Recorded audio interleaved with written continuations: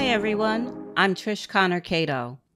Welcome to the Excel 2021 Visual Basic for Applications video course. This course is for beginning users looking to automate repetitive and recurring tasks in Microsoft Excel. VBA, as it's known, is Microsoft's programming language that is built into the Office applications. Our focus during this course is on Excel specifically. We'll start with the basics, where you'll learn the types of things you can do with VBA versus macros, as well as some key terminology which will help you in your journey. And you'll get to edit VBA code. You'll learn the importance of macro-enabled workbooks and how to save them, as well as how to modify some security settings. We'll move on to understanding the Excel object model, collections, and how to reference objects in VBA code. Once those basics are covered, you'll be ready to move on to learning about modules, what they are, and the different types of them.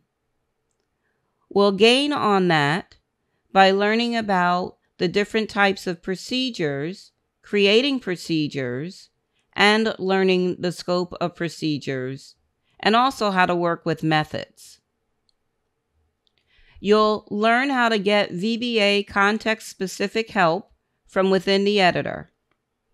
By the end of this course, you will be equipped with the basics to start writing your own VBA code, modify macros you've recorded, and have an understanding of how VBA lends itself to creating efficiency in your daily tasks.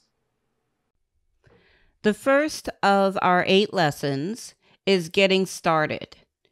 In this lesson, we have a first topic of getting started. You'll get some background information about Visual Basic for Applications. We'll record a macro in Excel, and then we'll execute or run the macro. Then we'll switch over to the Visual Basic Editor environment, and you'll get an overview of the environment so you'll feel comfortable working in it. After that, we'll edit a macro that we just recorded in Visual Basic for Applications. You'll learn about the importance of saving a macro-enabled workbook and how to do so. And you'll learn a little bit about macro security. Now, in this lesson, we will be using files that are in the video description. There are 2 different folders. There's an Excel files and a text files folder. In the Excel files folder, we're going to be using 2 files that are in the video description, and those are vehicles and vehicles 2. And both of those are just regular Excel files. They have the .xlsx extension. The other file that's listed on the slide is a file that we're going to create during this lesson, and that has a different extension. We'll talk more about that later. What you may want to do now is pause the video and make sure you grab all of the Excel files and all of the text files from the video description and place them in what will be your working directory for the course on your computer. And then you can resume the video. So on this slide, getting started, we're going to go over some background information about Visual Basic for Applications. Kind of good to know information if you're going to be working in the language. So Visual Basic, VBA, is a Microsoft programming language, and it's built into the Excel, Word, PowerPoint, Outlook, and Access applications. It's one of the many programming languages that evolved from the BASIC programming language, which was developed way back in the 1960s. VBA was first released in Excel 5 in the Office 1995 suite. Since then, it has evolved to encompass the applications mentioned here.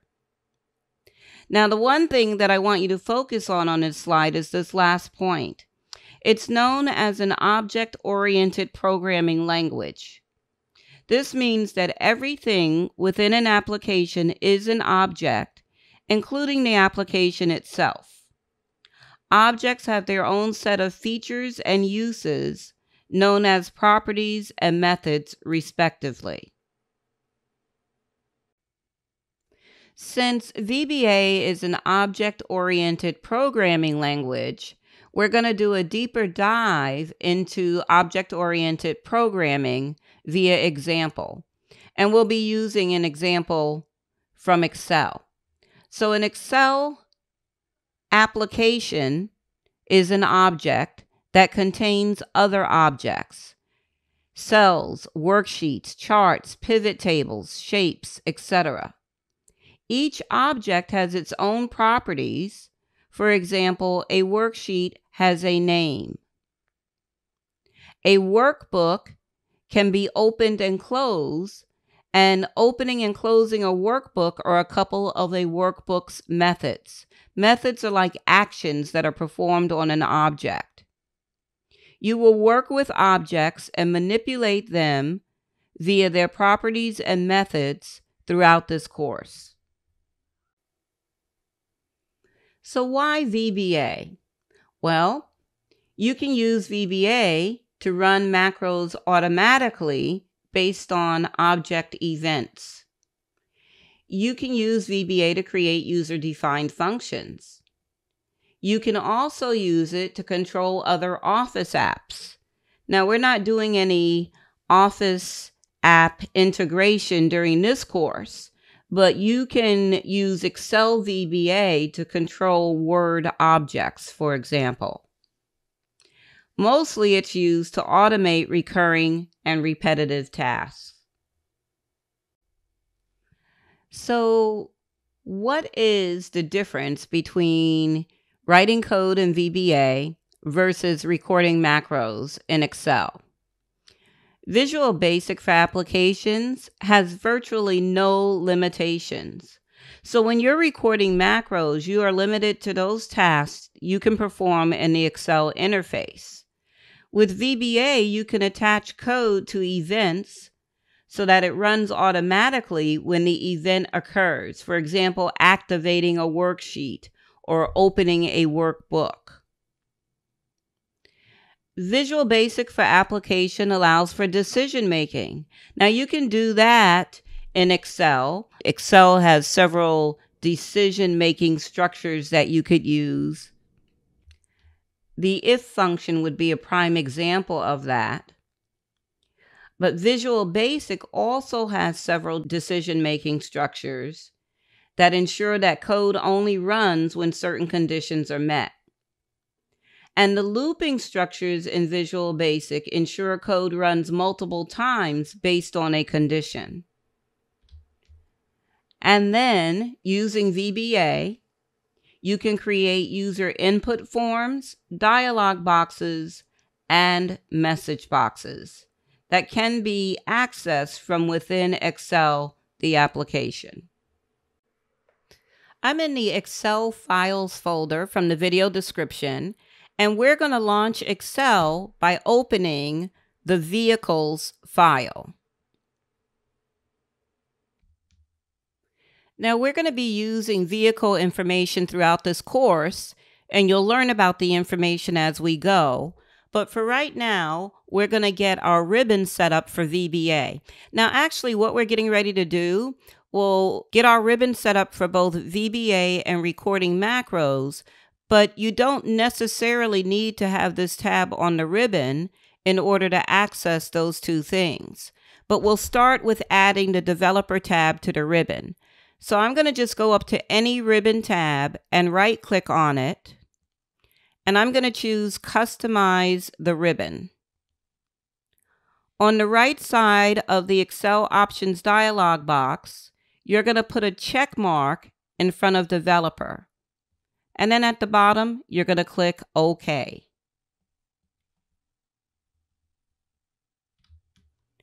Now I'm going to click on the Developer tab of the ribbon.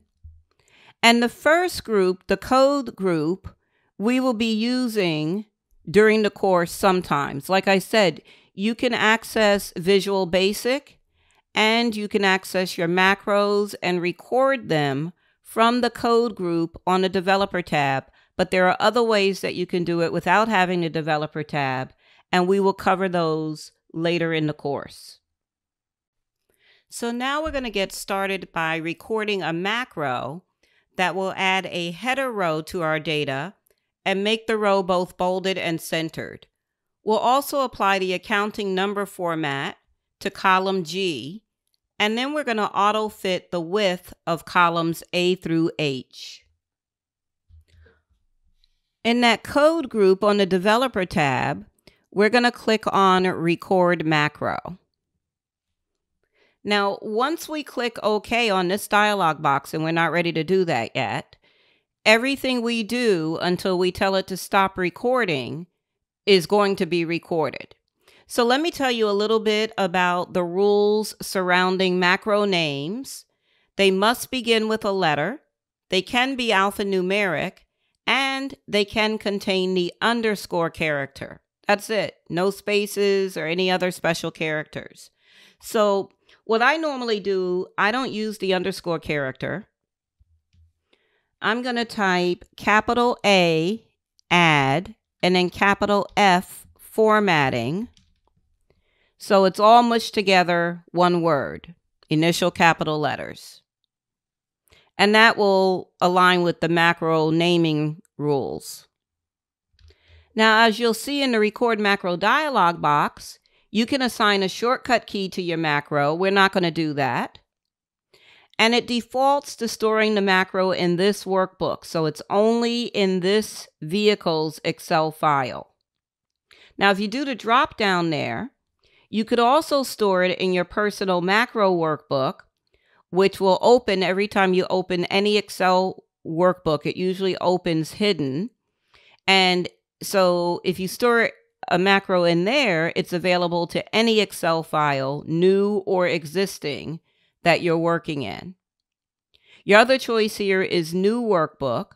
Now we're going to store it in this workbook, and you'll see how another Excel file can still get access to it a little bit later. So we're going to leave it on this workbook. In the description box, you want to describe what the macro is going to do. So we're going to type add column headers, comma, bold and centered, period, and then apply accounting format to column G, period, auto fit columns A, and I'm just going to type the dash instead of through, and then H, period. Now we're going to click OK. So I just want to point out on the developer tab in the code group, the record macro button now says stop recording. And when we're done with our macro steps, we'll click that button. So what we're going to do, the first thing we're going to do is insert a row above row 1. So I'm going to just right click on the row 1 header and choose insert. And then I'm going to click in cell A1. This is going to become our header row. So in cell A1, in all caps, we're going to type VIN for vehicle identification number. And I'm going to just use my tab key to go to cell B1. Don't worry about column width or anything right now. In B1, we're going to type year, and this is not in all caps, just proper case. Tab over to C1, and we have make, tab, model. The next column, column E, is classification. And then we have color. The next one is dealer cost, and I'm doing 2 separate words there. And then in column H, I'm going to type in all caps MSRP for manufacturer's suggested retail price. Now we're not quite done, so we have our headings in. Now I'm going to click on row header 1, and I'm going to go to the Home tab of the ribbon. In the font group, I'm going to click B for bold. And in the alignment group, I'm going to click the center alignment button. So we bolded and centered our headings. Now I'm going to click on column heading G. And on the Home tab in the number group, I'm going to click the $ for the accounting number format. And lastly, I'm going to click and drag column headings A through H. And in the Home tab over to the right in the cells group, I'm going to click the Format drop-down and choose Auto Fit Column Width. Now, we're basically done with our steps. What I like to do is just click on any random blank cell on your spreadsheet, then go back to the Developer tab and click Stop Recording.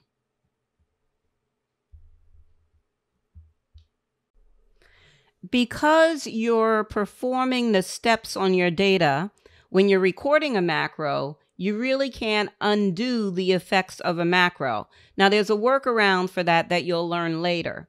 So here on this inventory sheet where we performed the steps while we were recording, I'm going to try to do Control Z, which is undo. So you click on the sheet somewhere. And the only thing it undid is the auto fit. So I'm going to do Control Y to redo that. And again, there's a workaround how to undo the entire effect of a macro that you'll see a little bit later. For right now, we want to test our macro on a different sheet. So let's go down to Sheet 2, to our Sheet 2 tab. And you could be anywhere on this sheet. And on the Developer tab in that code group, you're going to click on the Macros button. And you'll see your macro, your Add Formatting macro there. It's the only one. It's already selected. On the right side, you can click the Run button. And you will see that your macro is working as designed. You can get the efficiency benefits of recording a macro from what we just did. We recorded it on the inventory sheet, and we were able to run it on another sheet. And let's say you had like 40 sheets in this workbook. You could literally select multiple sheets at the same time. Like if I had sheet 2 and I hold down my shift key and click on sheet 3. So if you had 40 sheets, you click on sheet 2, hold down shift, click on sheet 40, and then you could just run the macro once and it will run on all of the selected sheets. So it is an efficiency tool that's built in. But now we want to go see the code that was generated while we recorded our macro, Visual Basic for Applications. So on the Developer tab, you're going to click the first button in the code group, Visual Basic. And Visual Basic for Applications opens in its own window. So I'm going to just maximize that window on my screen.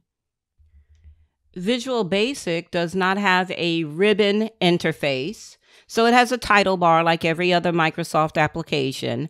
But underneath it, it has a menu bar. And then underneath that, it has several different toolbars that can be displayed. On the left side, you have two open windows. You have your Project Explorer window and your Properties window beneath it. And you can maximize the side of the Properties window. There's a divider bar between the two. If you don't have those two windows, you can go to the View menu and you'll see that you have Project Explorer that you could click on and Properties window that you can click on to make them open up. In your Project Explorer window, you will have a separate project for each Excel file that we have open. You'll also get projects for some add-ins that you may have. So you may not have everything in your Project Explorer that I have in mine.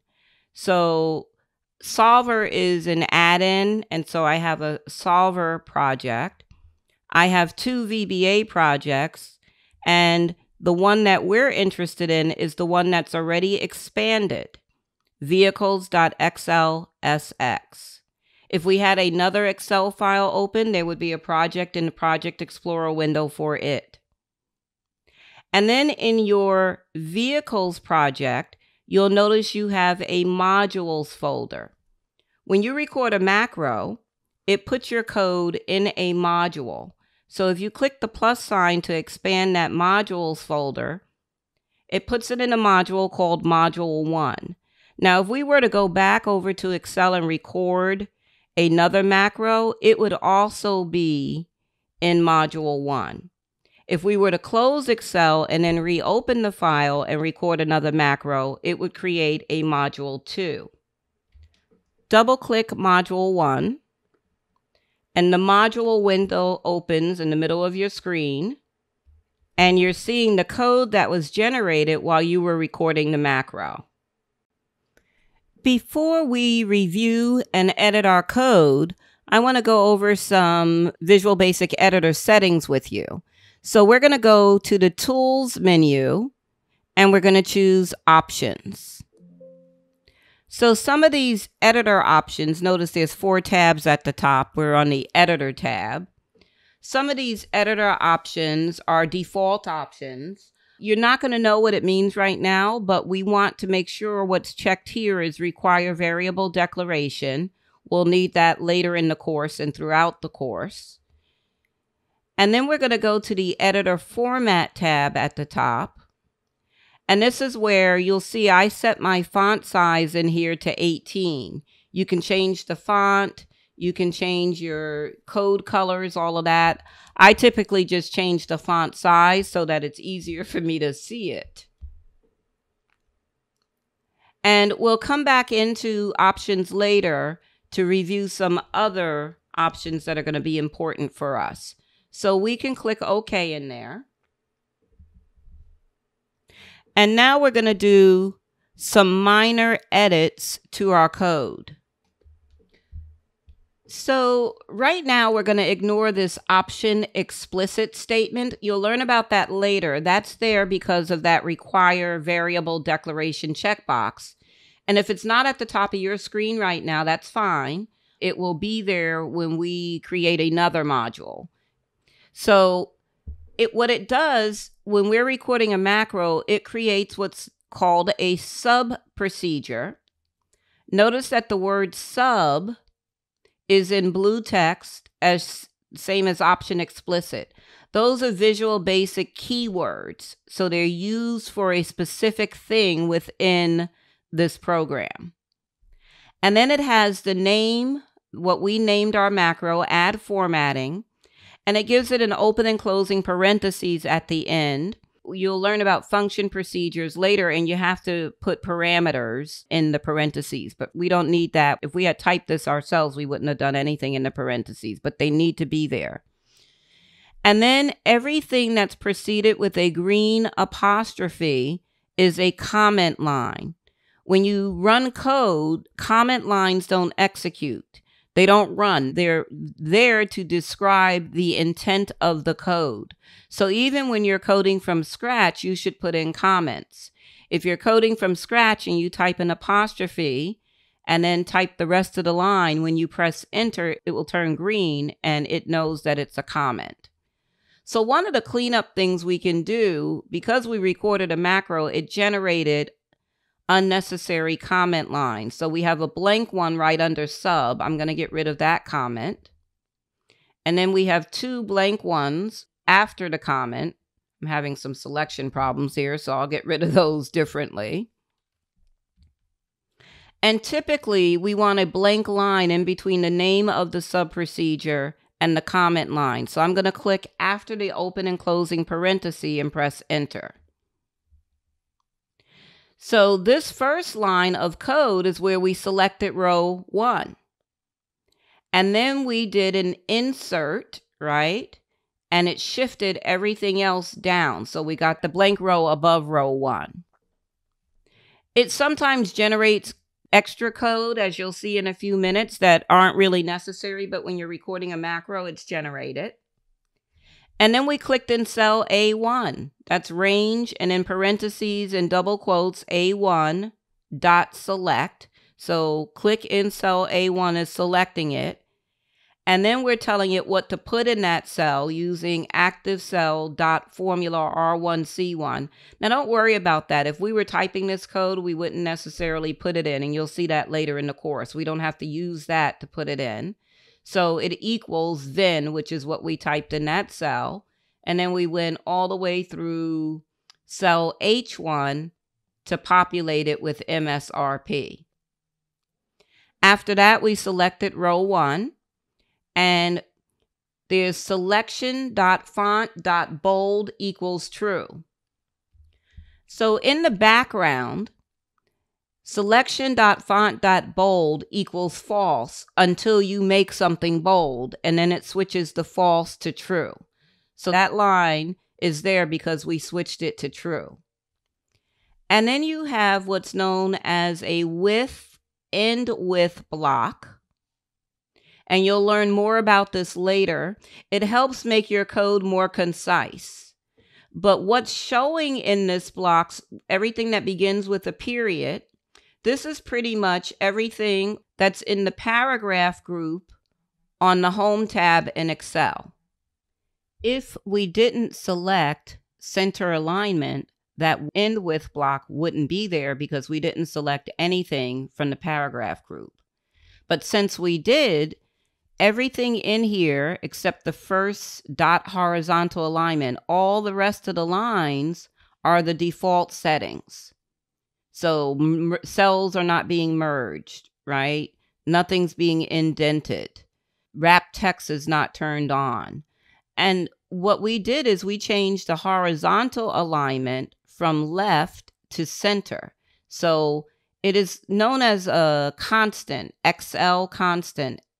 So XL center is what it switched that to. Prior, it would have been XL left until we clicked on the center button. So then underneath that end with statement, we have where we selected column G. Even though we chose accounting, Visual Basic reads it as currency. And then we selected columns A through H, and we did the columns auto fit. And then after that, we clicked on any blank cell. So you'll have range whatever select at the end, right above the end sub statement. So a sub procedure starts with sub and ends with end sub. And you'll learn that throughout the course because we'll be creating our own from scratch after a while.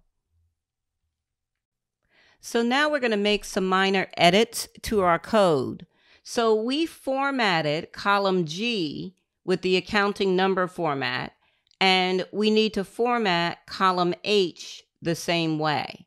So we want the line underneath the end with statement, the one that says columns G:*G select, change that second G to an H. And then it will apply that format to both columns with a slight change, as you'll see. The next thing is we want to get rid of some extraneous lines of code that we don't need. So we're going to select in that end with block, we're going to select everything from wrap text down to merge cells, and you're just going to press delete on your keyboard. We don't really need those lines. In the range select line, the last line before end sub, change whatever cell address is inside the double quotes to A1. So every time the macro is run, after it's finished, it will be in cell A1. And now at the top, we're just going to make a slight change in our second comment line where it says apply accounting format to column G. We're going to change the word column to columns. Notice now, once you make that change, the line is no longer green, but it'll turn green again in a moment. We're going to click after the G and type and H. and then just click away from that line, and because it's preceded by the apostrophe already, it will turn it green. So now we're going to use the Properties window on the lower left to change a few things. The first thing we want to do is change the name of Module 1. It's too generic. So in your Project Explorer window, just make sure Module 1 is selected. And then if you look down at the Properties window, a module only has one property, and that's the name property. In the Properties window, we're going to double-click Module 1, and we're going to type lowercase MOD. So that is a prefix that's used in Visual Basic to identify a module. So we're going to use the prefix MOD, and then we're going to do a capital F and finish typing the word first. So it's lowercase MOD, capital F, and then the rest of the word first is lowercase. And we're going to press enter. And when we press enter, if you look back up in the Project Explorer window, you'll see the new name. The other thing we're going to do in here is we want to change the name of Sheet 3. So in Project Explorer, in our open VBA project for vehicles, the Microsoft Excel Objects folder is already open. And you have Sheet 1, which was already named Inventory when we accessed the file. You have Sheet 2 and Sheet 3. Anything that's in parentheses is whatever you want to name a sheet. The system will always think of them as Sheet 1, Sheet 2, Sheet 3. So we want to rename Sheet 3. We're going to click on Sheet 3. And then in the Properties window, you'll notice at the top it says Sheet 3. It's a worksheet. And we're looking at the properties in alphabetical order, except you have two name properties here. The name property at the top that's not in alphabetical order is the system name for the sheet. The name property that is in alphabetical order is the one that you change to whatever you want the sheet name to be. So for that second name property, we're going to double click Sheet 3. And we're going to type new space vehicles and press enter. And now if you look up in Project Explorer, it still says Sheet 3, but in parentheses is the new vehicles. So before we save, I want us to add a few icons to the toolbar at the top. So I'm going to just right click in a blank area where the toolbars are, like so to the right of that question mark up there. And I'm going to choose Customize. On the left side, under Categories, and I should stop and say at the top you have 3 tabs, Toolbars, Commands, and Options. You should already be on the Commands tab. On the left side under the Categories, we're going to select Edit. And on the right side under Commands, we're going to scroll down and we'll see 2 commands, comment block and uncomment block. I'm going to click and hold on comment block and drag it up, and I'm going to drop it right after the question mark on the toolbar. And then I'm going to grab uncomment block and drag it to the right of comment block. And we're going to do one more command, and then we'll talk about what they'll do for us throughout the course.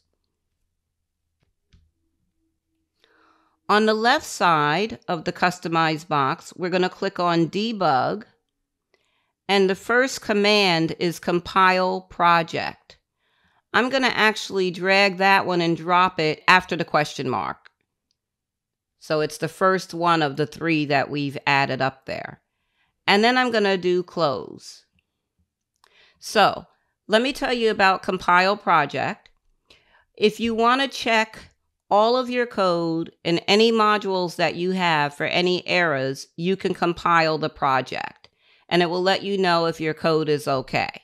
So let's start by clicking on that one, Compile VBA Project. We didn't get any errors, so everything is good with our code. Now let's select our 2 comment lines. And this is just a demonstration. So we also added comment block and uncomment block. Click on uncomment block. And now if you click away from those lines, they're not green, and one of them is in red because now it doesn't know their comments and it's looking at them as if they're code, so we got an error. We're going to select those 2 lines again, and then we're going to click on comment block.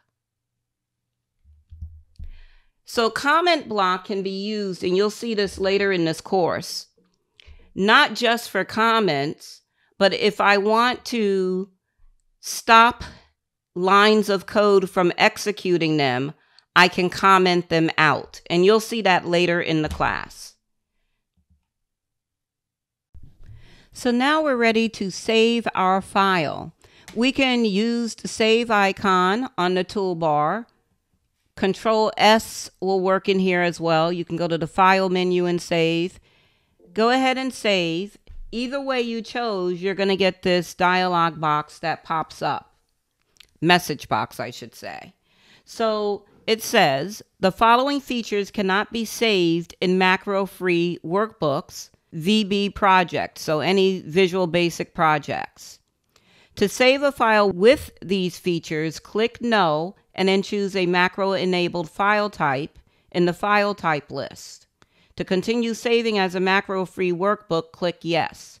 You do not want to click Yes here. If you click Yes, it's not going to save your macro. So we're going to go ahead and click No.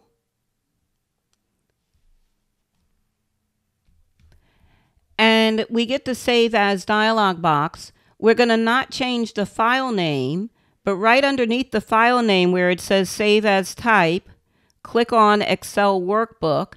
And the second one on the list is Excel Macro Enabled Workbook. It has to be saved as a macro enabled in order for it to keep your macro. And so I'm putting it in the same directory as my files for video description Excel files folder. And I'm going to choose Save. You might get this pop-up about personal information. Just click OK on it.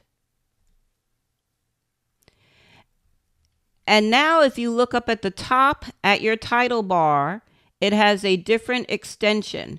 So Excel workbooks are .xlsx. A macro-enabled workbook is .xlsm, as shown there. And now we're going to test our macro again, and we're going to do it twice. We made some changes to it. We want to see that those changes actually worked. So the first thing we need to do is switch back to Excel. So the first button on the toolbar looks like the Excel icon. You can click that. It switches you back over to Excel, and it still has your file open where you were before. It also still has the Visual Basic Editor file open, window open as well. So earlier I told you that if you saved your file in the personal macro workbook, that workbook would be open but hidden regardless of what Excel file you're in. And therefore you can use a macro that you recorded in any file in any other file. Well, we recorded the macro in this file, and now we're going to open it we're going to test it in a different file. So if the file which you recorded the macro in is open, and you open another file, you'll still have access to that macro. I'm going to do Control O, and it took me directly into my working directory. And by the way, if you look in here, you have 2 vehicles files now, one of which is a macro enabled worksheet, which is the one we're in, and then the other one is our original one. So when we saved it as macro enabled, it was a save as operation. We're going to open the vehicles 2 Excel file. And we're going to do another way of getting into the macro dialog box is doing Alt F8. And because the macro doesn't reside in this vehicles 2 file, it's prefixed with the name of the file. So if you look at the bottom, macros in all open workbooks are showing. So if you don't use the personal macro workbook and you want to use a macro that's in another workbook, just make sure it's open. On the right side, we're going to click Run. And you can see that our changes to our macro took place. It ended up in cell A1. Column H is formatted. And we're going to close this file without saving the changes. So I'm going to do Control W, which is the close file command, and I'm going to choose Don't Save. And we're back in our macro enabled file. Now, I want to show you the workaround that I told you about when we talked about you can't undo the effects of a macro. So we updated our macro, we formatted column H, and we want that to happen on this sheet, the inventory sheet. So on the inventory sheet, I'm going to do Alt F8, and I'm going to run the add formatting macro again. So what did it do? It added an extra row because when we recorded it, we started by inserting another row. So the workaround I mentioned earlier is you can't undo the effects of a macro, but you can run it again. And then you have to just do some cleanup work. So here I'm going to just right click on row 1 and delete it. And go to sheet 2. And we can right click on the sheet 2 tab and delete that sheet and confirm the deletion. And you can go back to your inventory sheet. So that we can talk about some security settings for macros, go ahead and close your vehicle's macro enabled file and reopen it. When you reopen it, you'll get a security notice. It could be in different forms. You could have a yellow band underneath your ribbon that pops up, or a dialog box like I have. And it's letting you know that it's saying Office has identified a potential security concern. And it gives you the path to your macro-enabled workbook, right?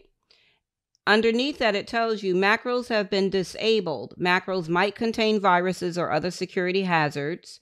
Do not enable this content unless you trust the source of this file. So the thing is, this is the default security setting for macros in Excel.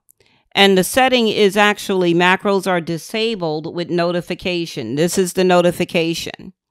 So it used to be that, and it still is somewhat to this day, but a lot of viruses used to be delivered via macro. So you'd receive a file from somebody, you open the file, the macro is set to launch when the file opens, it releases the virus on your system. So Microsoft put this in for your own security. If you receive a file and you get this message and you don't know who the file is from, never enable your macros. We know that we made this a macro enabled file, so we're going to click on Enable Macros. And if you had that yellow band on your underneath your ribbon, it would be on the right side of the band. You could click Enable Macros. So if you're working on this file back and forth for multiple days, recording macros or putting code in here, you don't want to have to go through that Enable Macros thing. If you know it's from a trusted source. So we're going to go and look at the Trust Center settings and make a modification. So we're going to go to the File tab of the ribbon, and all the way at the bottom on the left, you're going to click on Options. On the bottom left of the Excel Options box, you're going to click on Trust Center, and then you'll see the Trust Center Settings button and click that. So on the left side, if you click on Macro Settings, you'll see that default, disable VBA macros with notification. And I would suggest you not changing that. What we're going to do is we're going to set up what's known as a trusted location. You have other choices. So you can either set up trusted documents, which you'd have to do for each document that you're using, or a trusted location, which is a little bit more efficient. So on the left side, click on Trusted Locations. At the bottom, you're going to click on Add New Location.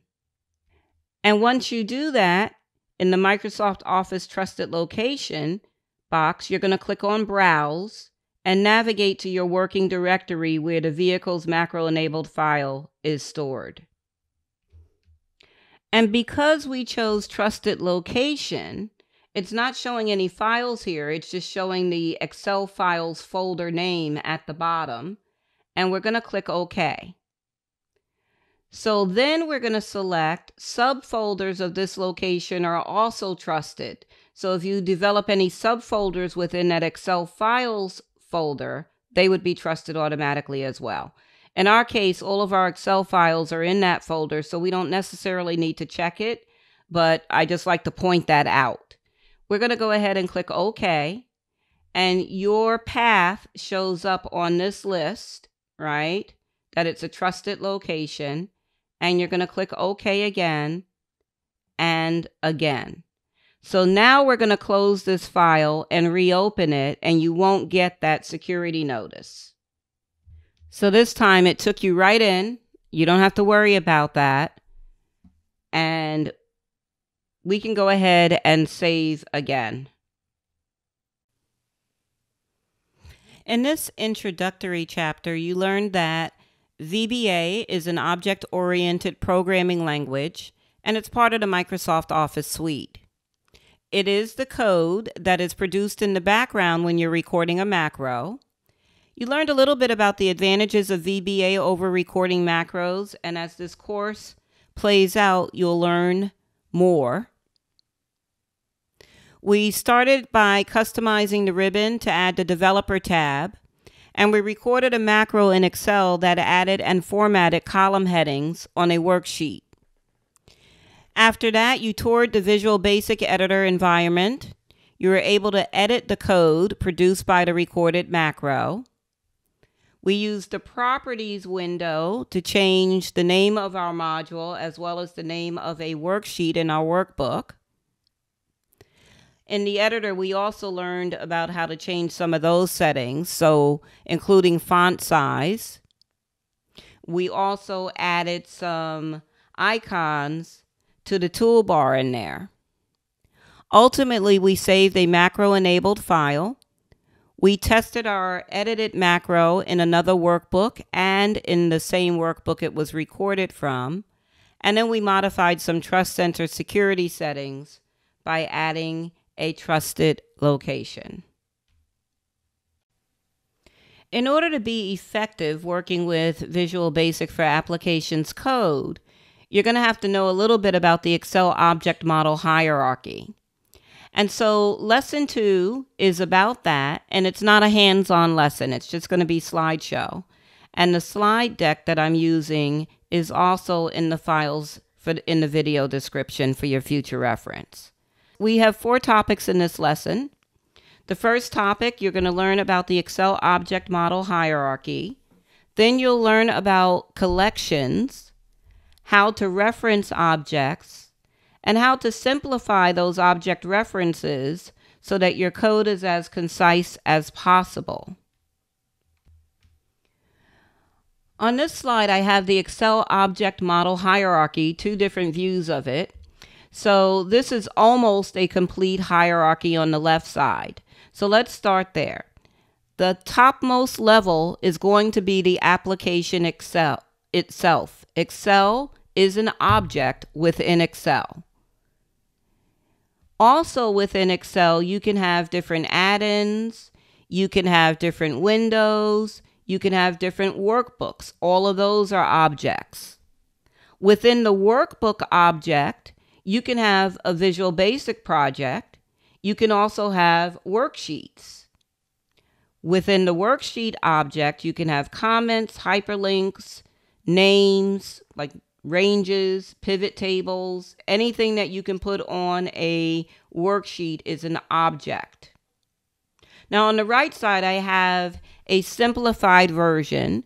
So starting with the application, then the workbook, then a worksheet, and then a range. In VBA, a range can be one cell or a range of cells.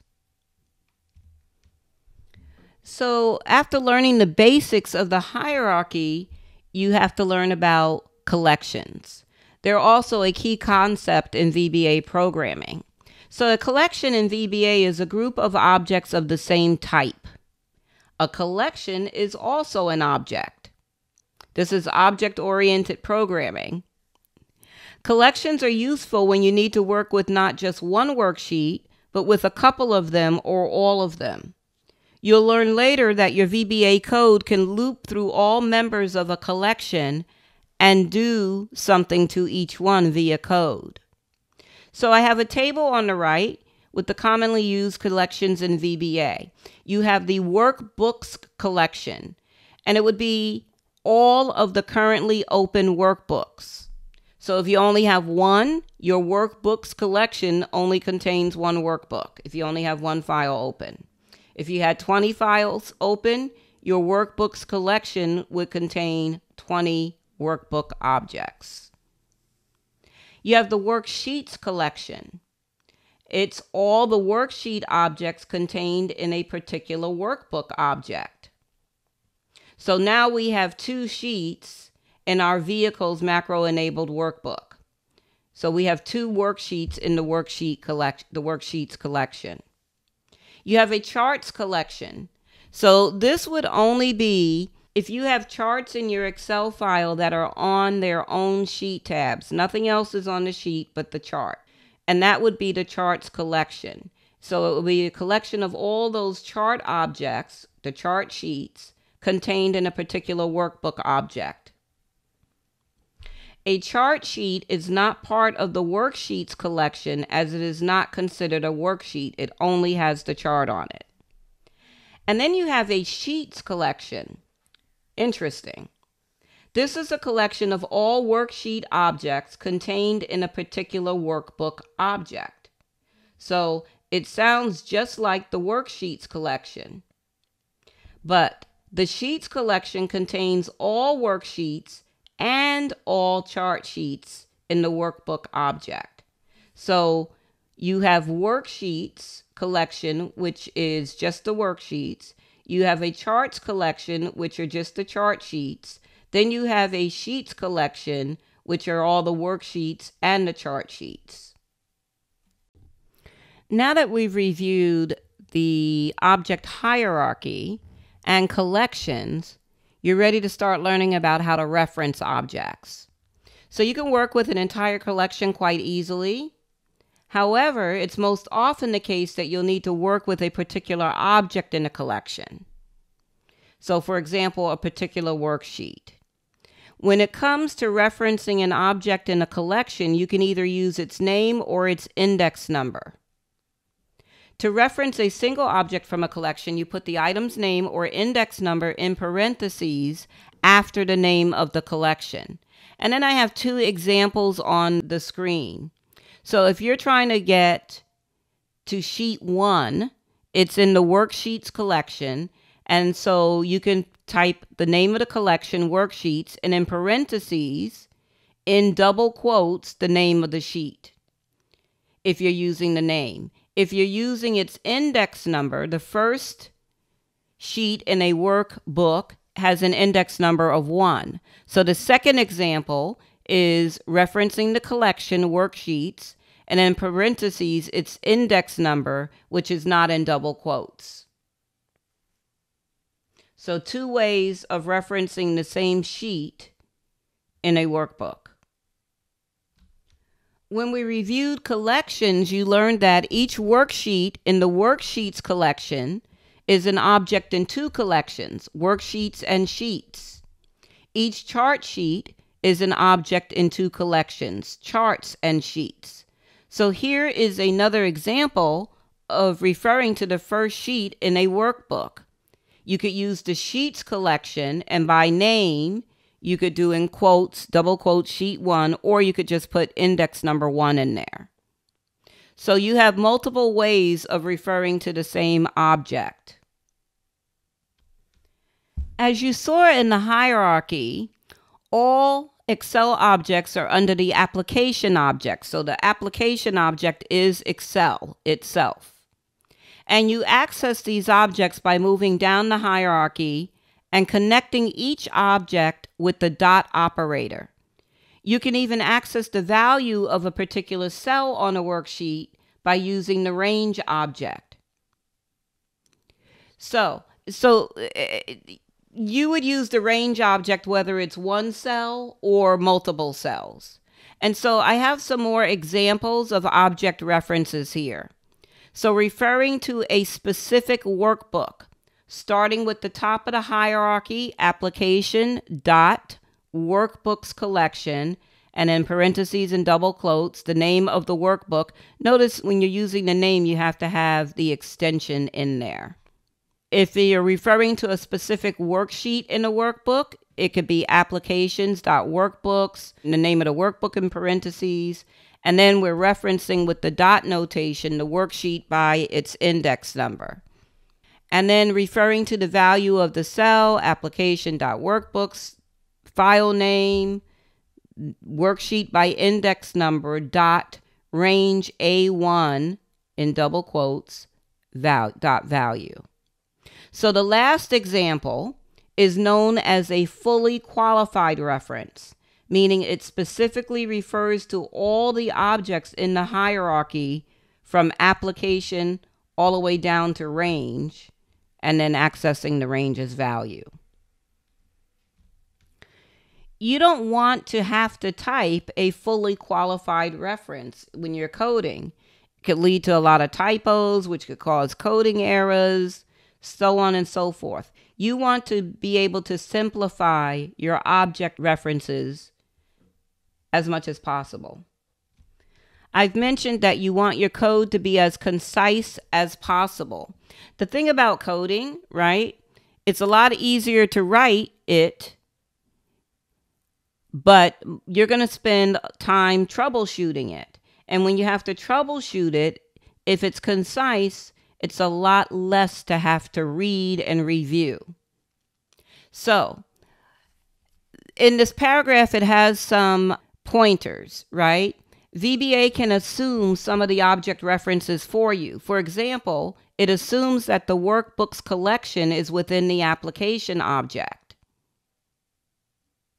So that means you don't have to reference the application object. So here's the fully qualified reference, the top example here. And when VBA assumes the application object, you can just start with workbooks, right?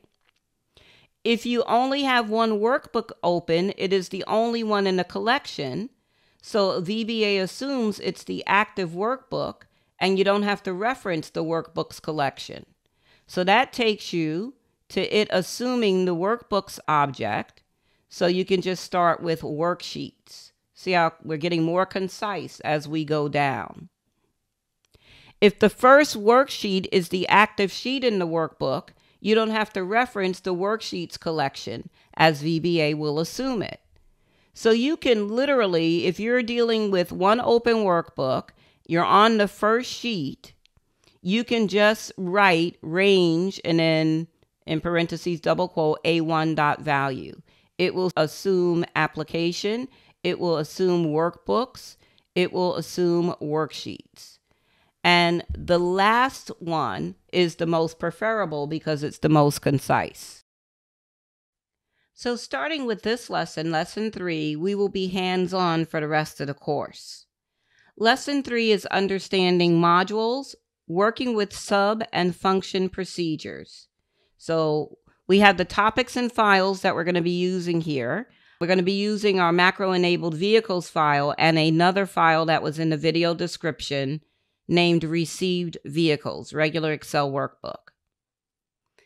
Our first topic, we will be learning about modules.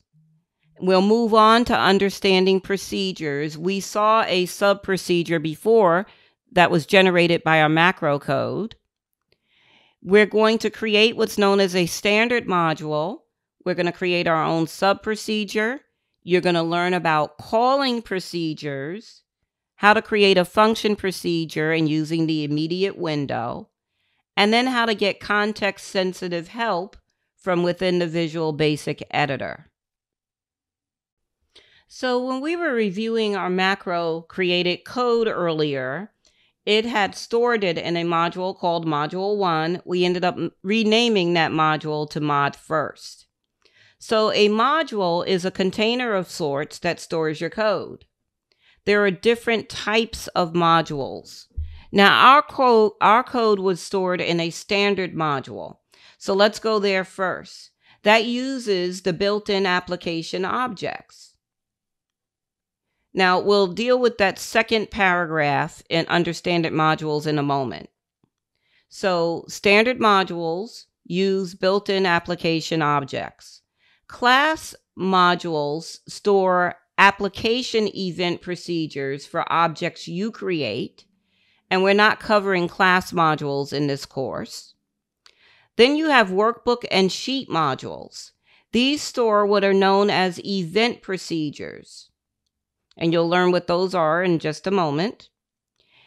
If you store regular procedures in a workbook or sheet module, they can only be accessed using a fully qualified reference. Let's go back to standard module, second paragraph.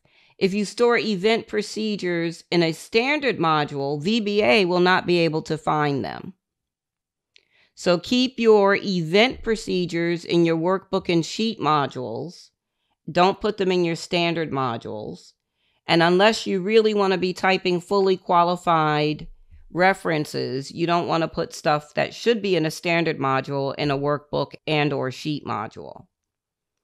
Lastly, we have user form modules, and they store event procedures for the user form object. So in this course, we're going to be using standard, workbook and sheet modules, and user form modules. So let's discuss the different types of procedures that are used in Visual Basic for applications. First off, a procedure tells the application what to do as it defines a specific task. So a procedure is a named group of statements that are run as a unit. They're also called blocks of code. You have sub-procedures, and we've seen an example of that. They define specific tasks. When responding to events, they can be known as event procedures. So an event procedure is like when you activate, an event is like if you activate a worksheet. That would be known as an event, and you can attach procedures to events in here. So when we look at the modules again, right? Workbook and sheet modules store event procedures. The user form module stores event procedures for the user form object. You don't store event procedures in standard modules. We also have function procedures. They return a value just like functions do in Excel. Event procedure, I broke it out from a sub-procedure, right? Because it can be any procedure that is triggered by an event. And then we have property procedures, mostly used by programmers to create and manipulate custom properties. We will not be using property procedures in this course, but we'll certainly be doing sub-function and event procedures. Since we're going to be creating procedures in this lesson, you need to know the naming conventions and rules for procedures. So rules have to be followed. Conventions are just suggestions. It would be good if everybody followed them. So your procedure names can be up to 255 characters. They're rarely that long. They can be alphanumeric, but the first character must be a letter. You cannot use spaces or any of the characters listed on the slide. And the procedure name has to be unique within a module. So you can't have two procedures with the same name in the same module. And then there are the naming conventions. Begin your procedure names with a verb. Use proper case for each word within the name. When two or more procedures are related, place the words that vary at the end. So I have some examples. Close workbook. Get new inventory. and then get selected date begin, get selected date end. 2 more slides and then we'll get hands-on again. I promise. I just want to set you up for success. And I'll be reviewing this as we're using it. So the next thing you need to learn is the scope of procedures. And that determines where the procedure may be used. So I have a table here. You have a public scope. If a procedure declaration is preceded by the keyword public, it makes the procedure accessible to all modules in the project. If you use the keyword private, this makes the procedure available only in the current module, and it can't be accessed from any other modules. And then you have undeclared. If you don't use public or private, it will default to public. And I have different ways of executing procedures here. The ones that are highlighted yellow are the ones that we're going to be using in this course, so I'll walk you through them. We've already been in the macro dialog box to run the add formatting procedure. You'll learn about these other yellow highlighted ways as we go. We'll be doing all of those. The ones that are not highlighted, when we were creating the macro, we could have assigned a shortcut key to it. You can place a button or a shape on the worksheet, or you can add a button to your ribbon in Excel. So again, the slide deck is in the video description for your future reference. And now we're ready to get hands-on. So we're going to be in our vehicles.xlsm, our macro-enabled vehicle. Before we go back over to the Visual Basic editor and start creating our own procedures, we're going to record another macro. Let's switch to the new Vehicles Sheet tab in your Vehicles macro enabled file.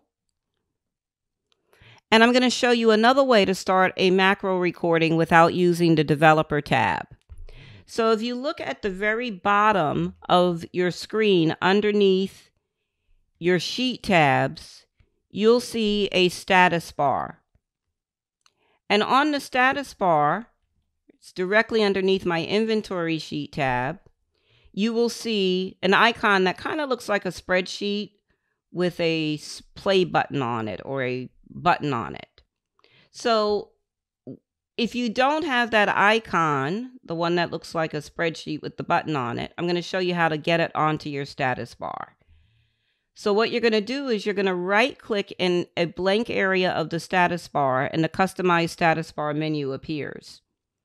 You'll notice on mine I have Caps Lock. I have a lot of them checked. Caps Lock and Num Lock. So if I were to press the Caps Lock key on my keyboard, it would say Caps Lock down in my status bar. My Num Lock is always on my keyboard, so that's why it says Num Lock in my status bar. The one you're looking for is macro recording. Mine is checked. If I click on it, it unchecks it. If I click it again, it will check it again. So you want to make sure you have a check mark in front of macro recording, and then you're going to click on any blank cell to get out of the status bar menu.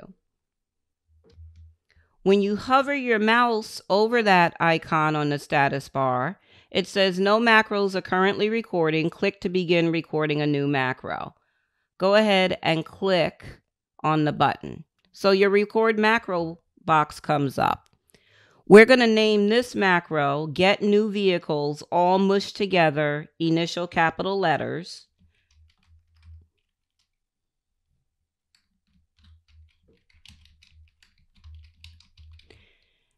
And the description will be open another file, select and copy the data, paste the data into this file, and we'll click OK. So now I'm going to use the shortcut key Control-O for open. I'm in my working directory, and I'm going to double click the file named Received Vehicles. When it opens, I'm going to hold down my Control key and type AC. And actually, just click on a blank cell for a minute. Click anywhere within your data first. And now hold down Control and do AC. So it only selects the data, not everything on the sheet. And C is copying it. So A is select all, C is copy. And we're going to go to the View tab of the ribbon. The next to the last icon is Switch Windows. Click it and switch back over to your Vehicles file. You're going to click in cell A1 on that new Vehicles sheet. And you're going to do Control V to paste that data in there. You're going to go to the View tab in here, go back to Switch Windows, switch back to Received Vehicles, and you're going to close that file. And now you just have your Vehicles file open. And at this point, we're going to go down to our status bar. And now that Start Macro button is a stop button. And we're going to stop our recording. Oops, I kind of clicked it twice. So I stopped the recording and tried to start a new one. And go ahead and save your file. And now I'm going to use Alt F11 to switch back over to my Visual Basic editor window. Now, I want to direct your attention over here on the left in the Project Explorer. So we had closed that file since we recorded our first add formatting macro. So when we reopened it and recorded a new macro, it put it in a different module, which it named Module 1, because we renamed the original Module 1. So it'll start that naming convention over again. We want to rename Module 1, so I'm going to select it in the Project Explorer window and go down to the Properties window and double-click the name of it. And we're going to use MOD lowercase as a prefix for a module, capital N, New, capital V, Vehicles, and press Enter. Now, this is the thing. We're not in that module right now. If we look all the way up at the title bar, the very top of the screen, we're still in the Mod First Code window. So in your Project Explorer window, we're going to double click Mod New Vehicles. And now we can see the code that was just created from the macro we just recorded. And we're going to create another sub-procedure in Mod New Vehicles right underneath the Get New Vehicles sub-procedure. So I'm going to click at the bottom underneath the In Sub statement. I'm going to press Enter once. And there are several ways, of course, because it's Microsoft, to create a new procedure. So we're going to do it from the menu bar first. We're going to go up to the Insert menu and choose Procedure. And we get the Add Procedure dialog box. So this is where we give it the name, the type, and the scope. In the name box, we're going to type Move Cells with initial caps. The default type is Sub Procedure, which is what we want. And the default scope is Public, which means it can be accessed from any module. We're going to click OK on the right side. And so now you'll see it put the public keyword and then sub, the name of the sub procedure. We got the open and closing parentheses and the in sub statement. I'm going to just get rid of that blank line. I shouldn't have done that before. I'm going to click at the end of the closing parenthesis and press Enter twice. So now we're going to write the code that will direct it to move some cells on the spreadsheet.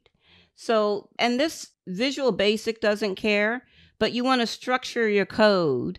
So you notice in the code from the macro, the sub and in sub statements are at the margin, and then the actual code is indented. So we're going to press our Tab key. It's easier to review your code when it's arranged in a certain way. So we're going to type columns, plural, open paren, open double quote, B, close the quote, close the parens, dot, and then you're going to type select. Press enter. We only have 4 lines for this one. We're going to do selection, dot, cut, enter, columns, plural, in parentheses and double quotes, G, dot, select, enter, and then active sheet, which is one word but initial caps, dot, paste. And then you should have a blank line between active sheet dot paste and your end sub statement. So just to instill good habits, we're going to go put in a comment. So click at the end of the closing parenthesis, press enter twice, and then you're going to type an apostrophe. I usually do a space after it. You don't have to. And we're going to say selects column B, cuts the data, and paste it into column G. And if you click away from that line, it will turn green because it's a comment line. The other habit I want to get you into is compiling your project to check it for errors. So we're going to go up. We added compile VBA project to our toolbar earlier. Go ahead and click it. We don't get any messages. And when you don't have any errors or anything, it dims out that compile VBA project button. So we're good. And go ahead and save. So the comments are describing the intent of the code. You know, a lot of times people share workbooks and you can have multiple people working in Visual Basic. And so if somebody inherits a workbook from you, when they go to your code, it's best to have the explanation there. Also, a year from now, if you reference the code, you might forget what you were trying to do. So the comments are very helpful. Now, speaking of which, I would suggest you save the files from this course because you're getting really good blocks of code that you may be able to reuse at some point in the future. So you might have to update file names and stuff like that. But if you don't have to start from scratch, don't. I have a code repository for every coding language that I use. So in this code, we referenced 3 different methods. Remember, a method is like an action that's taken on an object. So we referenced the select method to select an object, in this case, columns B and column G. And then we use the cut method. So once you select something, the second line of our code says selection.cut. It's already selected. So column B, it's going to cut column B by using the cut method of the selection object. And then under columns G select, it's saying, okay, column G is selected, but it doesn't use selection there. It used active sheet and then the paste method of the active sheet object. So, yep, 4 lines of code. And we're going to go over and test the code now. So I'm going to do Alt F11 to switch over to Excel. On a new vehicle sheet, I'm going to do Alt F8 to open our macro dialog box. And you'll see that we have our add formatting, get new vehicles. Even though move cells wasn't a recorded macro, it's still code. So all your code that you do, even if you don't record a macro, will show up here. And I'm going to just double click move cells to run it. And so it did it. It selected what was in column B, it cut it, and it pasted it into column G. So now I'm just going to click in a blank cell, Control A, and delete. And I'm going to just click back in cell A1. And let's switch back over Alt F11 to the Visual Basic Editor. So now what we want to do is we want to edit our add formatting sub-procedure so that it works on the new vehicle sheet. So that sub-procedure is in Mod First. I'm going to switch to Mod First in Project Explorer by double-clicking it. And because when we bring in the new vehicles, it already has a header row, we don't want it to insert a new row here. So what we're going to do is we're going to select the first two lines where we're selecting row 1 and then we're inserting a new row. We're going to select those two lines and we're going to delete them in this add formatting procedure. Let's switch back to Mod New Vehicles and click at the very bottom underneath your in sub statement after your move cells sub procedure. We're going to compile the project because remember, compile can compile in any module. And I want to get you in the habit of doing that. Make sure you don't have any errors before you continue. And then we're going to save again. So far, we've only used the macro dialog box to execute our code or run our code. Now we're going to use another method that we talked about in the slide deck. It's called call the procedure from another sub-procedure. So underneath your move cells sub-procedure, we're going to create another sub-procedure. And this time we're not going to use the menu. We're going to just type it in. So underneath your in sub statement, we're going to type sub and then initial capital letters, get new inventory, and press enter. And a couple of things happen. When we press enter, it puts a dividing line between the previous sub procedure and the one that we're creating. Now I'm going to click in front of sub and I'm going to press enter. I like it to have a space there. Again, it doesn't care.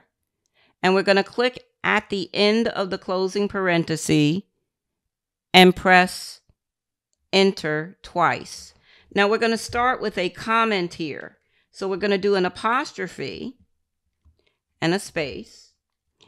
And we're going to say this is a calling procedure which calls other procedures.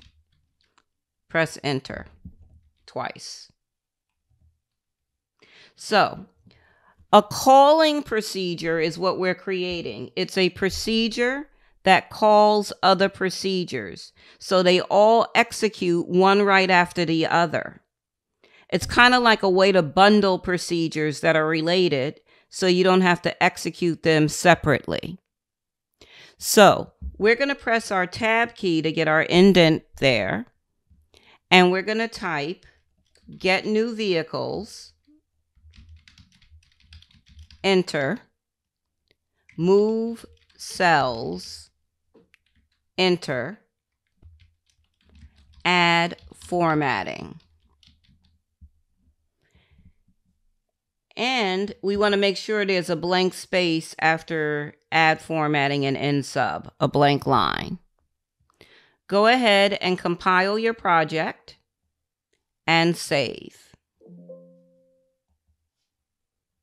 So we can run the sub procedure named get new inventory. And when we do that, it will run get new vehicles, then it will run move cells, then it will run add formatting. And something else, since we typed this in, we didn't type any keyword, public or private. So if you don't have a keyword in front of sub, it defaults to public. When you record a macro or you do it from the insert box, it will show the public or private keywords. But when you type it, if you don't put public, it's still public.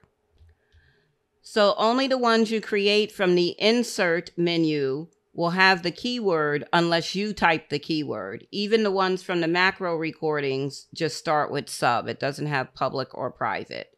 Now you could modify it, of course, if you wanted to make it private, but we're not there yet.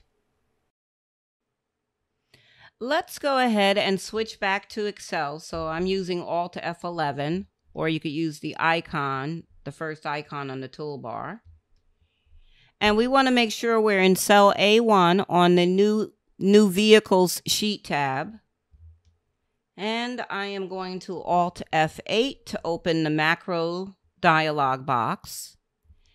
And this time we want to double click Get New Inventory. All right. So it ran the Get Received Vehicles code, then it did the Move Cells code, and then it did the Add Formatting code. And it executes them in the order they're listed in our calling procedure. We are going to click anywhere within the data, do Control A and delete. Click on cell A1 and just do a save on your file from here.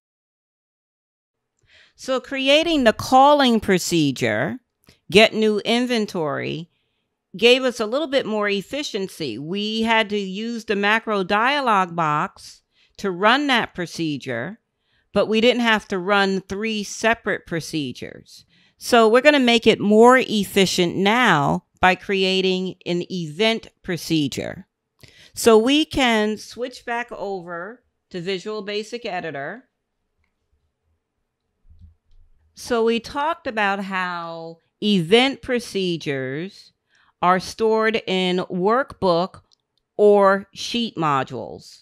Unless they're for a form, then they're stored in a form module. So if you look in your Project Explorer window, under Microsoft Excel Objects folder, we have the 2 sheets, Inventory and New Vehicles, and we have this workbook, and those 3 locations would be the places where we store the event procedure. So we want the event to happen on the New Vehicles sheet tab. So in Project Explorer, I'm going to double click Sheet 3, New Vehicles. And if you look up at the title bar, it lets you know that it's in the Sheet 3 code window. You're going to click underneath the option explicit statement, which we're still not going to talk about right now. And if you notice above the option explicit statement, you have a list that says general. That's known as the object list. And on the right side, you have a list that says declarations, and it's known as the procedure list. So we need to tell it the type of object that we want. So I'm going to go to that general drop down, and there's only one thing there. We're on the Sheet 3 tab. It could only be a worksheet. We're going to select that.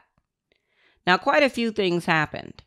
First of all, the declarations, where it said declarations on the right, where the procedure list, also known as the events list, it says selection change. That is the default procedure for a worksheet. So what it does, if you wanted to use the default, it already gave you the framework for your code. You just have to type in your code. You would never change the name of the sub-procedure. In this case, it's worksheet, which is the object, and then an underscore, and then the procedure selection change. And then it has some arguments or parameters in the parentheses. Click underneath the end sub statement. And on the right side, we're going to leave it on worksheet in the object list. On the right side, we're going to do the drop down, and we're going to select activate. So now it gave us the framework that we're going to use, and we can delete the selection change framework. Click at the end of the closing parenthesis and press enter twice. So private sub, it made it private because it's an event procedure. It's tied to this particular sheet. It shouldn't be accessed from outside of here.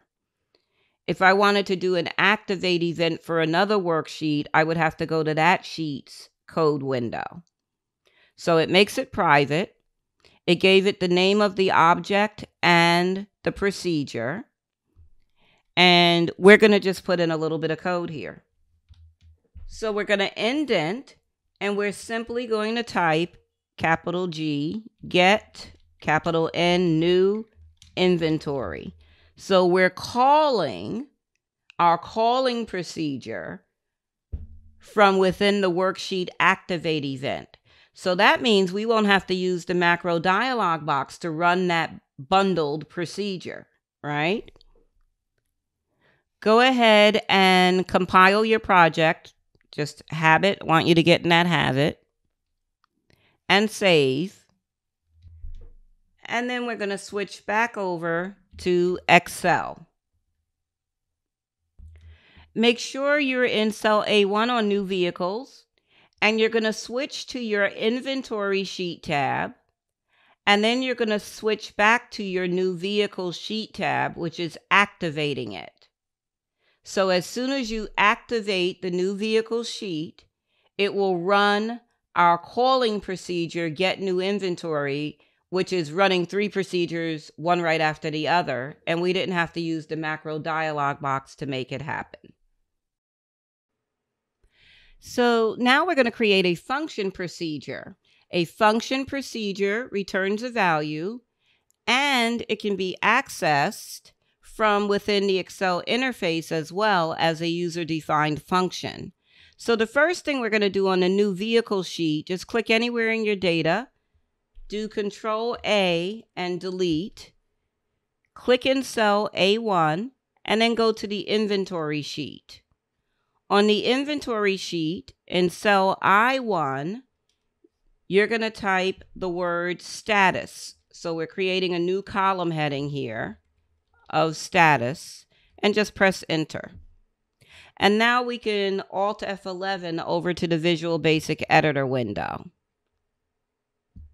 So when you go into Visual Basic Editor, you're probably still on your Sheet 3 tab, your Sheet 3 code window. We want to go to Mod first. And so we want to get to the bottom of the Add Formatting sub-procedure. You can use a shortcut key here, Control End, to get to the bottom of that sub-procedure.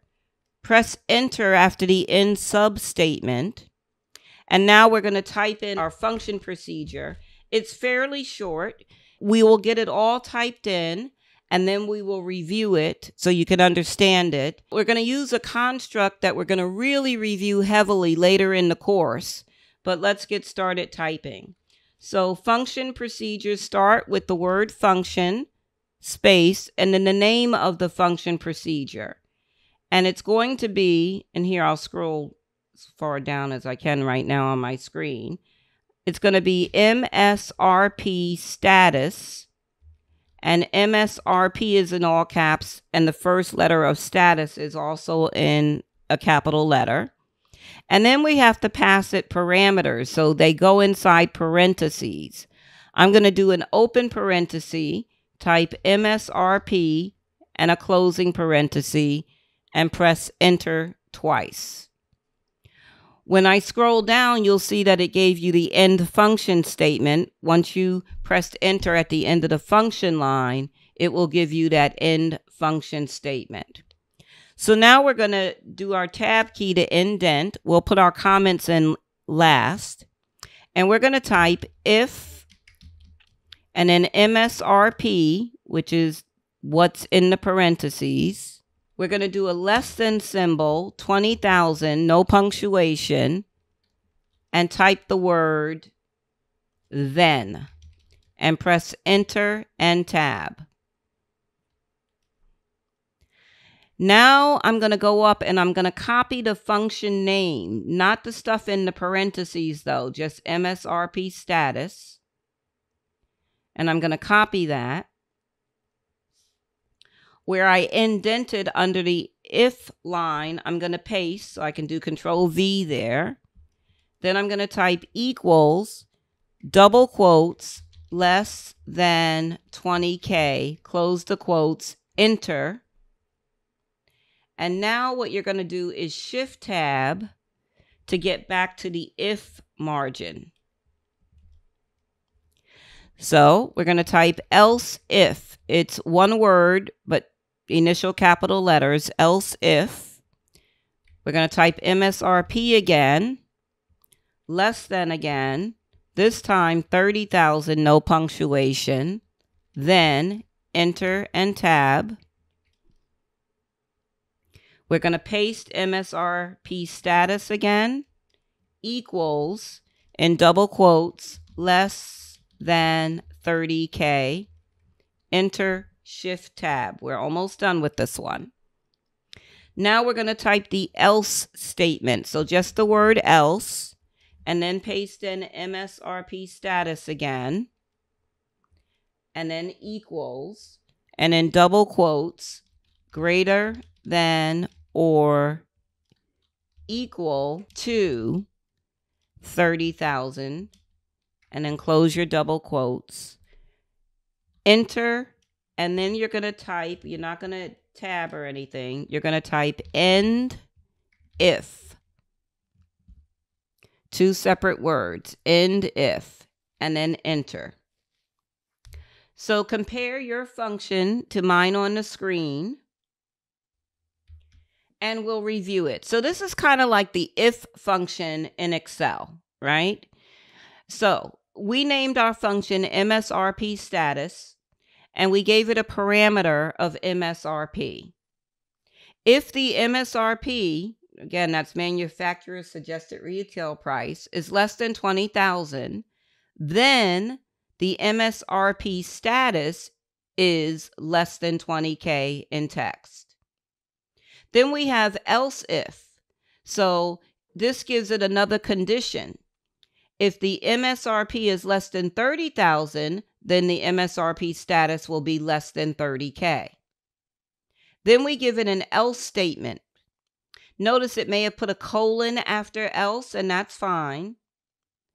The else statement says, okay, if the MSRP is not less than 20,000 or the MSRP is not less than 30,000, do this. So any other MSRPs would get greater than or equal to 30,000. And that's the text that will show in that status column on the inventory sheet. So that's how you create a function procedure. So let's go ahead and compile our project and then save. And we're going to test this two different ways. The first way we're going to test it is in a window called the immediate window within the Visual Basic editor. Let's go to our view menu and click on immediate window. And it opens on the bottom of your screen. In the immediate window, we are going to type a question mark, and then we're going to paste in MSRP status. No space between the question mark and the name of our function. So question mark, MSRP status, do an open parenthesis and type in 10,000. So we're testing it by typing in random numbers here that represent the MSRP parameter. So when you create the function, and it really doesn't matter, they're used interchangeably, but when you create the function, what's in parentheses is known as a parameter. When you actually are testing it or using it, it's known as an argument. So we're using 10,000 as our argument there, and we're going to close the parenthesis. And you're going to press enter. So it shows you less than 20,000. Now, we're going to do another test in the immediate window. You're going to type the word print and a space, and then paste in your MSRP status.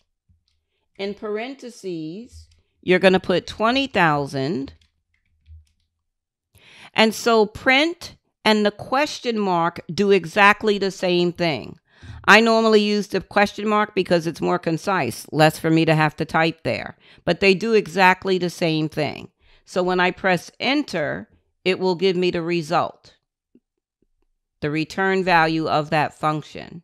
We can do one more there. We'll use the question mark again, paste in MSRP status, and put in 50,000 in the parentheses, press enter, and you get your greater than or equal to 30,000.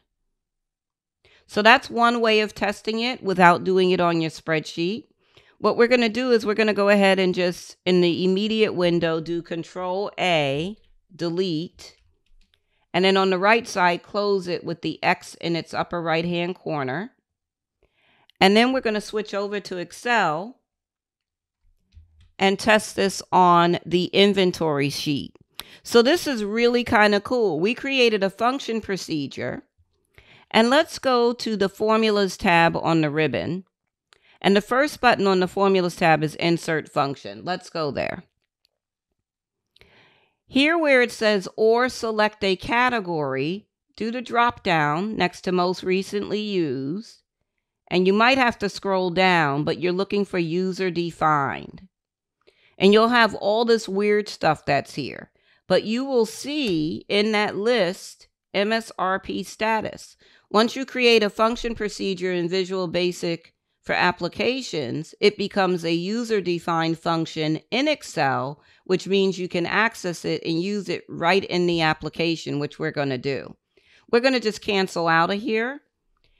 In cell I2, you're going to type an equal sign and type MS, and your function will show on this list as well. So it's highlighted. I'm going to use my tab key, or I can click on it to get it into the cell.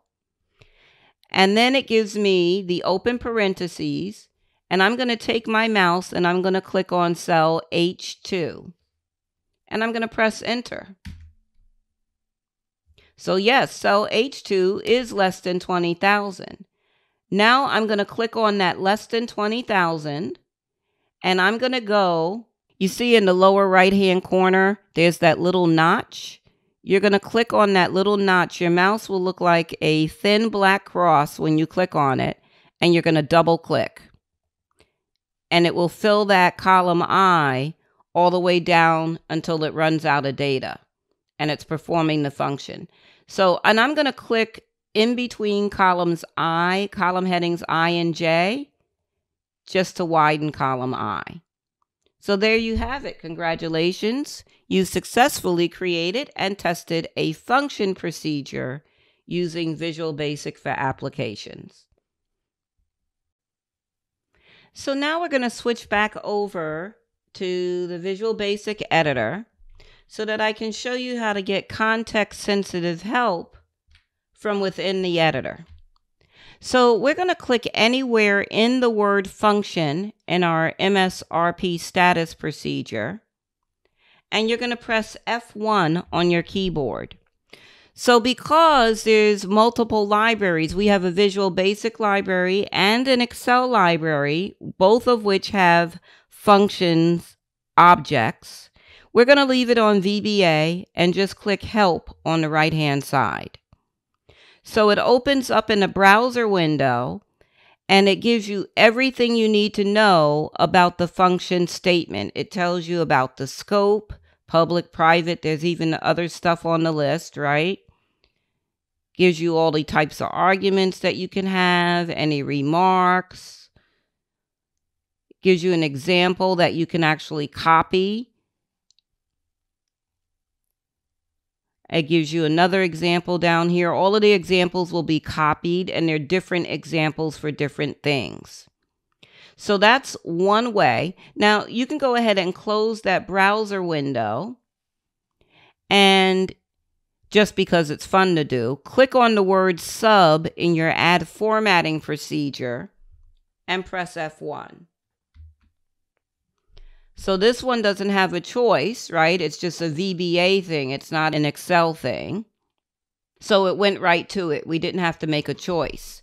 And so everything you need to know about the sub statement here, right? So if you're looking through it, right, declares the name, arguments, and code that form the body of a sub procedure.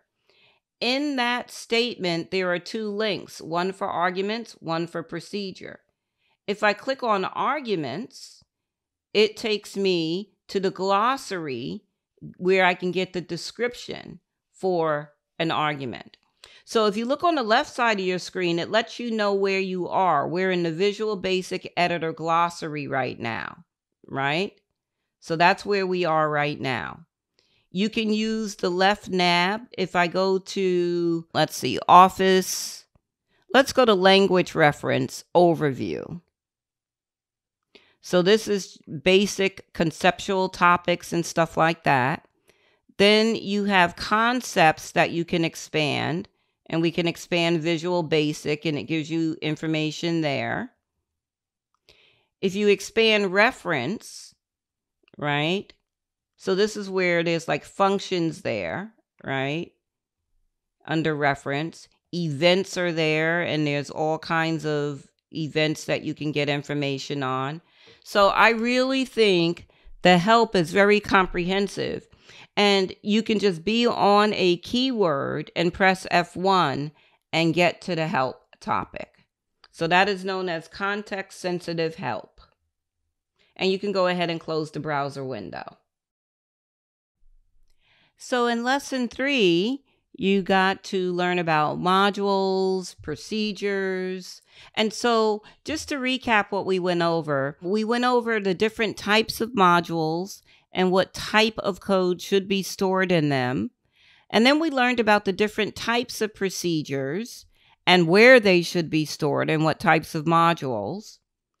We created another standard module by recording another macro after we had closed and reopened the file, and we renamed it. Then we created a sub-procedure from the menu. You learned how to create a calling procedure, another sub-procedure, just by typing it in. Then we moved on to creating an event procedure, which made that calling procedure, and that's not on this slide, that made that calling procedure even more automated because we ran it by activating a spreadsheet. So we didn't have to use the macro dialog box. Then we moved on to creating a function procedure, which can be tested using the immediate window in the Visual Basic Editor, as well as in the Excel application because it becomes a user-defined function in Excel. Then you learned how to get context-sensitive help from the editor window.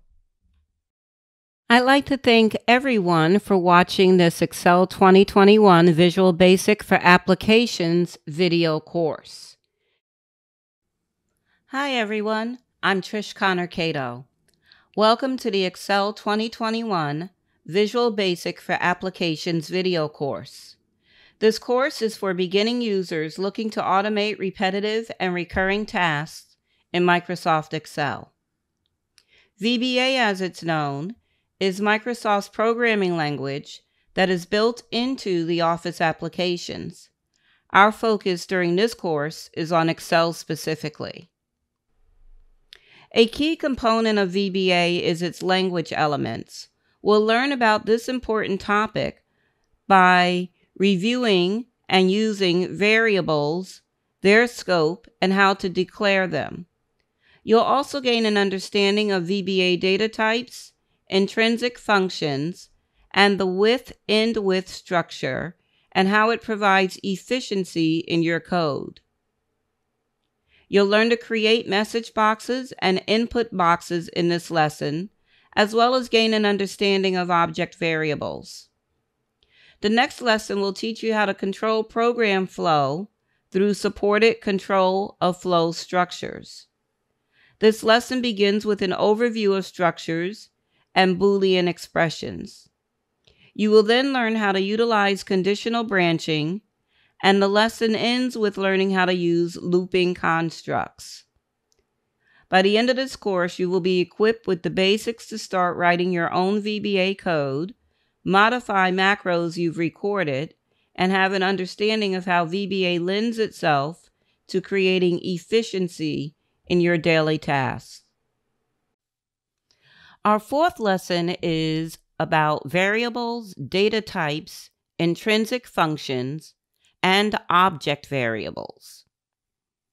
We have several topics in this lesson. First, I'm going to say that these are some of the foundational VBA language elements. We've already used comments in VBA code. Those are a foundational VBA language element. And as you've seen, they happen automatically if you fill out the description box in the record macro dialog box. So there are other foundational VBA language elements, and we're going to drill down on them in this lesson, starting with gaining a thorough understanding of variables. Then we'll move on to VBA data types, intrinsic functions, the end with structure. We saw an example of that when we recorded our first macro, and it put everything from the paragraph group on the home tab of the ribbon in Excel into a end with structure. When we reviewed that code, I said that structure actually saves you typing and thereby makes your code more concise. You'll learn about the offset property and how to use it. Then we'll move on to using message boxes, which pop up on the screen and display messages to your users. We'll create and use input boxes. That gives an end user the ability to type in a single entry. So it could be a line of text, it could be number, it could be anything, but they get a single data entry on an input box. And then you'll learn about object variables. Now in this lesson, in addition to using our macro-enabled vehicles file, we're also going to access two other files, VIN numbers, which is an Excel file, and so is sales fiscal year. So make sure you have those files in your working directory. One of VBA's main purposes is to manipulate data. Variables store data in your computer's memory when procedures are executed, and the data may or may not end up on disk. Some data resides in objects, like worksheet ranges. Other data is stored in variables you create. Data that is stored in a variable usually changes while your procedure executes. Variables are often considered the most important VBA language element. Of course, there are rules and conventions to naming variables. So the variable name may be up to 255 characters. It can be alphanumeric. The first character must be a letter. Cannot use spaces or any of the characters on the slide. Sounds a lot like procedure names. VBA is not case sensitive when it comes to variable names, but it is case preservative. So when you declare a variable, and you'll learn how that works shortly, and you name it, if you type its name, say in all lowercase, but then later on when you go to reference it, you type it in proper case or uppercase, it will automatically convert it to lowercase, the way it was when you declared it. That's case preservative. There is only one convention. Use proper case for each word within the name of the variable, just like we've been doing with our procedures. And then there's examples. Today's date, then num. There are two ways to declare variables: implicit and explicit. Implicit declaration method is one that you want to avoid. You simply use a variable without writing a declaration statement. This can lead to code errors. So let's say you just use a variable and you call it today. And then later on, when you go to reference it, you misspell today. It's going to think that you're declaring another variable. Explicit is the method we use, where you're going to write a declaration statement to officially declare the variable. Now, we mentioned earlier at the top of our module windows, we have a statement that says option explicit. That statement forces you to do explicit variable declarations. And we got that statement from an option in VBE settings, and it was already defaulted that way. I mentioned it briefly in our second lesson. When we go back over to Visual Basic Editor, I'll point out that setting that causes the option explicit statement to show at the top of the module. Now, just like procedures, variables have scope, and that's the bottom table. So when you declare a variable, if you use either dim or private keyword, they mean the same thing. You declare a variable at the top of the module, right underneath your option explicit statement, before your first procedure. And you use dim or private if you want the variable available to all procedures in a module. Public keyword is also declared at the top of the module. That's known as the declaration section under option explicit. You use public if you want the variable available to all procedures in all modules. And then you have a static keyword, and that makes sure that variables retain their value even when the procedure ends. And you declare it at the procedure level, and you'll learn about that as well. When you declare variables, you assign data types to them. So this slide is showing you all of the available data types in Visual Basic for applications. I'm not going to go over all of these. You have a byte, which the range of values is 0 to 255 for the byte data type. You have an integer, and you see the range of values for an integer. You have long. So those are some numeric data types that you have. You have several other numeric ones. You also have a fixed length string, variable length string. When you declare a variable, if you do not assign it a data type, it will assign it the variant data type. Look how many bytes are used for the variant data type. So you want to assign the appropriate data type when you're declaring a variable. That is a preferred method. And now we're ready to get hands-on. We're going to be using the VIN numbers Excel file. And I'm going to just switch over to the Visual Basic Editor. So I want to point out a couple of things. First, let's look in Project Explorer. I still have my vehicles file open, my macro-enabled vehicles file. So I'm going to collapse that project. And I also now have a project for VIN numbers. Again, if you had 10 Excel files open, you would have projects for each of them at this point. And so we want to focus on the VIN numbers project.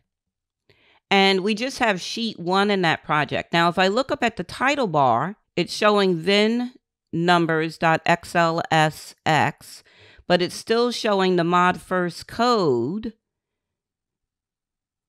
from our vehicles file. So I'm going to just double click sheet 1 in VIN numbers, and then it shows that code window, even though we're not going to use that code window right now.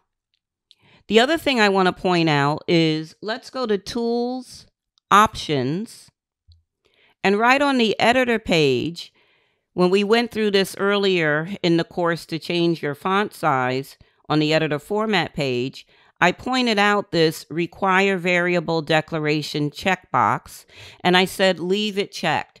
That's what's causing the option explicit statement to show at the top of any module, any code window, and it forces you to declare variables, explicitly declare them. So we can cancel out of there. So that's the setting that causes option explicit to show up at the top. Now what we're going to do, we're going to insert a module, create a sub-procedure, and declare 6 procedure level string variables. And you'll see how this works. So the first thing we're going to do, and we can do it if you right-click in Project Explorer, if you right-click on your VBA VIN numbers project, you can hover over Insert on the shortcut menu and choose Module. So just another way, instead of using the insert menu, you can right click and insert a module. So now you'll notice we have a modules folder in Project Explorer, and it's called Module 1 right now. We are going to create a sub procedure. So we're going to just type it in. So we're going to type sub, and we're going to name it parse then. And then is all caps. And we're going to press enter twice. Gives us our open and closing paren, our end sub statement. And we're going to do a comment line here. So let's do our apostrophe. This procedure will parse the then number into the appropriate columns. Press enter twice. And now we are going to declare our variables. We're doing these declaration within the procedure. So it's a procedure level variable, which means it's only available in the procedure where it's being declared. And so I'm going to show you the inefficient way first, and then the efficient way of doing this. So I'm not going to have you do the inefficient way. I'm just going to show it to you. This is the inefficient way. I declared each string data type variable on its own line using the dim keyword, which is the same as using private. Now I'm going to show you how we really are going to do it. When they're all of the same data type, I can just type dim one time, separate the variable names by commas, have the data type at the end, and it can be in just one line. So this is what we're going to do. I'm going to go ahead and get rid of these subsequent lines. It's a lot easier this way. I'm going to get rid of as string for right now. And you're going to type dim, then num, comma, year, make, model, color, country, classification, as, and when you press your space bar after typing as, you get the pop-up list. It's only going to show you what you're allowed to use in VBA here. We're going for a data type, so we're going to start typing string, and it shows up on the list, and I can stop typing at that point and just press my tab key to get it in there. So we have one line with all of our string data type variable declarations. Later on, you'll see how when I use multiple lines for declaring variables is because I have some that are of one data type, some that are of another. So you can't put them all combined in one line. And you'll see that later in the course. To finish our sub procedure, we need to take a moment to learn about some of the intrinsic functions that we're going to be using. Well, intrinsic functions are functions that are provided by the application. So they're Excel functions.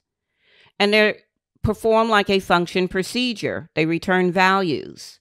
So we're going to be using a few string functions to manipulate the then text string in the then numbers files. So on this slide, we're going to be using the left, mid, and right functions.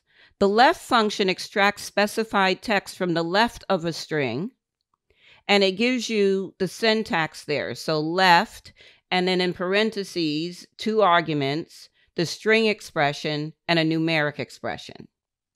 And a numeric expression specifies how many characters you want extracted from the left side of the string.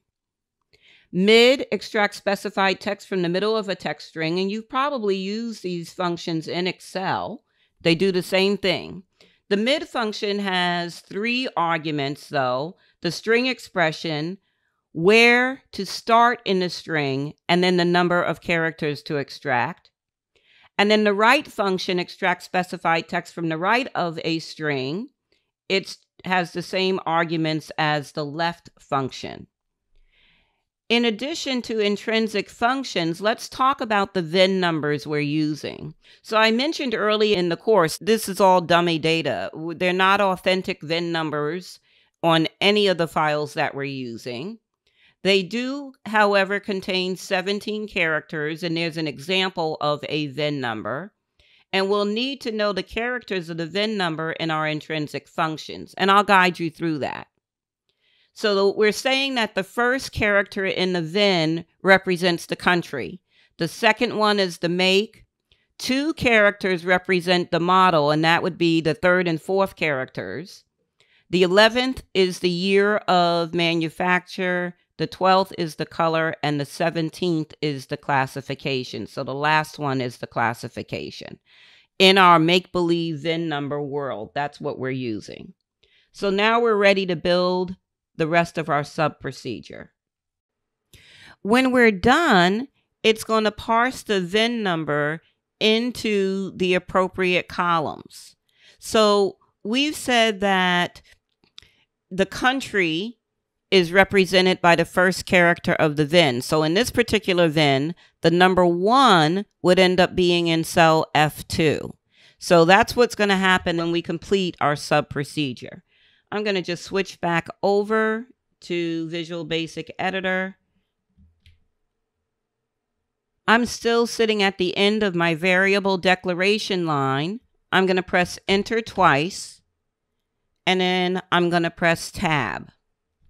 And I'm going to type range, and in parentheses and double quotes, A2 dot select, which you can pull from the list.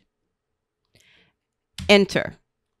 And then just so you can see case preservative, when I declared the variables, I did a capital V and a capital N on VIN num. I'm going to type it in all lowercase now. Just VIN num equal. I'm not doing a space after VIN num either. I want to show you something. And then I'm going to say active cell dot value.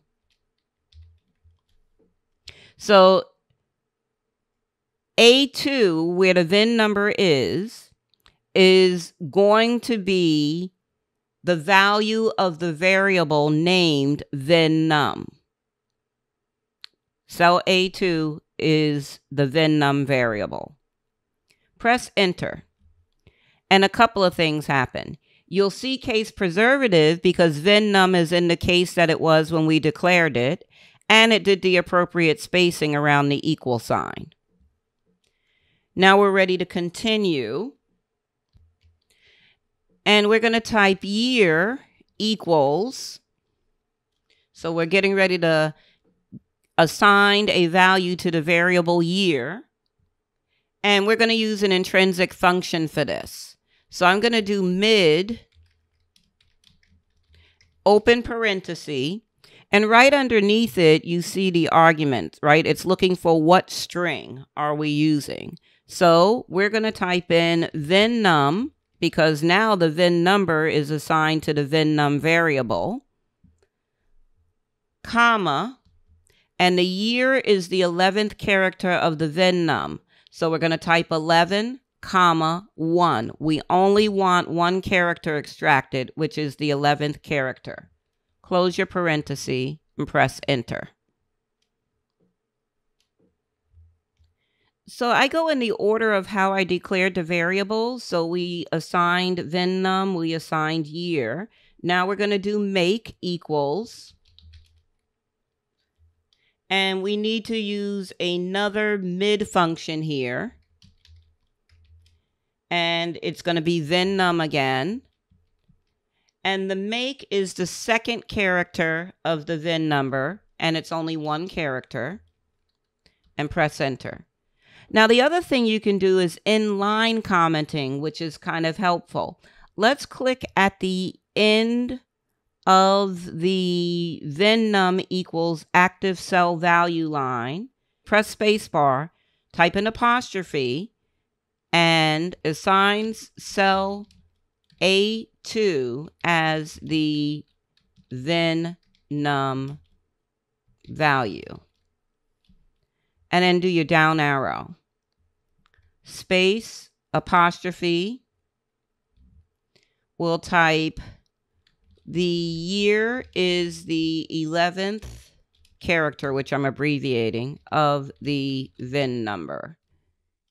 Go down and then do a comment for your make, which is the make is the second character of the VIN num. And press enter. And now we're ready to get in our model. So model equals, and it's going to be another mid, but the model is actually the third and fourth characters of the VIN number. So we're going to do mid VIN num, and then we're going to do 3. So start at the third character, comma, 2 to extract 2 characters. And then I'm going to go ahead and do my inline comment. And it's going to be the model is the third and fourth characters of the VIN num. And press enter. Okay, so our next one is color equals. Color is also a mid, and we will get to do a left and a right, but color is a mid. It's in the middle of the VIN number string. So we're going to set up our mid again, VIN num, and the color is the 12th character of the VIN. So 12 and then 1. And you can type that as your comment.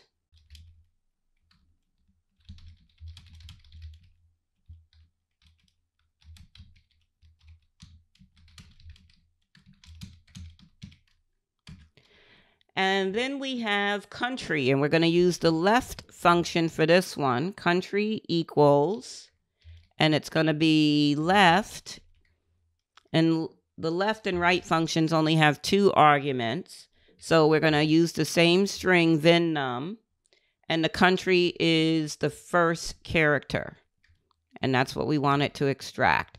Do your comment line. And last but not least, we're going to do our classification. And that's going to be right. We're using the right function for that one because the classification is the 17th character of the VIN, and that's the last character of the VIN.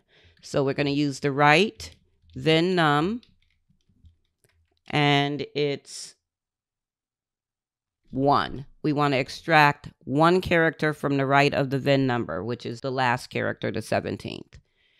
And then we'll go ahead and do our comment line. We're not quite done, but let's go ahead and compile our project, and we're going to save. And so, we have to choose no on this so we can save it as macro enabled. So go ahead and do your no. In the Save As dialog box, we're going to keep the same file name, but we're going to change the type to Excel Macro Enabled Workbook. And we'll go ahead and choose Save. So far, we've started a sub-procedure, declared 6 procedure-level string variables, assigned values to the variables by using an active cell reference, but mostly by using intrinsic functions. And we still have to assign the values of the variables to the appropriate cells. Before we can do that, you need to learn a little bit more about the with, end with structure and the offset property. So we're going to compare these 2 code blocks on this slide. The first one is showing the word selection typed on every line, followed by a dot. And then you have your horizontal alignment, vertical alignment, and their settings, so on and so forth. In the second example, you have a with, end with structure, and it starts with selection. Once you do that, you don't have to type the word selection on every line. It actually makes your code more concise and easier to troubleshoot. So we're going to be using that structure that we briefly saw earlier. We're actually going to be setting it up when we go back over to Visual Basic Editor.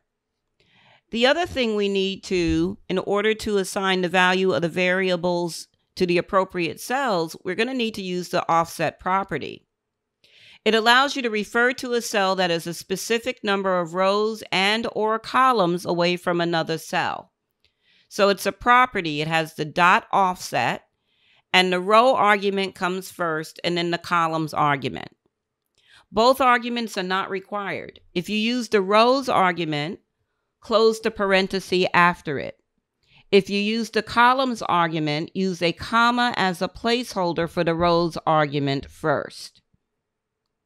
When positive numbers are used in arguments, the property goes down rows and goes right across columns. When negative numbers are used in arguments, the property goes up rows and goes left across columns. Again, this is a reference for your future use. I have a couple of examples of using the offset property, and then we'll get back over to VBA and use our within with structure and the offset property. So if I'm on cell A1 and I do an offset of 1 row and 2 columns, it's going to put me in cell C2. It's going to go down 1 row and then go across to the right 2 columns. If I'm in C2 and I offset -1, -2, that will take me back to A1. And there's a few other examples here for your future reference. Let's get hands-on. So I'm going to press enter at the end of my classification line of code, press my tab key, and type with active cell. And then I'm going to press enter, and I'm going to tab again. Dot, and the menu comes up. If you type the letter O, offset is at the top. You can tab it in. Open parenthesis. We're not going to use the row offset, so we're going to type a comma and the number 1, close your parenthesis, dot value equals year. So we're saying go to, so the active cell, right? The active cell is cell A2, and that's been assigned to the VinNum variable. But the active cell is cell A2. So when you offset by 1 column, it's going to cell B2, and it's going to populate cell B2 with the value of the year variable. That's how we do our assignment. So when we parse it, it puts everything in the appropriate cells. We have to put a lot more offset statements in here.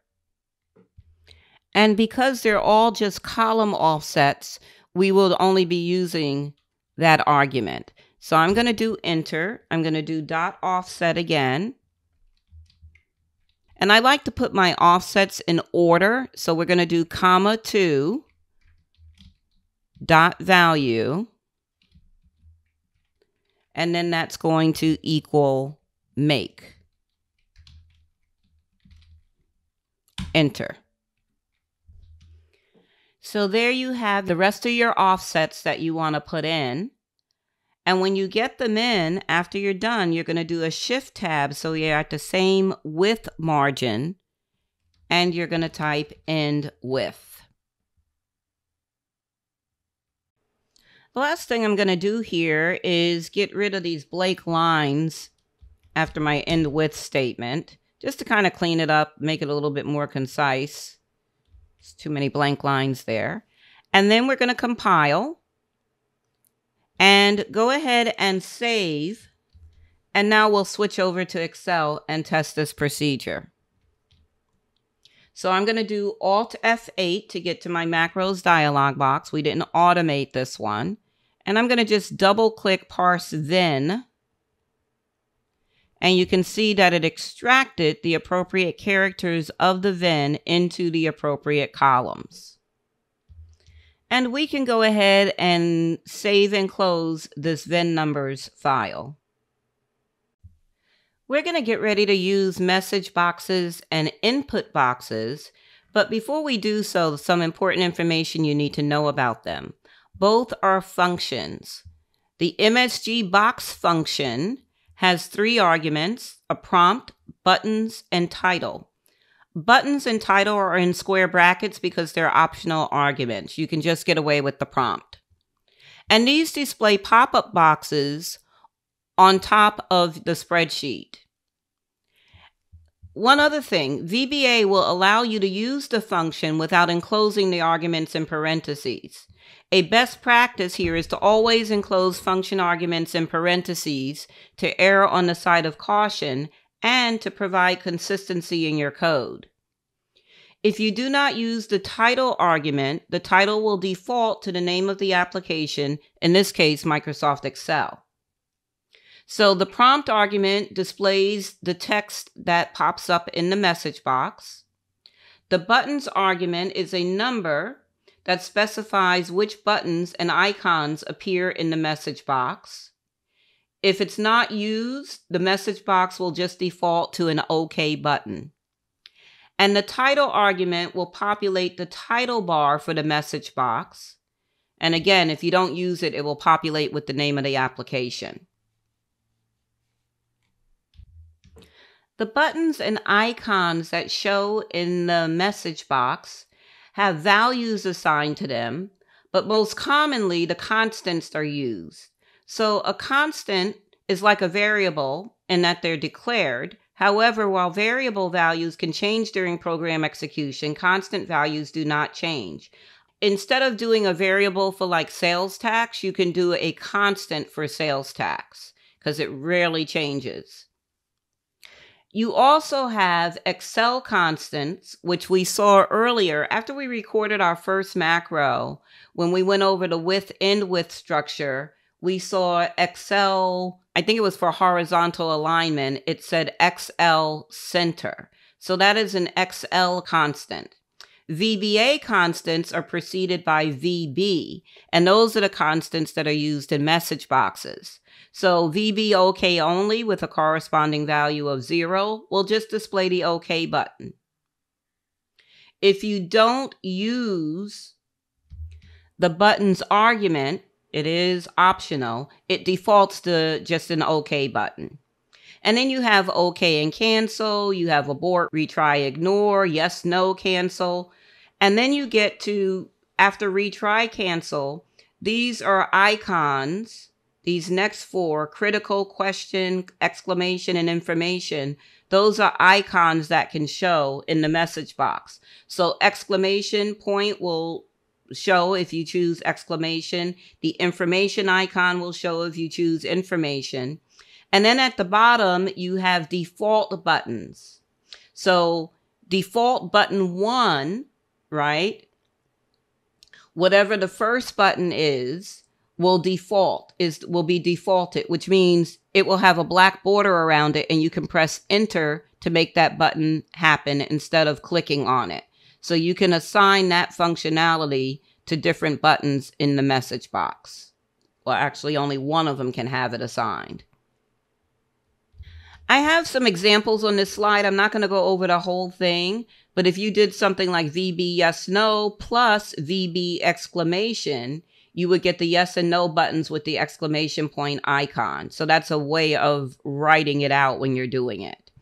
You can have multiple lines for the prompt argument by using the VB new line constant. So it's the message box in parentheses and double quotes for the text. Do you want to continue?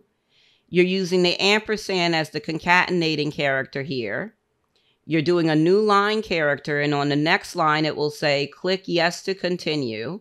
It will have the yes, no button, the question mark, and the title of the message box will say step 1 of 3. So examples for future reference for you. So the input box function has 3 arguments: prompt, title, and default. Title and default are optional. And these are used to obtain a single piece of information from the user. It could be a value, a text string, or even a range address. Input boxes always display OK and cancel buttons. So you have the prompt argument, and that's the text that's displayed in the input box. You have the title argument, just like the message box. It will give a title to the input box. And then the default argument here, you can put in a default value and the user can overwrite it with their input if necessary. So I'm back in our vehicles macro enabled file. And the first thing we're going to do is get rid of column I. We only put that there so we could see the results of our function procedure. So I'm going to right click the column I heading and delete. And then go ahead and save your file. Now I'm going to switch over to the Visual Basic Editor. And I'll just point out in Project Explorer that we only have one file-based VBA project because we closed the other file. And what we're going to do is we're going to modify our event procedure that we put on the new vehicle sheet. So we're going to double click Sheet 3 New Vehicles in Project Explorer to bring up that code window. We want to give the user more control. Right now, we created a worksheet activate event that's using our calling procedure, get new inventory, which has 3 procedures bundled in it. So when we call get new inventory, it's calling 3 other procedures, so they'll run one right after the other as soon as we activate the worksheet.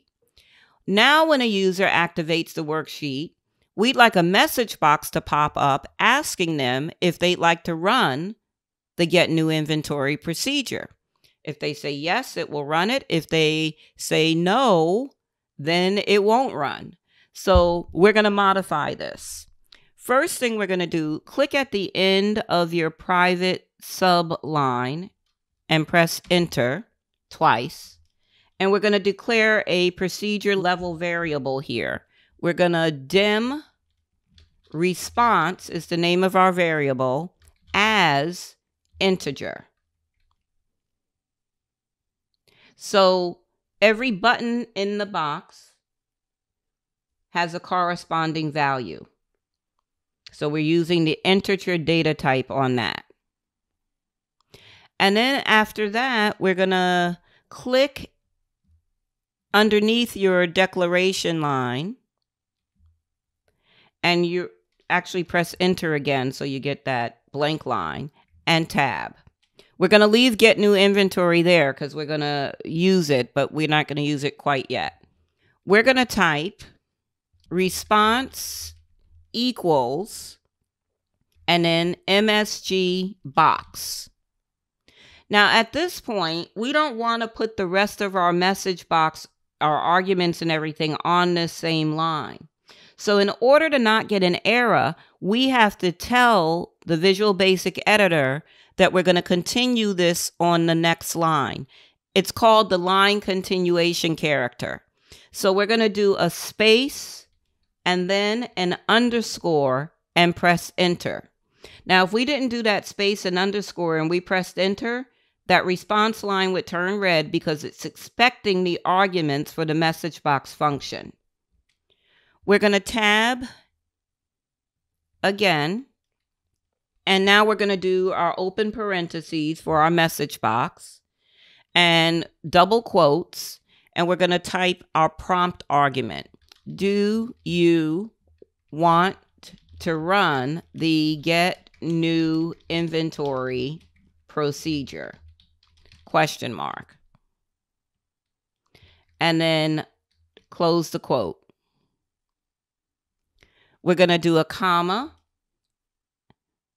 because we have to separate arguments with a comma, but we want to drop it down to the next line. So we're going to do a space and an underscore and press enter. VB, yes, no.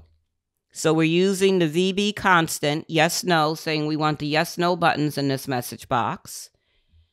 We're going to do a plus sign and do VB question. So we get the question mark icon in the message box, comma, and double quotes, run get new inventory, question mark, close your quotes, close the parenthesis. So that's going to be in the title bar. Run get new inventory, question mark will be in the title bar of the message box. But wait, there's more. We're not quite done. Press enter again. We have to do a little bit of an if statement here. So we're going to type if response equals VB yes. So if the end user clicks the yes button, then now do your delete key to get that get new inventory on that same line.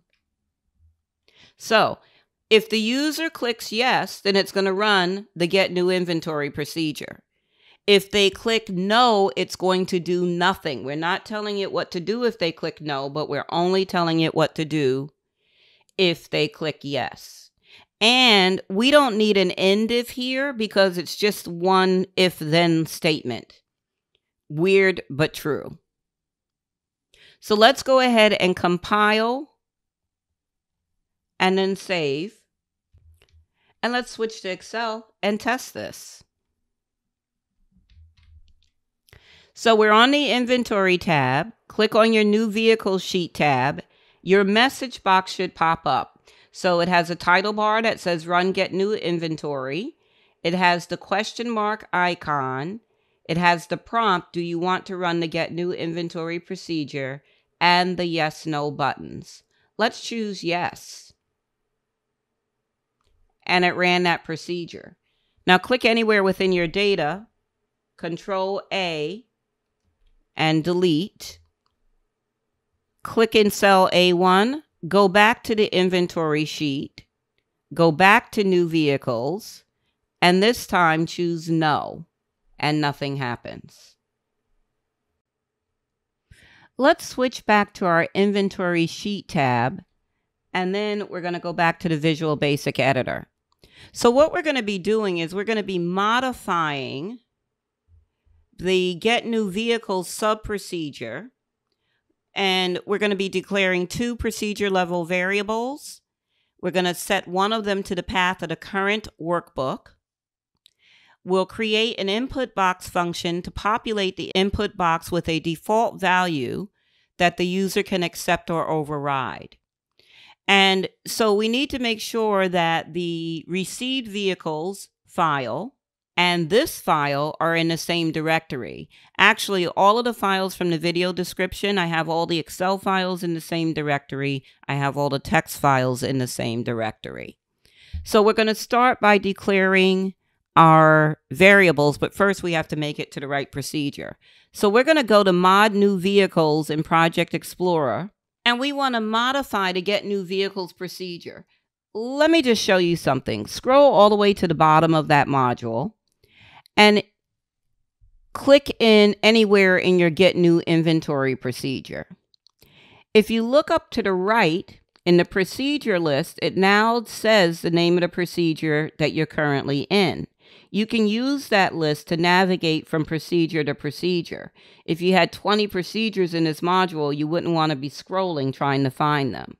So I'm going to do the drop-down arrow in the procedures list, and I'm going to select Get New Vehicles. And it takes me right to that procedure. It's on the line underneath your sub-line. We're going to press Enter, and we're going to declare our two string variables here. So we're going to type dim, and they're both strings. So we're going to do file location, comma, file as string. And now we're going to modify the code. We are going to click in front of Workbook's open file name, press Enter a couple of times, and then up arrow a couple of times. So we're going to type file location equals this workbook dot path. So the file location is whatever directory this workbook is in. and we're going to press enter. Now we're going to type file equals, and this is where we're going to put in our input box. So we're going to do input box, open paren, double quotes. So now we're ready for the prompt argument. What is the name of the new vehicles file? Question mark. Close the quotes, type a comma. We're going to do the line continuation character, so space and then underscore and then enter.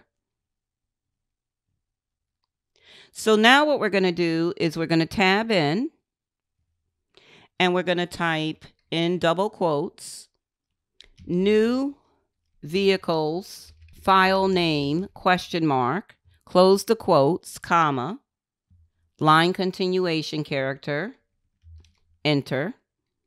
So that is the title argument. And now we're going to give it a default file name. In double quotes, received vehicles .xlsx. You have to reference the extension. Close your quotes, close your parentheses there.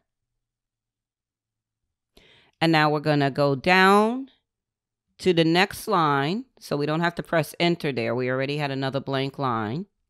And on this one, we're going to type file equals file location space ampersand. That's the concatenation character to combine all of this into one thing.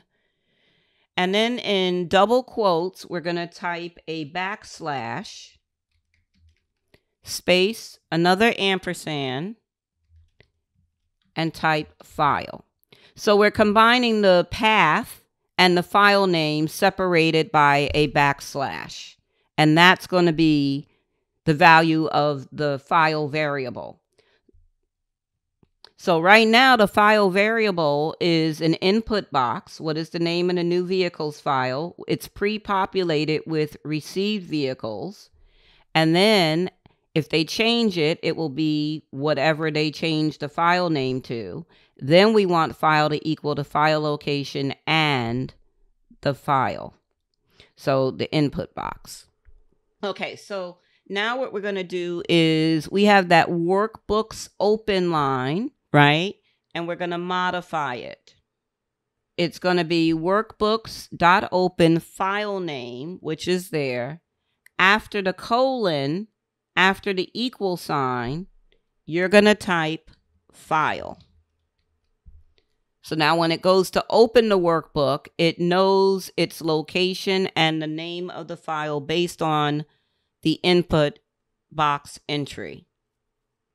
We're going to get rid of the continuation character there. And now the line underneath it is red, and we want to delete that line. And let's just update our comments for this one since we made some changes. So in front of open another file, I'm going to say prompts user for the name of a file, comma, and then I'll change this to opens the file.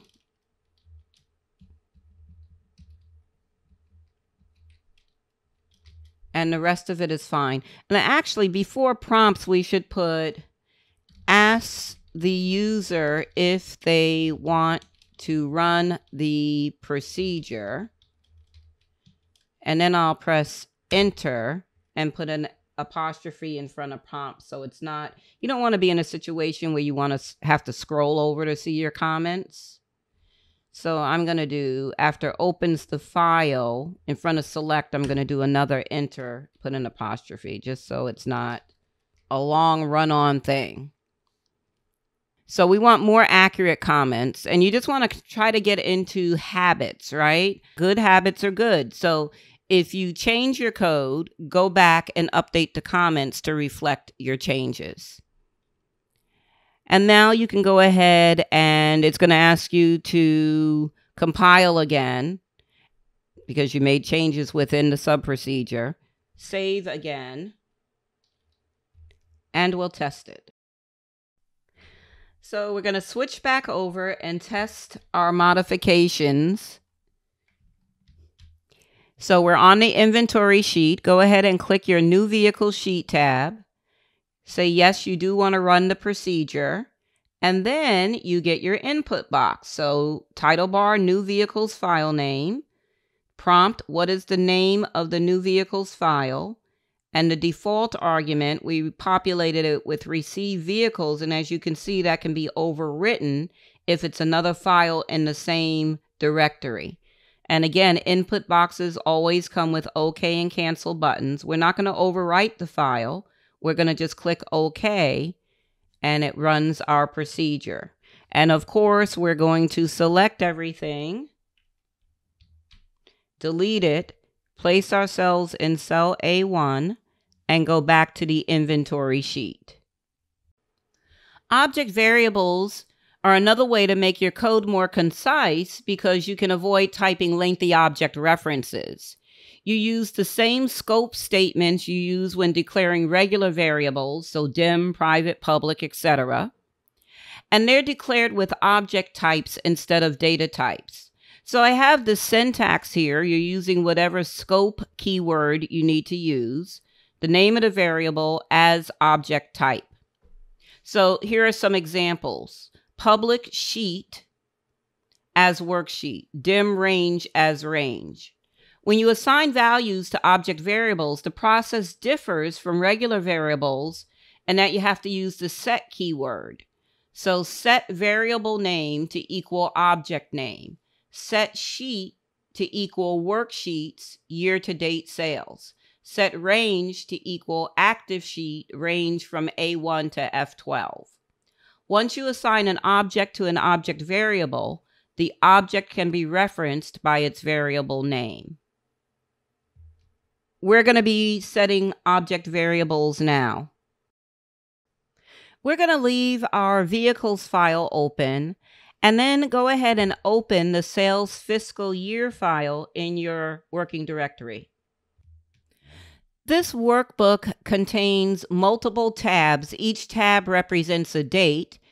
And if you look at my screen, you can see it goes from June 1st, 2016 through August 26th, 2016. And each tab has different sales information. So on 26th of August, we have 12 rows. I'm excluding the header row. We have 12 rows of sales information. If I go to the 25th of August, I have 18 rows of sales information. Go back to 26th of August. So what we're going to do is we're going to create a sub procedure, and we'll be declaring and using object variables. Column I on each sheet contains the selling price of each vehicle. We want to sum that column and place the result in the cell 2 rows below the last populated cell in the column. So on the 26th of August, we want the sum, the result of the sum, to be in this cell. On the 25th of August, we want the result to be in this cell. So it's not always the same cell because there's varying rows of sales data. So that's what we're going to do in this upcoming exercise. So let's go ahead and switch over to Visual Basic Editor. And for this particular project, because there's so many sheets, you can see that Microsoft Excel Objects folder is quite extensive. I'm going to just collapse that folder so I don't have to look at it right now. I have to look at all of those sheets. What we're going to do is we're going to right-click on that sales fiscal year project, and we're going to choose Insert Module. And it will take us to what is now Module 1 in that file. We're going to create a sub procedure here. So we're going to name it sub add totals. Press enter twice. And let's go ahead and get our comments in. So I'm going to do my apostrophe, and I'm going to type will sum the selling price in column I and place the result 2 rows below the last selling price in that column. And I'm going to actually cut it off below, enter, then I'll do another one. The last selling price in that column. Press enter a couple of times. Now we're going to do our object variable declarations. So we're going to dim last cell is the name of our object variable as a range. That's our object type. Enter. Dim total formula. That's what we're naming our object variable as, and we're going to do a string there. Press enter twice, and then you're going to tab. So we're going to use the set statement to assign a value to last cell. So set last cell equal range. In parentheses and double quote, we're going to do I2.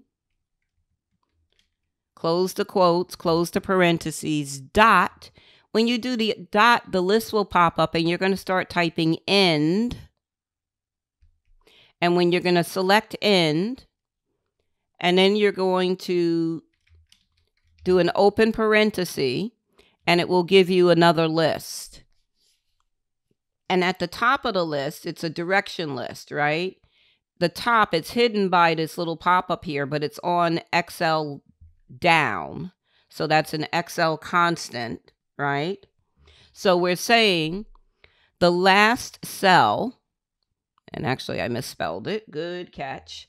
The last cell object variable is going to equal column I, right? All the way from cell I2 to the end of the column. So when it finds a blank, it's not going to select. So select all the numbers in column I is basically what we're saying, and make that the last cell object variable value. After XL down, you have to do a closing paren.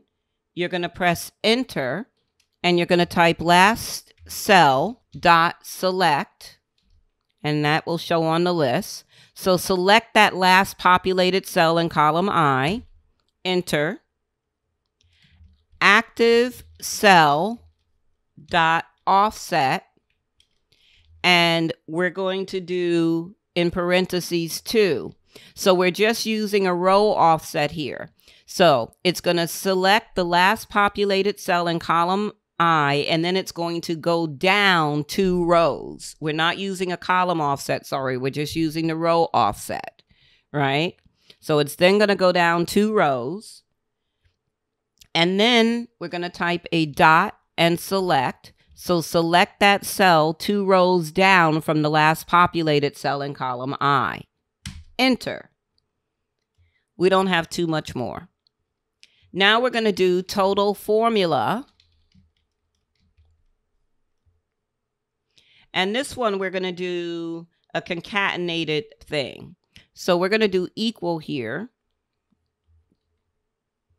And we're going to do in double quotes,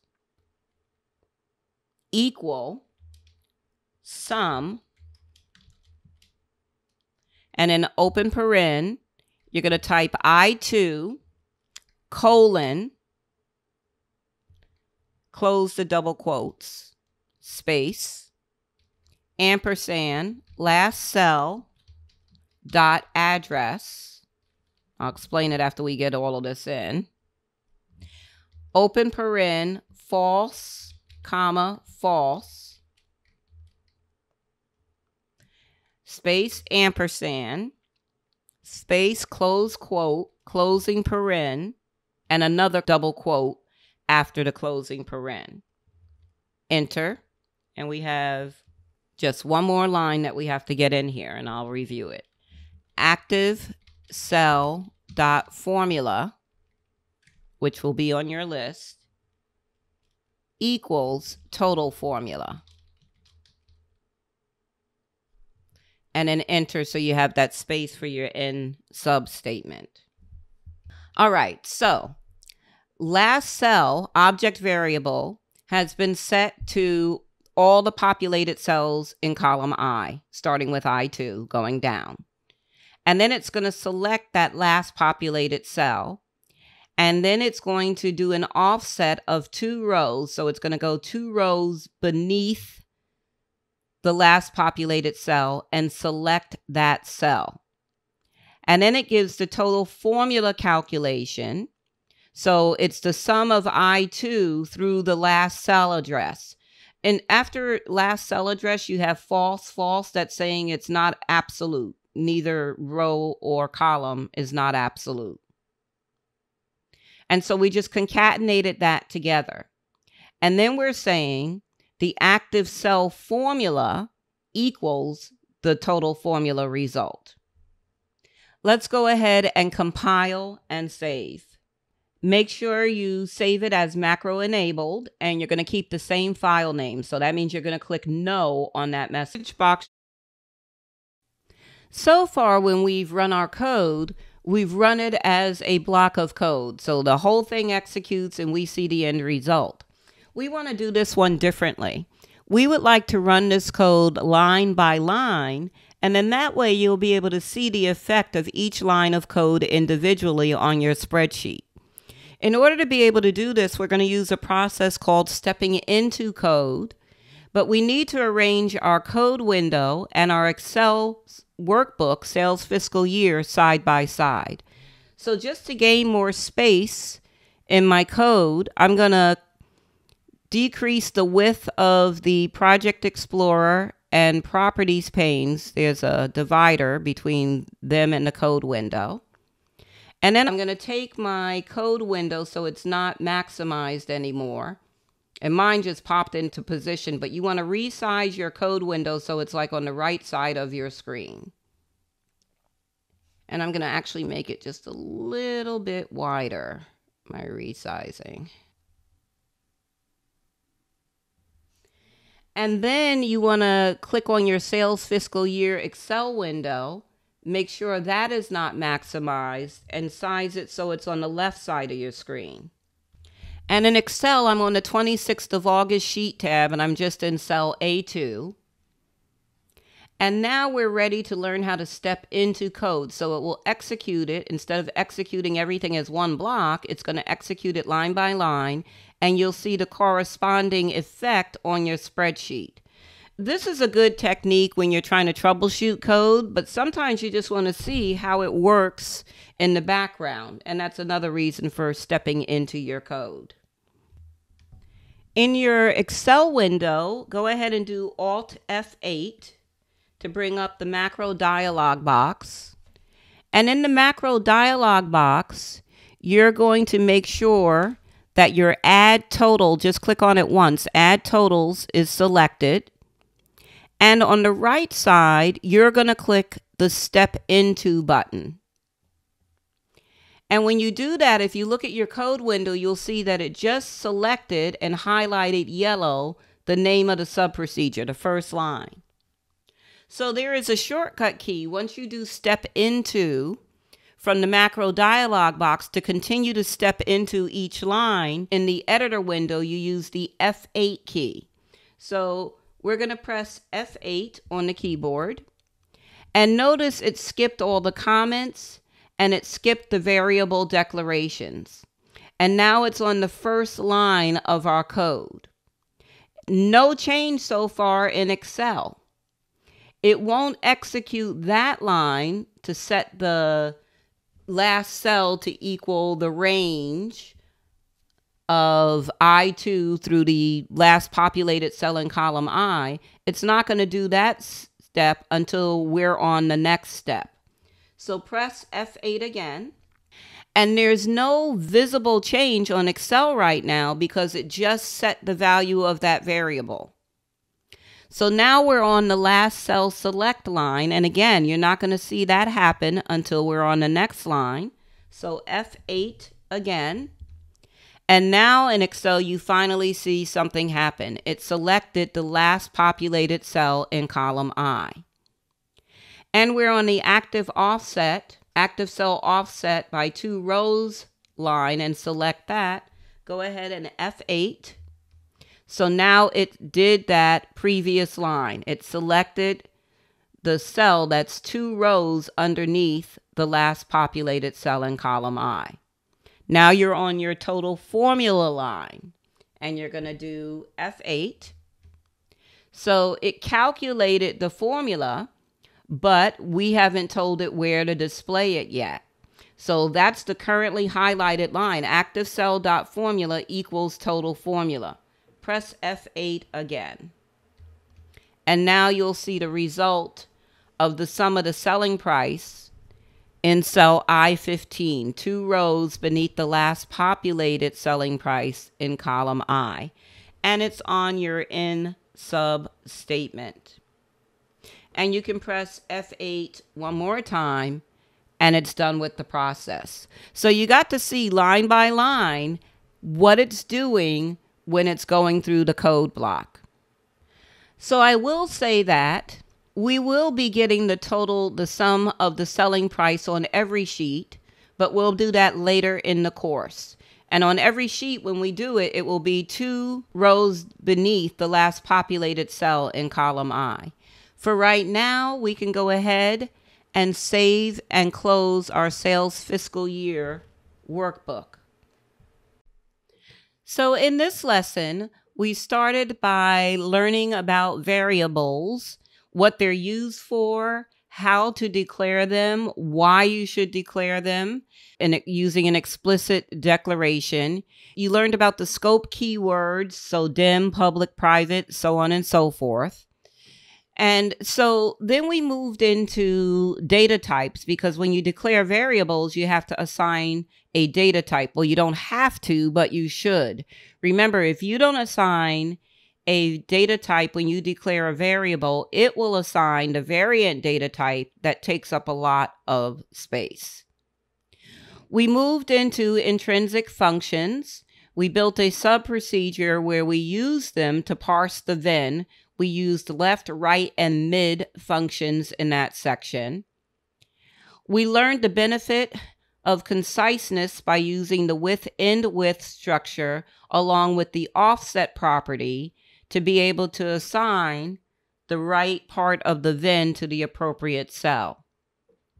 We moved into modifying an existing event procedure by adding a message box to it, asking the user if they wanted to run the procedure.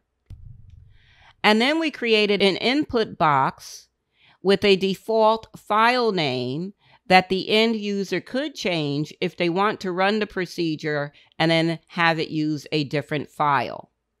And lastly, we learned about the difference between object variables and the regular variables. And we set up an object variable in a different file so that we could calculate the sum of the selling price column and put the result of the function 2 rows underneath the last populated selling price in that column. In lesson 5, we're going to be focused on controlling program execution. Now, you've seen some small examples of this. We've used a couple of if constructs already, so you'll learn more about them in this lesson. So we'll start by understanding control of flow structures. You'll learn about Boolean expressions. You'll learn about conditional branching and looping constructs. So we're going to be using our regular vehicles file. We'll also be accessing that sales fiscal year macro enabled file and 2 files from the text files folder. And that would be inventory append and model. So you want to make sure you have those files from the video description, inventory append and model, already on your computer. So to this point, except in the last exercise when we stepped into code, we've worked with code blocks, either created via macro recordings or writing sub and function procedures that progress line by line through the code. This is known as a sequential structure. There will be situations where a sequential structure is not what you need for your project. In VBA, you use what are known as control of flow structures in your code to make decisions such as which statements to skip, testing conditions to determine what the code should do next, as you saw in the if structures that we've used. We've used a couple of them so far, and to execute some statements multiple times. So you have your sequential control structure, and again, each line of code is executed from top to bottom. You have unconditional branching. A statement directs the flow of execution to another location in the program without condition. And you've seen an example of that. We have a calling procedure that calls 3 other procedures, which are, by the way, known as called procedures. And that is an example of unconditional branching, that get new inventory calling procedure. Conditional branching is when the code to be executed is based on the outcome of an expression that evaluates to true or false, so a Boolean expression. It's also known as a decision structure, and it is used to implement conditional branching. That would be your if constructs that we use, right? If the user clicks yes, then run the procedure. If they click no, well, it does nothing.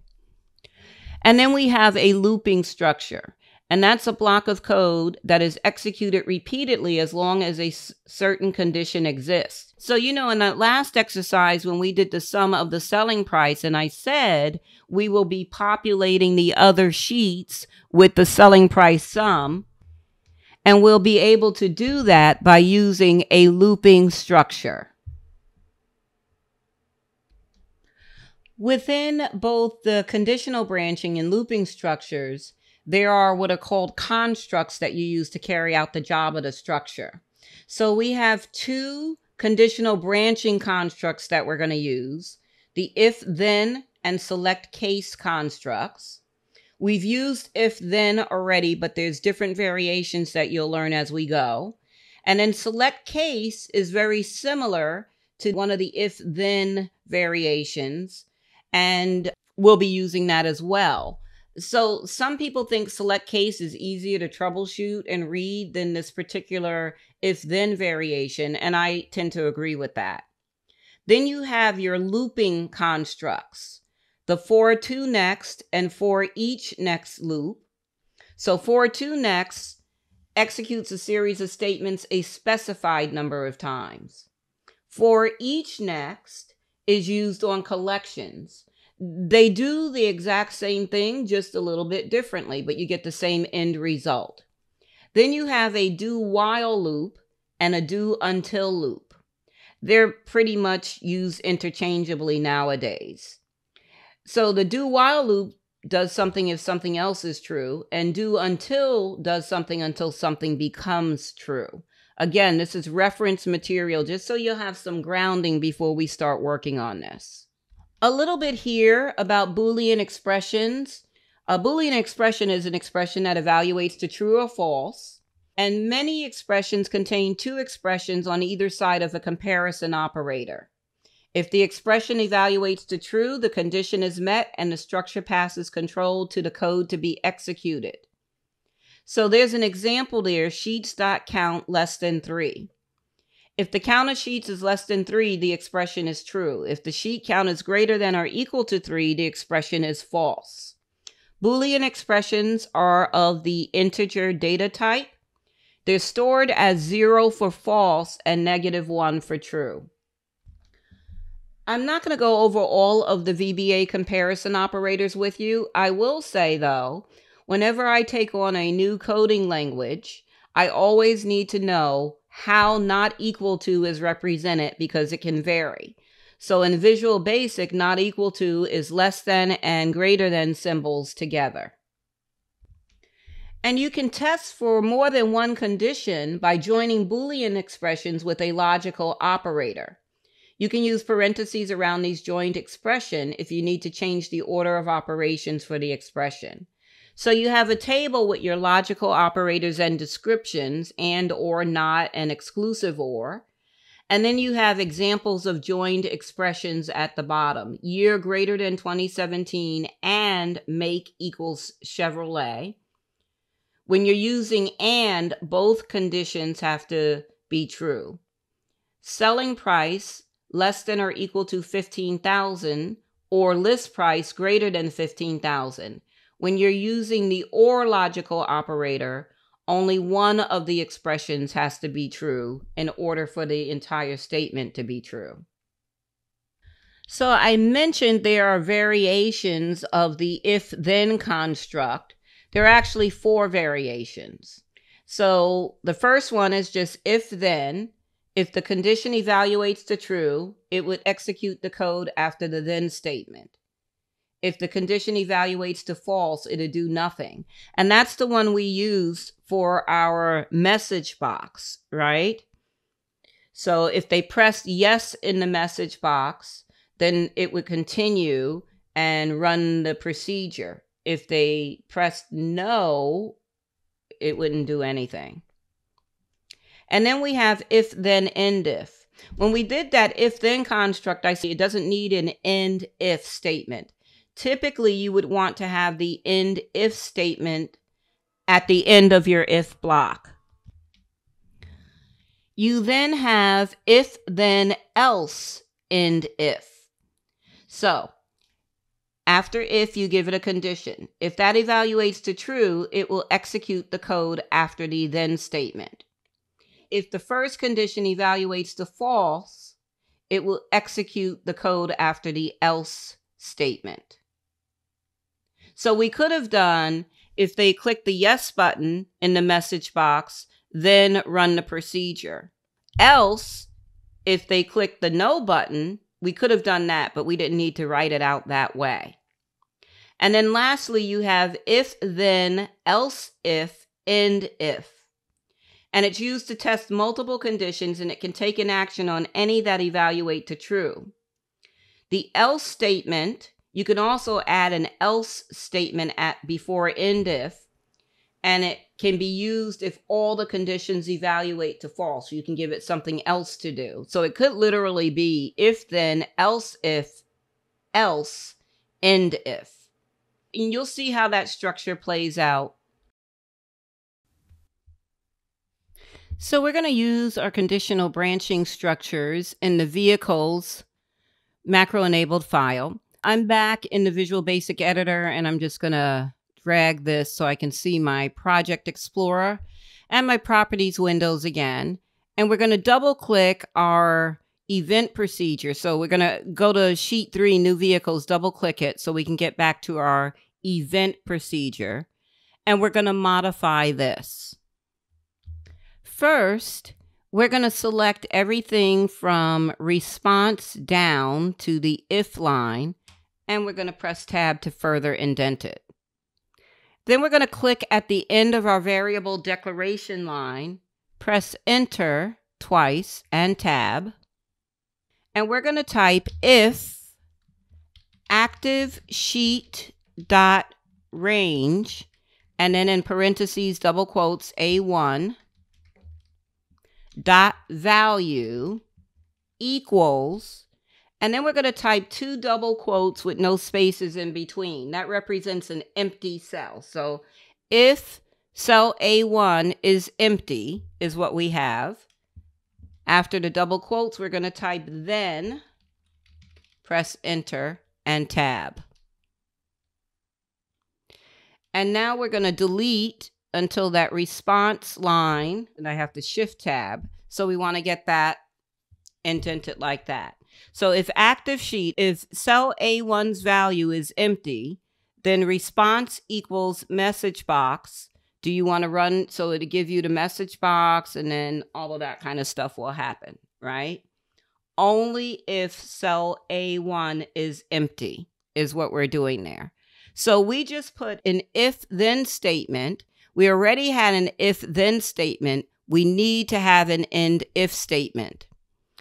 Click after if response equal VBS, then get new inventory. Press enter, shift tab until you're at the margin for the original if statement there, and then type end if. Go ahead and compile and save your project. Let's switch over to Excel and test this. So, show you how we're going to do this test.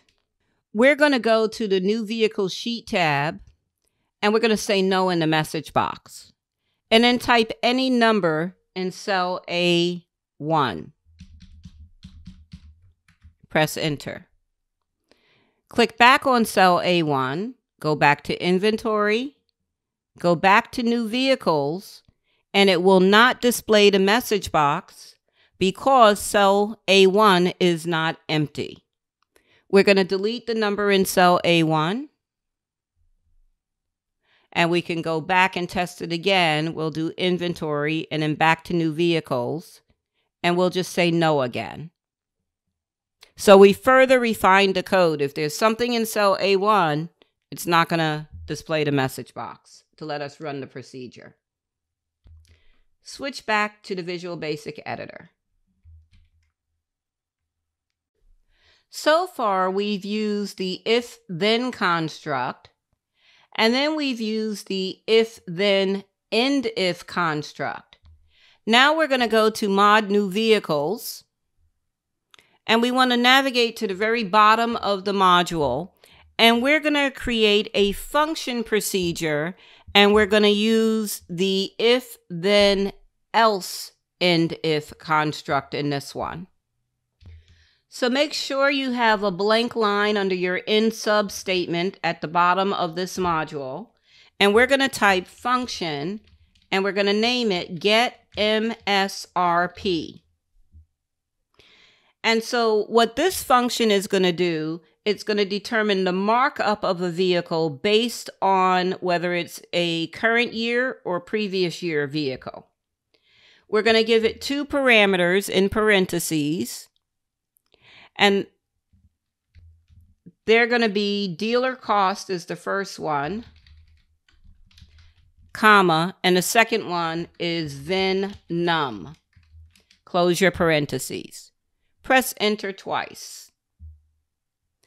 And now you're going to use your tab key to indent, and we're going to type if, and then we're using the mid function. The year of the vehicle is the 11th character in the VIN number. So we're going to do VIN num 11, 1. Close your paren equals, and in double quotes, the small letter B, then, and enter. And then you're going to tab again.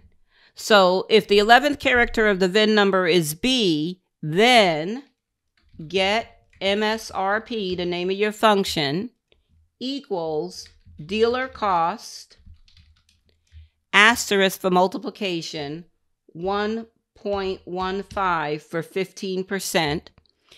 And we're going to do a inline comment there. So I'm going to do my apostrophe and say vehicle is current model year. Enter. Shift tab, and we're going to type else and press enter. And then tab. This line, we're going to type get MSRP equals dealer cost times 1.1. And the inline comment is vehicle is previous model year. Enter. Shift tab. And we're going to type end if. So, if the 11th character of the VIN number is a B, then it's going to calculate a 15% markup. If it's not a letter B, it's going to do what's after else. It will calculate a 10% markup. After your end if, press enter so you get the blank line before your end function statement. So we just created a function procedure using the if then else end if construct. Now we're going to go create another one. We'll compile after we create our second function procedure, because when you compile, remember, it's going to review all the procedures in any module. So we're going to do another function procedure, and then we'll compile and save. So we're going to, in the get new inventory sub procedure, which is right above our function procedure, we're going to declare two variables. So right underneath your subline, I'm going to press enter twice, and we're going to declare, we're going to do dim dealer cost as single. So that's a numeric data type. Enter dim VIN number as string.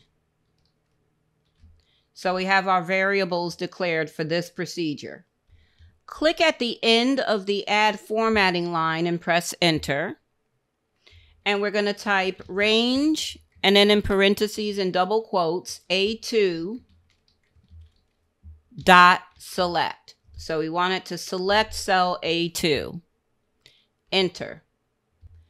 We're going to assign the value of cell A2 to the variable VIN number. So we're going to type VIN number equals active cell dot value. Enter. Now we want to assign the dealer cost value in cell G2 to the variable dealer cost. So we're going to type dealer cost, name of our variable, equal active cell dot offset, right? Because the active cell is A2. So we're going to do the open parentheses. We're not doing a row offset, so we're going to do the comma as a placeholder. And we need to go over 6 columns to get to cell G2. Close the paren dot value. So the value of what's in cell G2 will become the value of the dealer cost variable. Enter. So now we're going to call the getMSRP function that we created and put its result in cell H2. So that code is going to be active cell dot offset, and we're going to do a comma 7 in the parentheses. So that takes us to H2. Close your parentheses, dot value equals, and this is where we're calling our function procedure, get MSRP, and we're going to use the arguments dealer cost, comma, and we're using VIN number.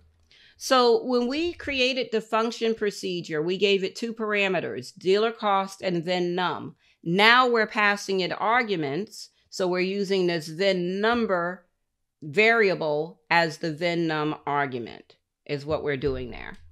And so we're going to go ahead and close the parentheses. So now we're ready to compile and save our project.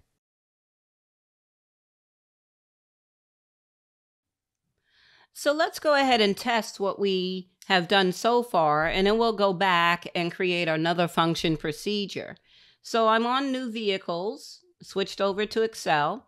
I'm going to click in cell A1, and then I'm going to switch to inventory, back to new vehicles, let it run the procedure with the default file.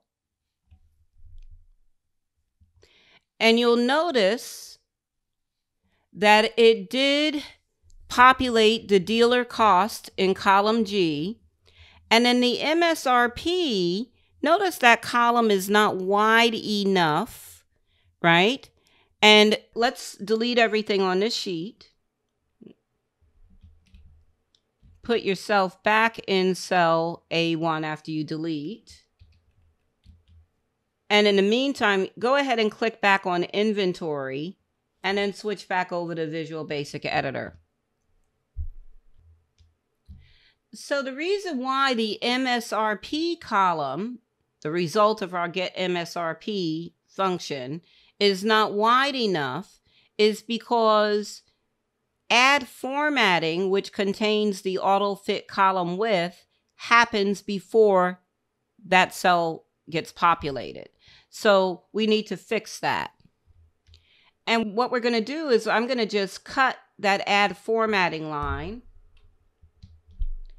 And I'm going to click at the end of the active cell.offset line, press enter, and paste add formatting there. And then, of course, because of my OCD, I'm going to have to go back and get rid of the extra space in front of add formatting now. So that will fix the width of the MSRP column. But now we're going to do our other function before we come back. And so we're going to create a function procedure that makes it extract the actual year and put it in the year column. So we're going to go to the bottom of this module underneath our get MSRP function procedure. Press enter twice after the end function statement. And this one, we're going to type function get year. And it has one parameter that we're going to give it. And that's going to be then num.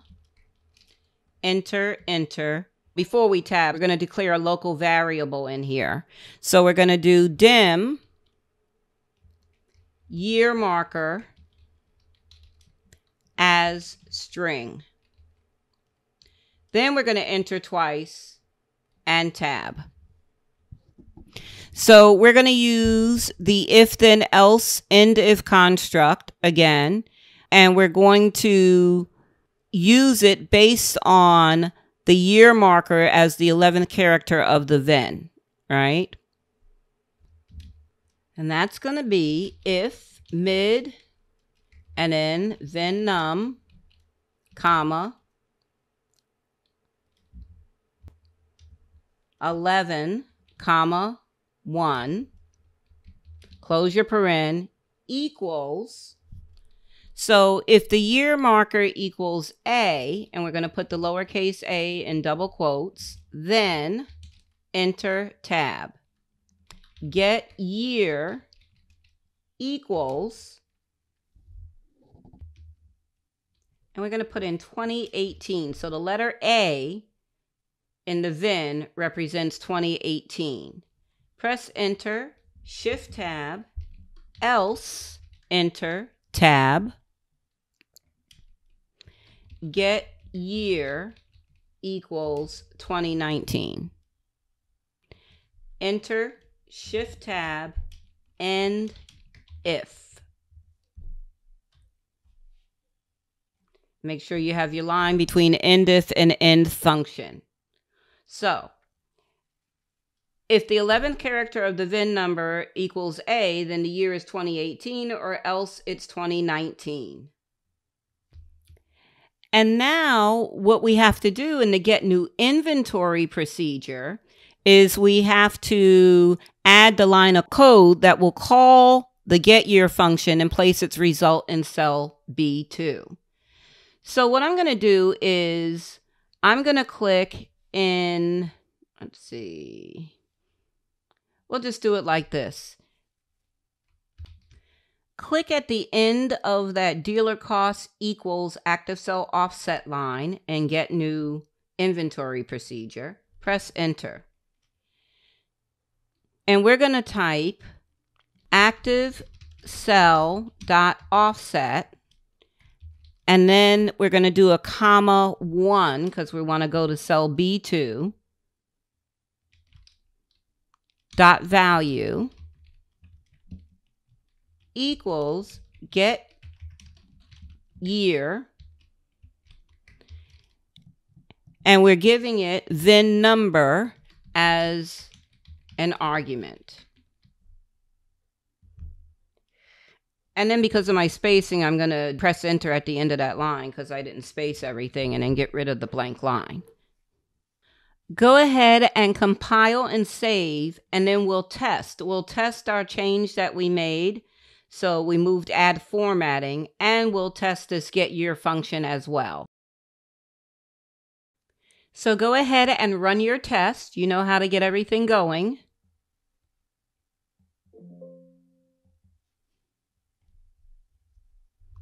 And when you're done, you should see that the MSRP column H has an adequate width, and the year is now in column B. We are, of course, going to select everything, delete it, click in cell A1, and go back to our inventory sheet before switching back over to the Visual Basic editor. So now we're going to use the if-then, else-if, end-if construct. This is allowing you to test for multiple conditions. I believe you can test for up to 7 conditions. You'll learn another construct shortly where you're unlimited to how many conditions you can test. So it's a very flexible construct. We're going to use it to evaluate the then character representing the classification of the vehicle. And then we'll update our get new inventory procedure to call this function that we're going to create and place its result in the appropriate cell. So under my get year procedure, function procedure, I'm going to go ahead and press enter after in function twice, and we're going to create another function procedure. And this one is going to be named get classification. And we're going to give it then num as a parameter. Press enter twice. We're going to declare this local, or also known as procedure level variable, dim class marker as string. Enter, enter. And then we're going to tab. And so the classification is the 17th character of the then, the last character of the then. So we're going to use a write function in this if construct. And then we have to tell it what class marker is. So the class marker equals write, and then in parentheses, then num 1. So the 17th character of the then number is what we're assigning to the variable class marker. Now press enter twice. And we can tab. Now we're ready to do our if construct. So if class marker equals 1, then enter tab, get classification. And you might want to copy get classification because you're going to have to type it several times here. Get classification equals, and in quotes, you're going to type car. Enter, shift tab. Else if. And else if is one word with initial capital letters in Visual Basic for applications. Else if class marker equals 2, then enter tab. You can paste in your get classification equals, and in double quotes, truck. Enter shift tab. We're going to do another else if. And it's going to be class marker equals 3, then your get classification is going to equal, in double quotes, van/minivan. Enter shift tab. Do another else if for class marker 4, and that would be an SUV. And you can see on my screen what that should look like. After your SUV line, you're going to press enter, shift tab, and end if. So now we're going to do another modification in our get new inventory procedure. So, we've been going in here and putting in our active cell offsets. we're going to create a with end with structure in here to make it more concise because we're going to have several different offsets to put in. So click at the end of that dealer costs equal active cell dot offset value line, press enter, and you're going to do a tab, and you're going to type with active cell, and then you're going to double click active cell on the next line and delete it. Do the same on the following line and delete it. And then select your with line first. And we want to tab over a little bit more. And then we're going to select both of those offset lines and tab 3 times. So the whole with end with thing will be indented. Click at the end of your offset 7 value line. Press enter twice. Shift tab and type end with. So now this is where we're going to go in and make a reference, and we're doing them in order of the offset numbers, and we need to make a reference so it knows where to put the classification of the vehicle. So we're going to go in front of offset comma 7 and press enter, and then go up. So dot offset, and it's going to be a comma 4. So we're putting them in order of the numbers. It'll be easier if you have to troubleshoot it. And you're going to go ahead and get your dot value, and we're going to do equal get classification. So we're calling that function procedure, and we're going to give it VIN number as an argument. And I should have done my spacing right, so I don't have to put enter again. Okay, so we have our offsets in order. We don't need that blank line above end with. Sorry about that. So I'm going to just get rid of that blank line. And as we have to call other function procedures that we're going to create, we'll put them in that with end with structure so it's more concise. Let's go ahead and compile and save, and I'll have you go to Excel on your own and test this out. And when you're done with your tests, your spreadsheet should look like mine. We have the year in B2, the classification in E2, and the MSRP in H2. And notice it's not filling all the way down. It's only looking at the first VIN number, but we will get into how to fill the rest of the sheet down a little bit later. So I mentioned that the if then, else if, end if construct is valuable for testing multiple conditions, but it's limited in how many conditions it can test. An alternative to that is a different construct, also another conditional branching one, known as select case. It's the select case in select statement.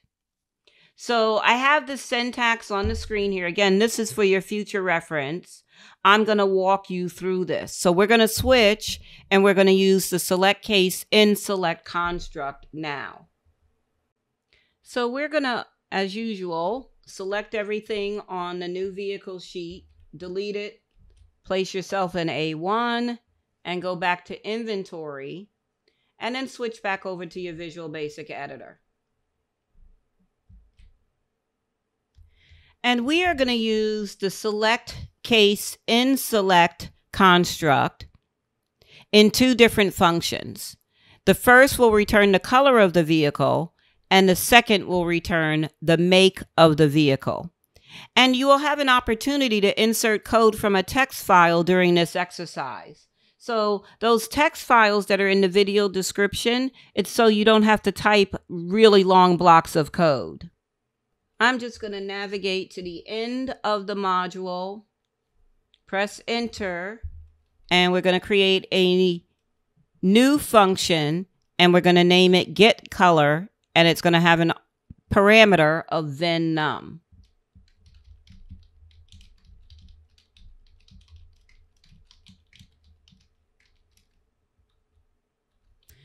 We're going to declare a procedure level variable with a string data type, and the variable name is color marker.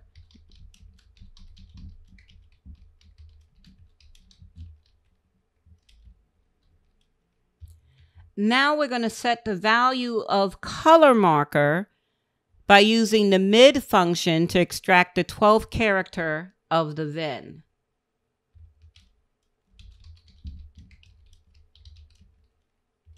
So we're using mid VIN num, and we said it's the 12th character, so 12 comma 1. Mid function, remember, has 3 arguments: the character that you want to start with and how many characters to select. So we want the 12th character and only that 1 character. And now we're going to press enter twice, and we're going to tab, and we're going to type our select case statement in here. So it's select case, and then we're going to use color marker here. So select case, color marker, enter tab, case 0, enter tab, get color equals, and in double quotes, black. Enter shift tab once. Now you're going to do case 1, enter tab, get color equals white. Enter shift tab. So now I'm going to challenge you and have you fill out the rest of the select case information based on the information on this slide on your own. You can pause the video while you're doing it, and when you resume, I will be on my Visual Basic Editor screen so you can see my work. So when you're done, your function get color should look like mine, and the only thing we're missing is the end select statement. So I'm at the end of my unknown. I'm going to enter, and I'm going to shift tab twice, type end select, and enter. Any select case has to have an end select. And then I have my end function at the bottom. And now we'll go up and modify our get new inventory procedure. So for this one, we want the color to be in, it's going to be offset 5. So I believe that's column F. Well, actually cell F2. So we're going to keep them in order. Click at the end of your offset, comma 4 line, enter, and do it dot offset, comma 5, dot value equals get color, and we're using VIN number as the argument there. Go ahead and compile and save. And we'll test it after we do another function procedure. So now you're going to have an opportunity to create another function totally on your own. The information you need for it is on this slide. So you can pause the video while you're working on this, and when you're done, I will show you my code. And now you can see my getMake function, so you can compare it to your own. And when you're done doing that, we have to go back to get new inventory procedure. And we're going to do, so let's see. The make goes in column B, so it's a comma 2 offset. So set up that offset line for the make. And so that's the line you should have typed in there because we're doing them in order. And just in case you need to see it again, I'll go back down to my get make, and you can pause the video if you need some time to look at it. So now for the model of the vehicle, we're going to use a text file so we don't have to type this function. Make sure you're at the end of the module, and we're going to go up to the Insert menu and choose File. Now, I'm already in my text files folder from the video description, and we're going to double-click Get Model. So if you scroll down, you can take a moment to review the function, space it appropriately, indent it appropriately. So just to review it for a moment, the model is in the third and fourth characters of the VIN. And so if the model marker is 16, then the model is Katera. If it's 17, it's Seville, so on and so forth. So you can see, for me, select, case, and select constructs are a lot easier to review than if, then, else if, end if construct. Plus, you can do more tests in the select case one. So now the model goes into cell C2.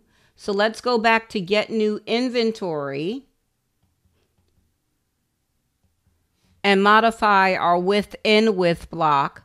So I'm going to click at the end of the Get Make line in the offset group. And we're going to do an offset comma 3 for this one. And that line should look like that. I think I may have misspoken. We're putting it in cell D2. So that's the offset 3. So offset 1 is B, 2 is C, and 3 is D. So after you compile and save, switch over to Excel and test your procedure. And your results should look like mine. And once again, we're going to delete the data on this sheet, do our normal process here, and go back to inventory. And you can switch back over to the editor. We're going to address the other VIN numbers on the sheet by using a looping construct. And they're used to execute a block of code repeatedly. There are two types of looping constructs, do loops and for loops. And we'll be focusing on the do loops for right now. There are two variations of the do loop construct, the do while loop and the do until loop. The do while loop, that statement will run as long as a condition is true. The do until loop will run when a condition becomes true. Each of these constructs has two syntaxes, and each of them, do while and do until, test a conditional value, but the differences between the two control how they handle the tested condition.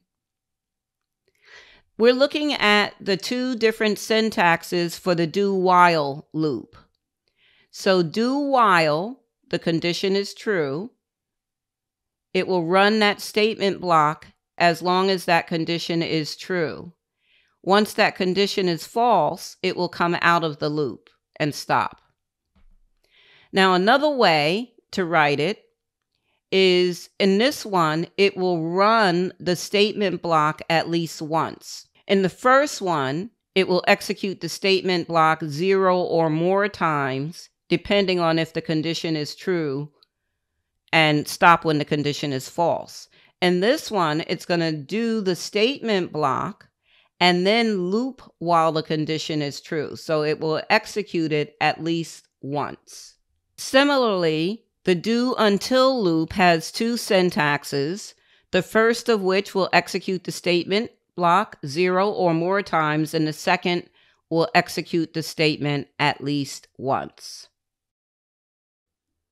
So back in the Visual Basic editor, we're going to edit the Get New Inventory sub-procedure by adding a do while loop to it. It's going to be 4 lines of code that we're going to type. So the first thing we're going to do in the procedure is we want to click at the end of the VIN number line. So I'll highlight it on my screen and press enter. And we are going to type do while VIN number. We're going to do the not equal symbol, so less than, greater than, and then a set of double quotes, no space in between. So we want the loop to run as long as the VIN number is not empty. So it's not equal to empty. We want the loop to run as long as there is a VIN number in the cell. Now we're going to click at the end of our last offset line. And again, I can highlight it on my screen. So right above end with. And we're going to press enter. And we're going to do dot offset. And in parentheses, the number 1. So we're offsetting by 1 row. And then we're going to type dot and select. So it's going to do all of the code within the loop as long as the VIN number in a cell is not empty. After it does the loop, it's going to move down 1 row. And if there's a VIN number in that cell, it's going to run the loop again. But first, we're going to press enter. And we're going to type, and we can shift tab that, well, we'll leave it indented. We're going to type VIN number equals active cell dot value.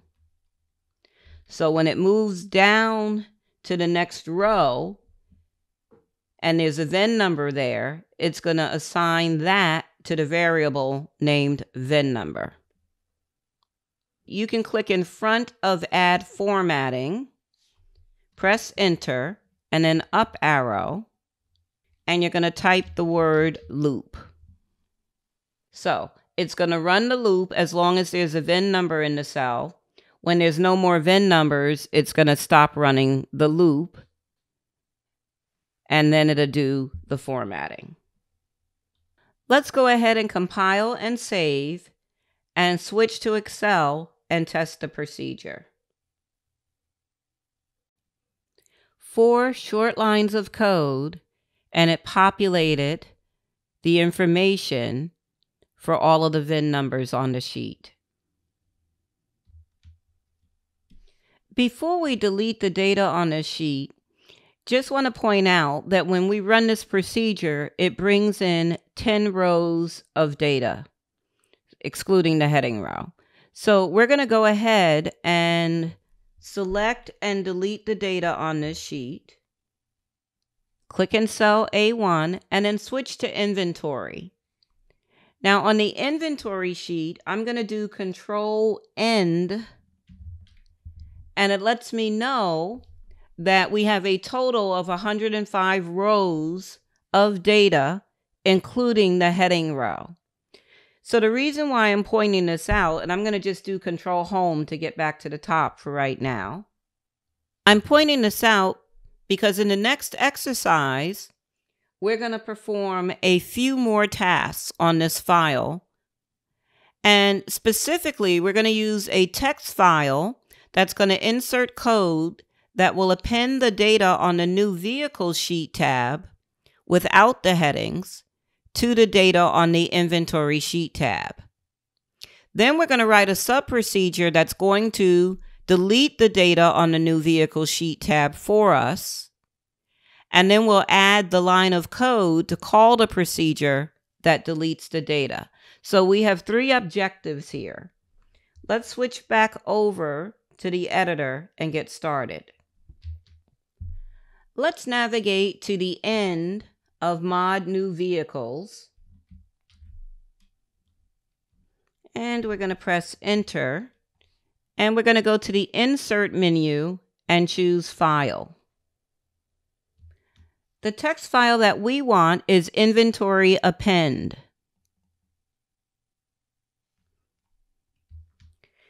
In this sub procedure, we're declaring last cell as a range, so an object variable, and a regular variable response as an integer.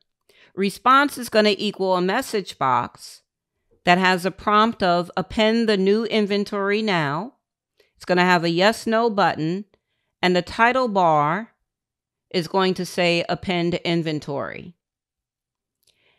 If the response equals VB yes, so if the yes button is clicked, then it's going to set last cell to equal the range from cell H2 all the way down to the last populated cell in column H. And then it's going to set the range to equal A2 through the last populated cell in column H. And it's going to select that range. It's going to cut that selection. It's going to go to the inventory sheet. It's going to start in cell A1, go all the way down to the last populated cell in column A, and offset by 1 row and select that blank cell. And then it's going to paste the data from the other sheet, go back up and select cell A1, and then save the workbook. So that's what's going to happen here with this sub procedure. Now we're going to create a sub procedure at the end of this module. And this is going to be the one that's going to select and clear everything on the new vehicle sheet. So we're going to do sub clear sheet. Your usual enter a couple of times and indent. And we're going to do worksheets. And then in parentheses and double quotes, new vehicles dot select cells dot select selection dot clear, and then range A1 dot select. So it's going to go to that worksheet. So after it runs this one, the inventory append, it's in cell A1 on the inventory sheet. So clear sheet has it go to the new vehicle sheet, select all the cells, delete everything, and then click in cell A1. Now we're going to call the clear sheet procedure from within the inventory append procedure.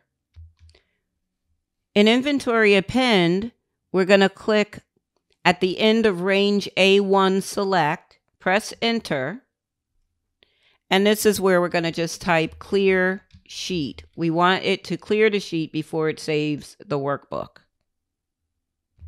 And lastly, to be more efficient, we're going to go to our get new inventory procedure.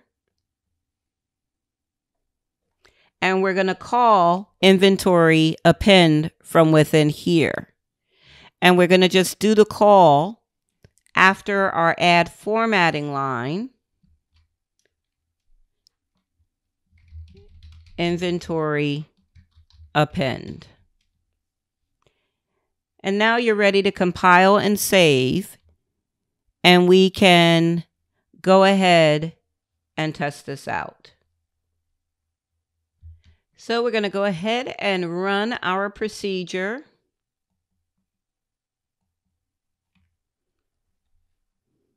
So now we get our message box, append inventory, append the new inventory now with our yes and no buttons. We're going to say yes.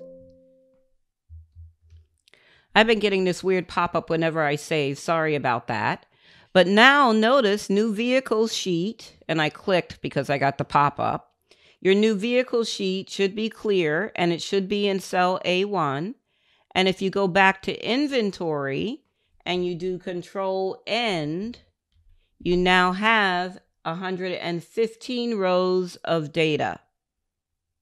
And we can go Control Home. And we can go ahead and save and close this vehicles file. Our last topic in this lesson are for loops. So another type of looping construct, and there are two variations, of course, the for to next loop and the for each next loop. The for to next loop, that statement will execute a series of statements a specified number of times. The for each next loop is used on collections, and it loops through each object in the collection. We're going to be using both of these constructs in this last topic. And we'll be doing this on the sales fiscal year macro-enabled file. When we worked in this file earlier, we created an add total sub-procedure, which added the total of the selling price on this particular worksheet, and it placed the result 2 rows down from the last populated selling price in column I. Now we're going to use a for to next loop to repeat that process on the other sheets in this workbook, including the 26th of August sheet tab. So let's go ahead and switch over to the editor. And there's our add total procedure. Right underneath it, under the end sub statement, press enter, and we're going to create another very short sub procedure, and we're going to name it all totals.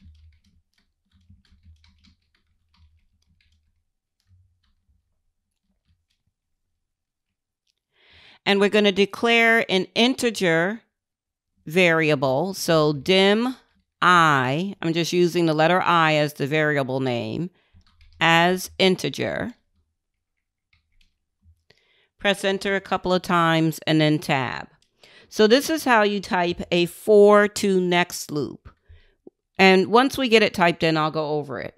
So we're going to type for I equals sign 1 to the number 1 to worksheets dot count, enter tab, worksheets, and in parentheses I dot select, enter, add totals, enter, shift tab, next I, enter.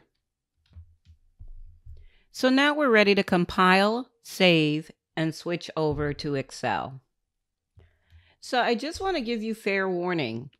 When we run this procedure, we are going to get an error message. We'll talk about it when it happens. Because this is not an event procedure, we're going to do Alt F8 to open the macro dialog box. And we want the all totals procedure. So select that one and run it. And you're ultimately going to end back up in the editor with an error message. So we're encountering runtime error 1004, application defined or object defined error. If we click on debug, go ahead and click on debug, it takes us to a line in the add totals procedure. And we're calling that add totals procedure from all totals. So when we get to that active cell offset 2 dot select line is when the error happened. So this is when it set the last cell to be I2 all the way down to the last populated cell in column I. And then after it selects that last cell, it does the 2-row offset and it drops 2 rows below. And that caused the error. Now I'm going to show you how to clear this in a moment and how to resolve it. But first, I want us to switch over to Excel, and I want to show you what caused the error. So what's causing this error is, if we look down at our sheet tabs, we're on the 4th of July sheet tab. There were no sales in the 4th of July. So when it went to column I and it went all the way down to the bottom, there's no place for it to do that offset. There are no more rows. So that's what caused the error. Let's switch back over to our editor and fix this. So the first thing you want to do when you get an error is you want to reset it so it clears everything, every variable value out of your memory. So we're going to use the reset button, which looks like a stop button on the toolbar. The yellow goes away. And what we need to do is we need to add 4 short lines to the add totals procedure. Let's select all of the lines from set down to active cell formula and indent, and then click at the end of your dim total formula as string line. Press your down arrow key and press enter and then tab just one time. So we're going to do an if then else end if block here. We're going to type if range and your parentheses double quote I2 dot value is not equal to 0, then, so if there's any number in cell I2 that is not equal to 0, then do all of this code. After the end of the active cell formula equal total formula line, we're going to press enter and shift tab, and we're going to type else and enter and tab. Range A3 dot value equals, and in double quote, no sales. Enter, shift tab, and end if. So if there are any values in cell I2 that are not equal to 0, then run the procedure. If there are, we're going to put in cell A3 no sales. Let's go ahead and compile and save and switch to Excel. And I honestly didn't mean to say switch to Excel. We're going to test this fix after the next exercise. Now we're going to create the for each next loop, which works on collections. So this is what we need to do. We also want to name that subprocedure all totals. You can't have 2 subprocedures with the same name in the same module. So what we need to do is select our entire sub all totals for right now. And when we added buttons to our toolbar, one of the buttons that we added was comment block. So we're going to click on comment block. So it turned that whole subprocedure into comments, which means it's not really code at this time, according to VBE. So we can create another subprocedure in this module with the same name. Right underneath the commented out code, we're going to go ahead and create this other subprocedure named all totals. And this one, like I said, we're going to use the for each next loop in this one. So enter twice. And this one, we're going to dim sheet as worksheet. So we're doing an object variable pretty much there. The sheet is a worksheet. Enter twice and tab. All right. For each sheet in worksheets, enter tab, sheet.select, enter, add totals, enter, shift tab, next sheet. That's it. That's the for each next loop. It works on collections. So we dimmed sheet, the variable sheet, as a worksheet. For each sheet in the worksheets collection, select the sheet, run the add totals procedure, the one that we modified because we got that runtime error, and then go to the next sheet until there are no more sheets.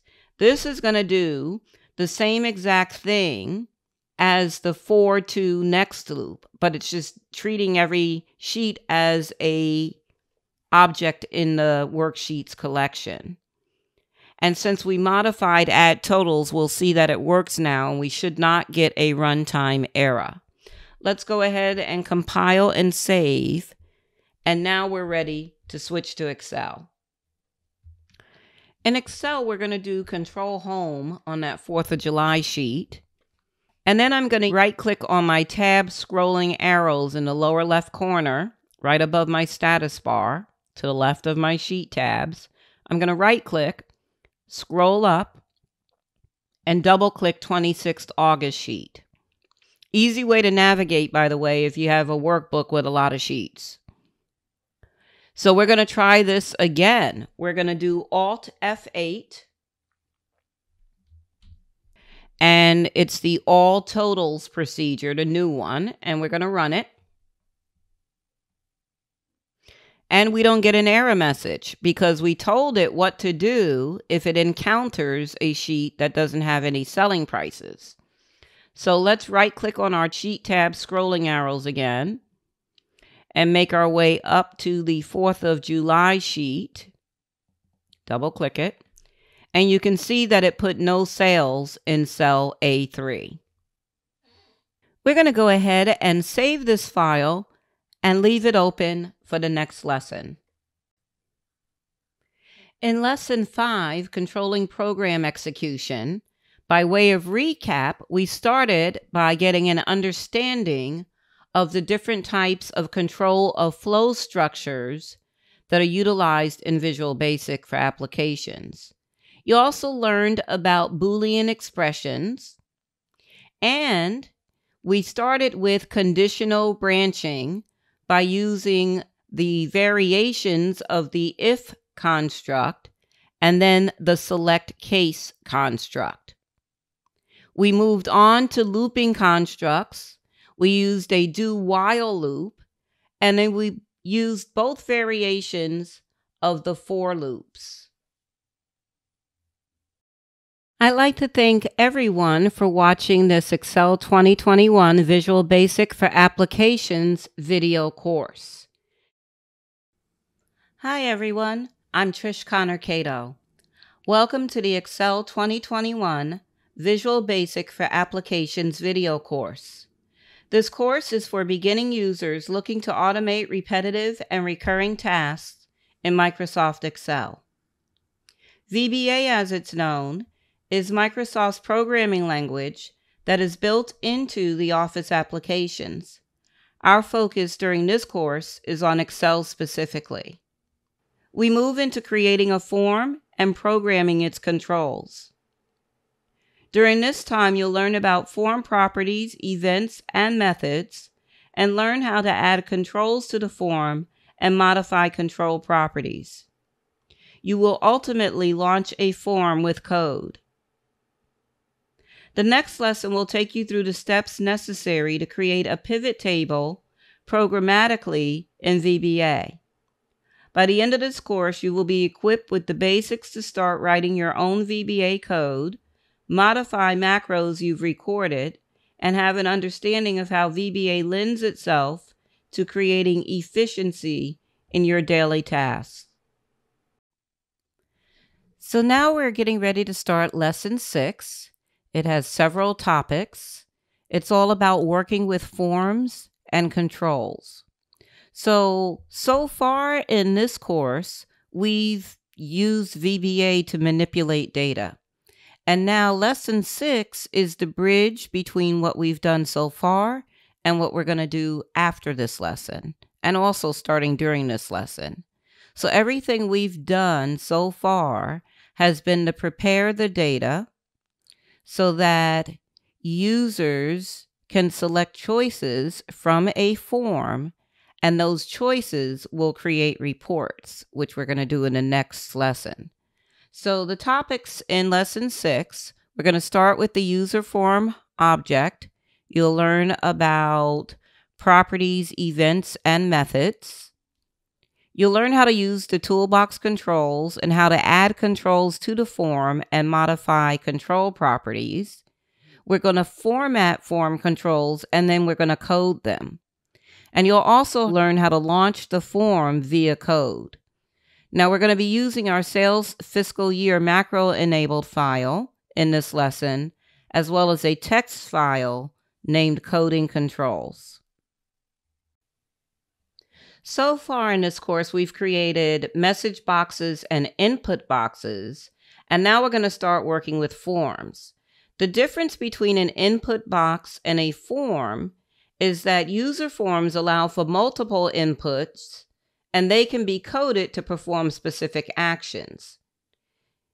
These inputs can be in the form of text boxes, check boxes, drop-down lists, option buttons, and they're known as controls. The user form object itself has properties, events, and methods that can be accessed, and the controls have properties and methods that can also be accessed, as you'll see during this lesson. I'm not going to spend a lot of time on these next few slides because, again, the slide deck is in the video description for your future reference. But I have a slide in here showing you form properties, like the height of the form, the width of the form. Then I have form events. So you can have event procedures on forms. We have form methods, like copy, cut, hide. Now, this one I want to spend just a moment on because we will be creating a form with controls, and we're going to be using prefixes. So it's a convention, not a rule, just like we used MOD to identify a module before its name. So we will be using prefixes for our form controls. And so I have them, and I'll guide you through it when we start working on the form, but I have them here on the slide for your future reference. So for example, command button is CMD, a checkbox CHK. Most form controls share common properties. So every control has these properties, and there's a slide here for that as well. Form controls also have their own unique properties depending on the type of control. So let's go ahead and get into the sales fiscal year file and go into the Visual Basic editor. Before we insert our user form object, make sure that you rename module 1 mod totals, just so we have some consistency. And then we're going to right click on the VBA project sales fiscal year, hover over insert, and choose user form. So when you insert the user form object, it comes with the user form grid, and it comes with the toolbox which is floating, so you can move it where you want it to be. Now, I will just give you a little heads up here. If you're not seeing the toolbox and you have two monitors, it could be hiding behind another open window on your other monitor. I've had that happen to me before. And if you still can't find it, then that means it didn't open, and you should be able to go to the View menu and choose Toolbox. So the first thing we're going to do is we're going to just click in the title bar of the user form object so it's selected. And we're going to set some properties for the form itself. And we'll be using the properties window to do this. Now I'm going to just make this a little bit taller. So the first property that we want to set for our form, we're going to double click the name property. And we're going to type FRM. That's the prefix for a form, and we're going to name it capital G generate, capital R reports, and press enter. The next property we want to change is the caption. So the caption is what's going to show in the form's title bar, and as we're typing it, you'll see it populate the form's title bar. And that's going to be in plain English, generate sales reports. Then we are going to go to the height property and change the height to 300 and press enter.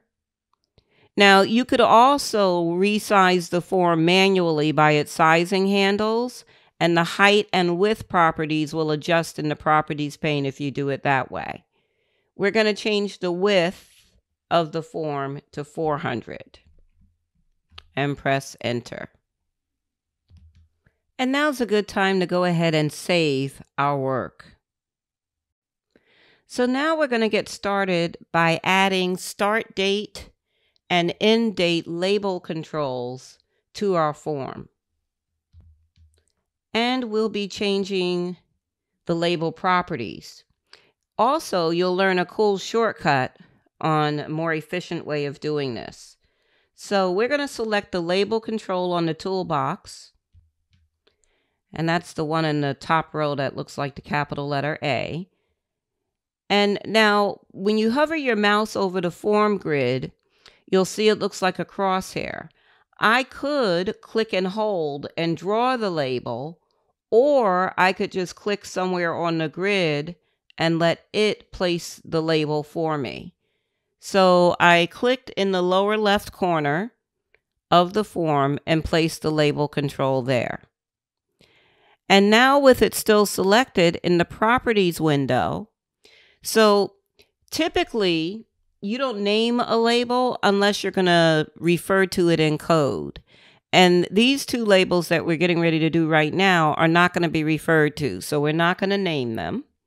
If we were, we would use the LBL prefix, and you'll see that in a few. In the properties window, we're going to double click auto size to set it to true from false. In the caption, we're going to put end date with a colon and then press enter. And that's the text that displays on the label. And then we're going to go all the way down to word wrap and double click it to set it to false so it doesn't wrap the text inside the label.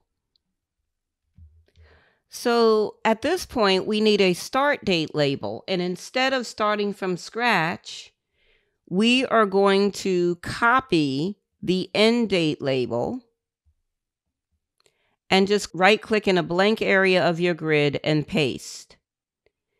And then get your move four-headed arrow on that pasted label and just drag it down so it's above the end date label.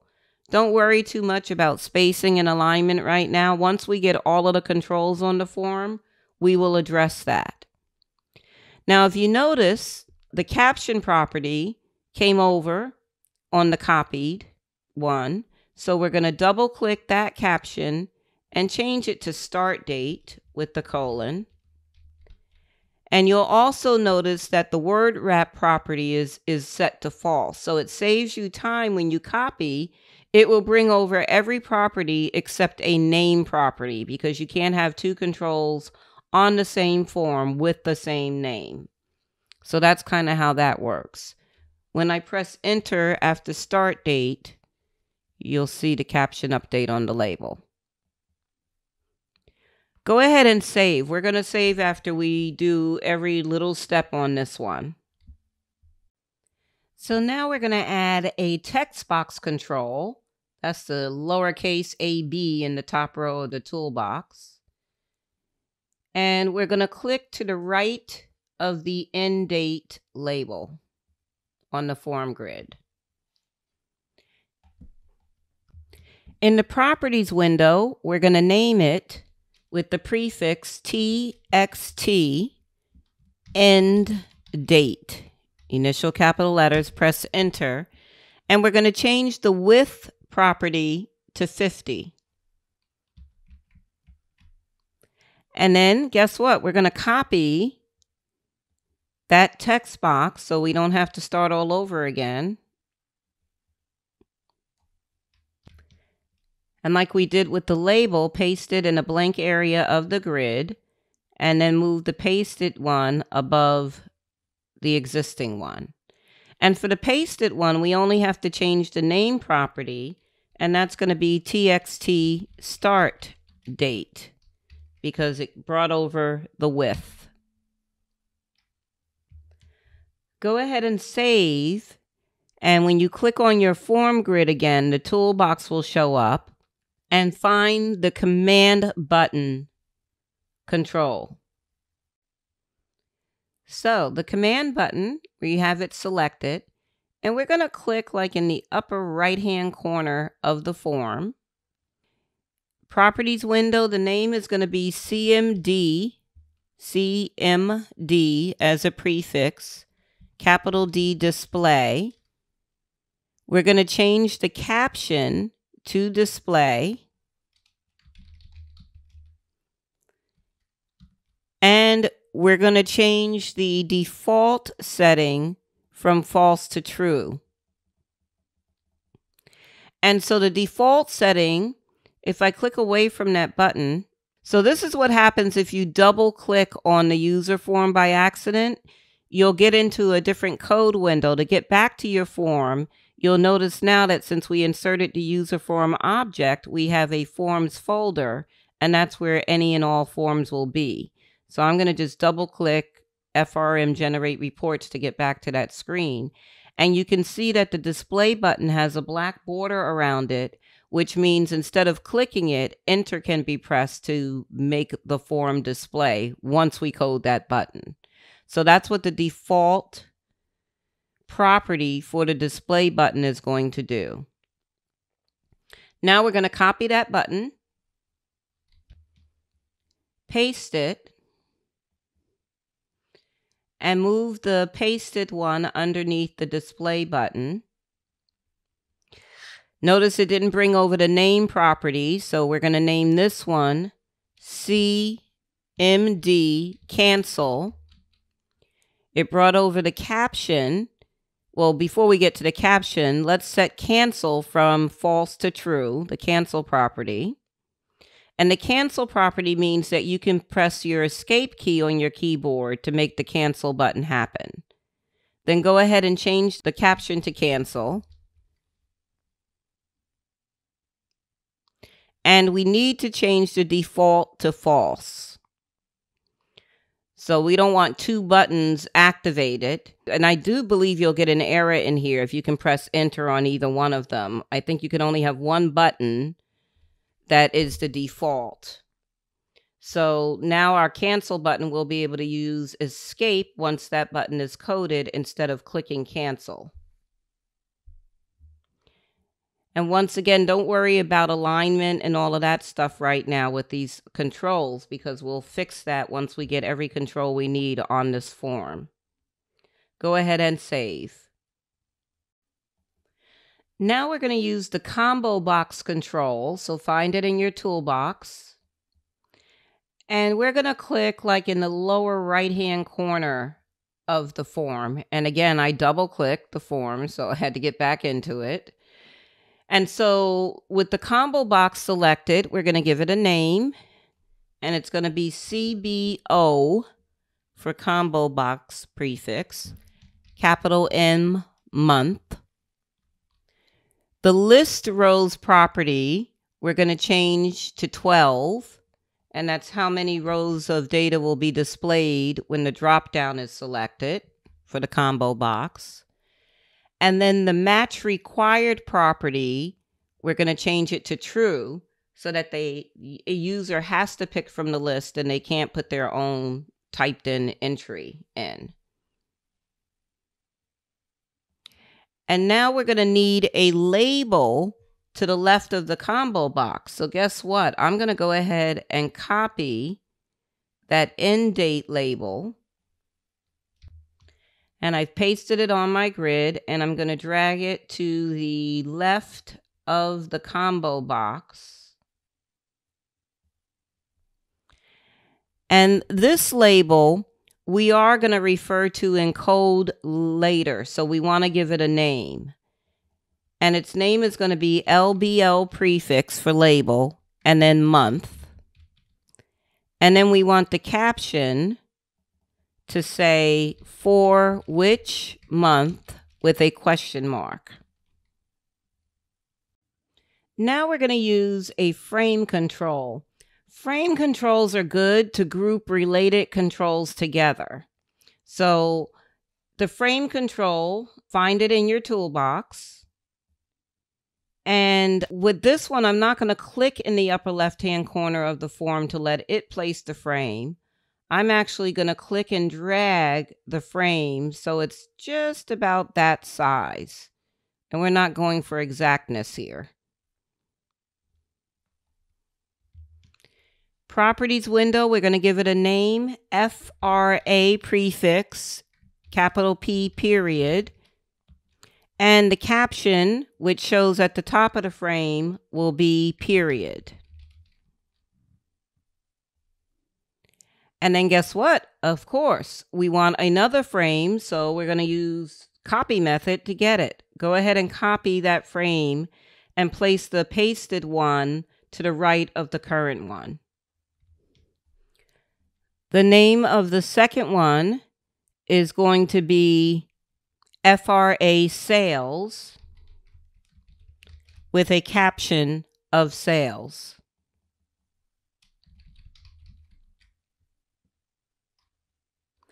And go ahead and save. We're going to be placing 6 option buttons on the form, and 3 of them are going to be in the period frame, and the other 3 will be in the sales frame. So I'm going to bring up my toolbox again, and the option button, I'm going to select the option button, and I'm going to click in the upper left corner of the period frame. Now the thing is I want to see the entire option button in the period frame, the actual frame around the option button control. So I'm looking at my period frame and it's not quite wide enough. So I'm going to just widen it a little bit more so I can see that entire option button framework. And because I did that, I'm going to move the sales frame to the right a little bit and resize it just a hair. So I have that first option button 1 in the period frame. We're not going to do the properties until we get all the option buttons in. And I'm going to copy it. And I'm going to paste it in the period frame underneath the first one. And since it's still on the clipboard, I'm going to paste another one underneath the second one. Now, sometimes when you do that, it lays it over the second one. So I'm going to just click and drag it down, and you'll see there are actually 3. Again, we'll deal with alignment later. Now I'm going to go over to the sales frame and paste. I'm going to move that one up and paste twice more in the sales frame. And again, if you get one overlaying the last, drag it down.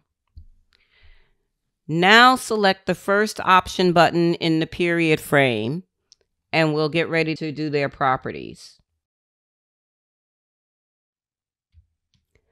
The name of the first one is going to be opt, O-P-T is the prefix, capital M month, with a caption of month. The second option button is going to be opt all with a caption of all. The last one in the period frame is going to be opt other with a caption of other. And then in the sales frame, the first one is going to be opt salesperson, and the caption is going to be salesperson. Oops. Oh, because I put a space. Did you see that error? So I did opt space salesperson. I'll do it again. And it's not letting me. There can be no space. So it will certainly let you know clearly. And it's just salesperson for the caption. The second one in the sales frame is going to be opt model with a caption of model. And the third one is going to be opt classification with a caption of classification.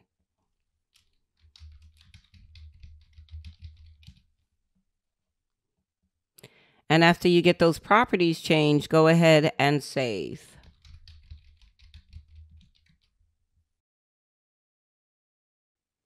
So now we'll deal with formatting our form controls. These are all the controls that we want on our form. And so when the end user selects a period, the report will be for the period they select. When they select how they want to see the sales group by, they'll select that in the sales frame. If they select other, if they select month, it will ask them for which month.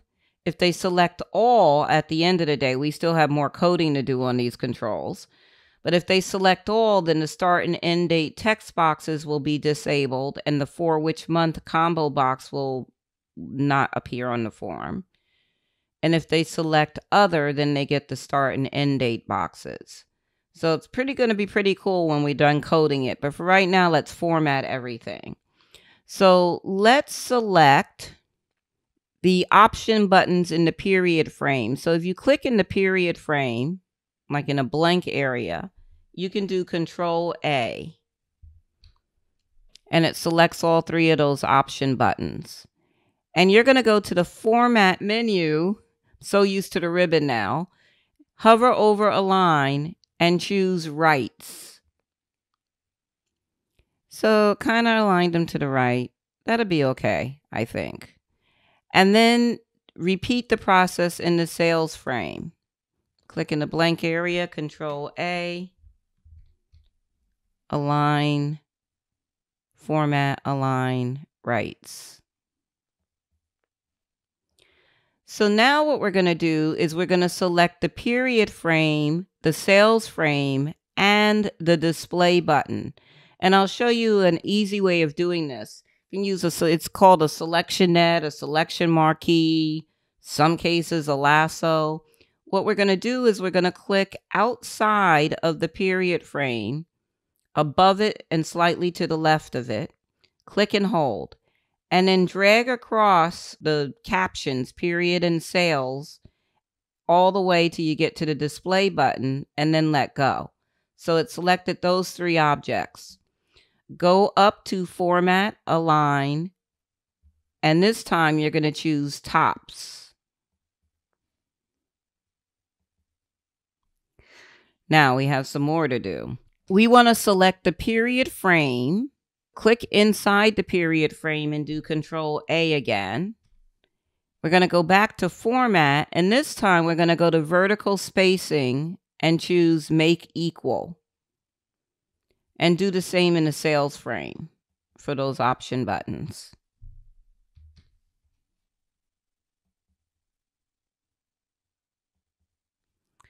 And now we want to select the period frame and the start date and end date labels. So I'm going to use the selection net method again. Click above and to the left outside of the period frame.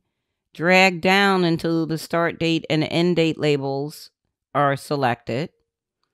And now we're going to do format align lefts. Now, my display and cancel buttons are aligned fine, but if you need to select both of them and align them, do so. And then afterwards, select your cancel button and the for which month combo box and align them by their right sides.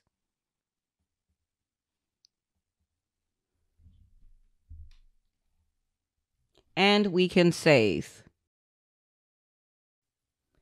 So now we're going to actually run the form and test the tab order. So we want it to begin in the period frame with the month option button not actually selected, but with a border around it. Go through the other option buttons in the period frame, then go to the sales frame and through those option buttons. If necessary, go down to start date, end date, and then for which month, combo box, and then display and cancel. So we haven't coded anything right now, but that's the tab order. If someone wanted to use the tab key to navigate the form, the tab order needs to be correct. So with your form selected, you're going to press F5 on your keyboard, and it opens the form on top of your spreadsheet. And you'll notice on my screen, now yours may be very different. It depends on where you pasted your copies and stuff like that, right? So mine is in the end date field, text box. And when I tab, it goes to start date. Tab again, and it's on the display button. Cancel. Then the combo box at the bottom.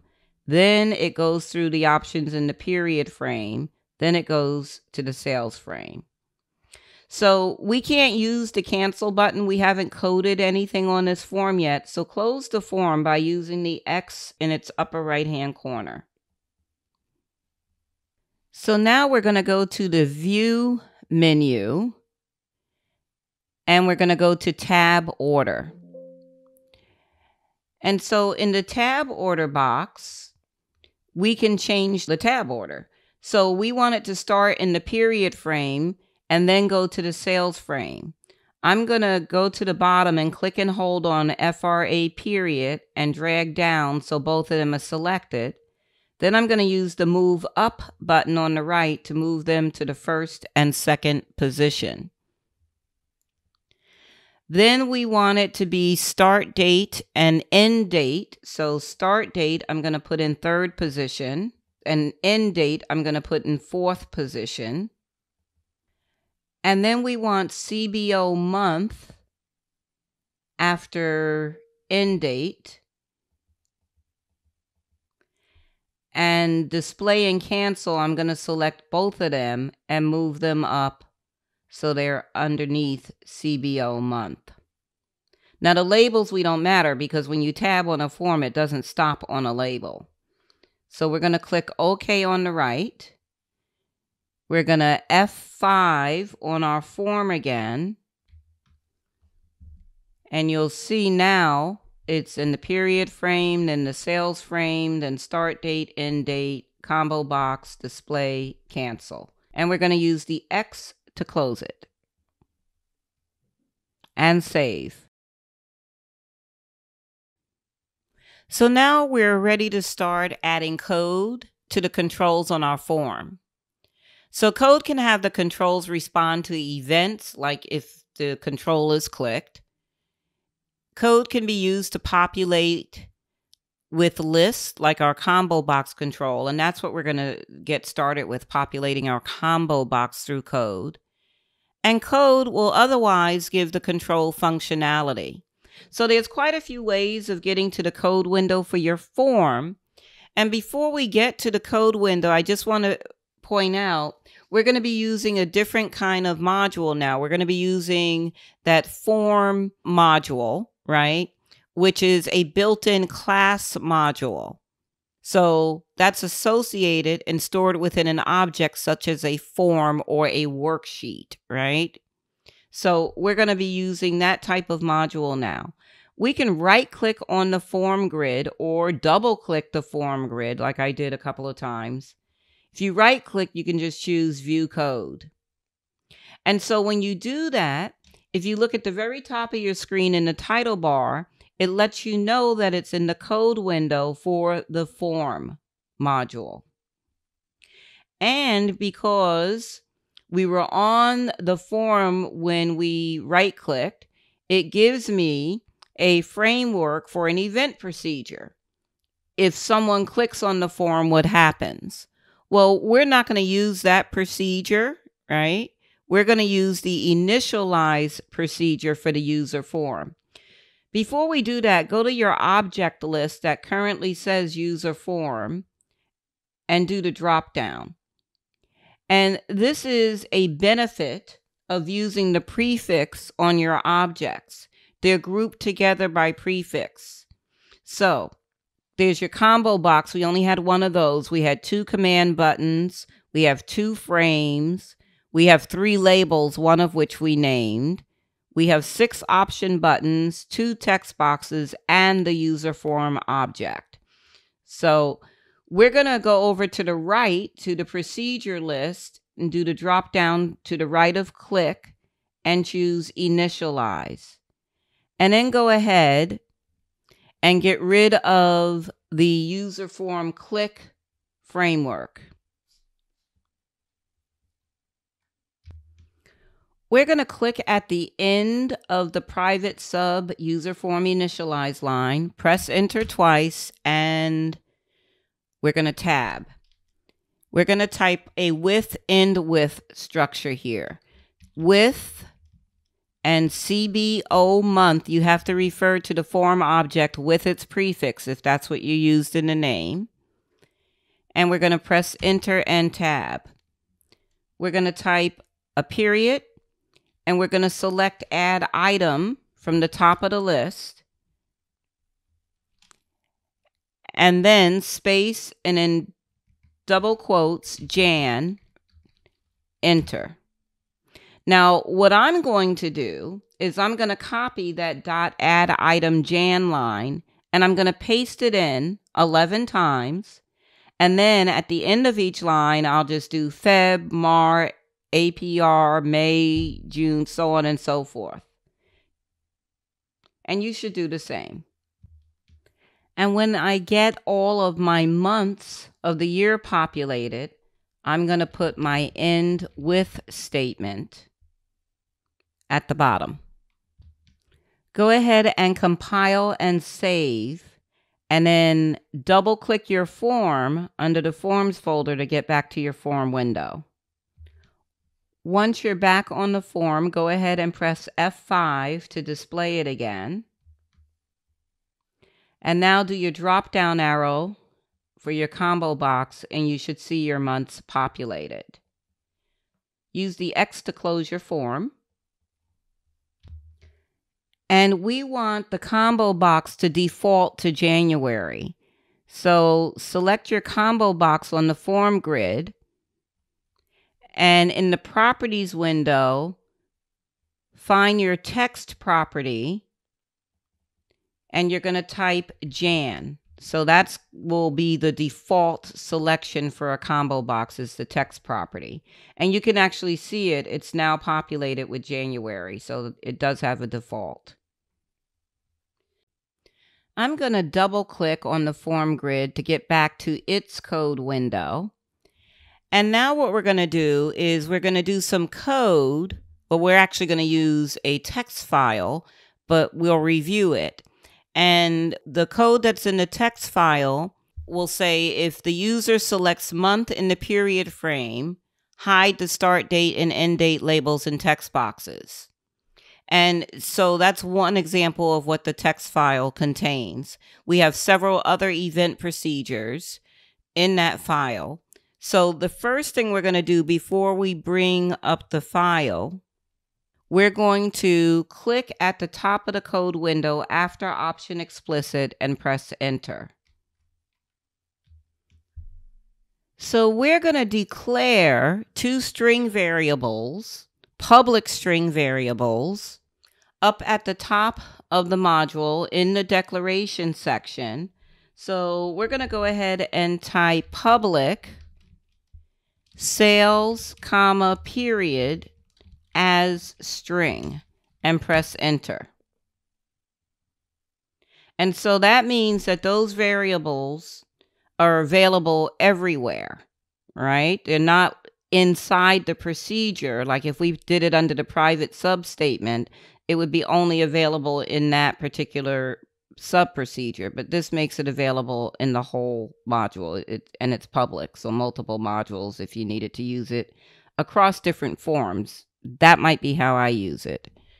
So now what we're going to do is underneath, click at the end of your end with statement, press enter, and you're going to type CBO month dot visible, which will be on your list, equals false, and that should also pop up on the list. Enter LBL month dot visible. So that's why we gave that label a name, because we were going to refer to it in code, and we're going to make that also equal false. So they're not visible is what that's saying. Click at the end of your end sub statement, press enter twice, go to your insert menu, choose file, and we want the coding controls text file. So let's review this inserted code. So there's 4 click events underneath our combo, our user form initialize procedure. There's 4 click events. And so the first one, the cancel button, when it's clicked, unload me. That means unload the form. So unload the form from the computer's memory when the cancel button is clicked. Me represents the form. Then you have when they click the option button all in the period frame, it's going to set the value of the period variable to all. If they select classification in the sales frame, it will set the value of sales to classification.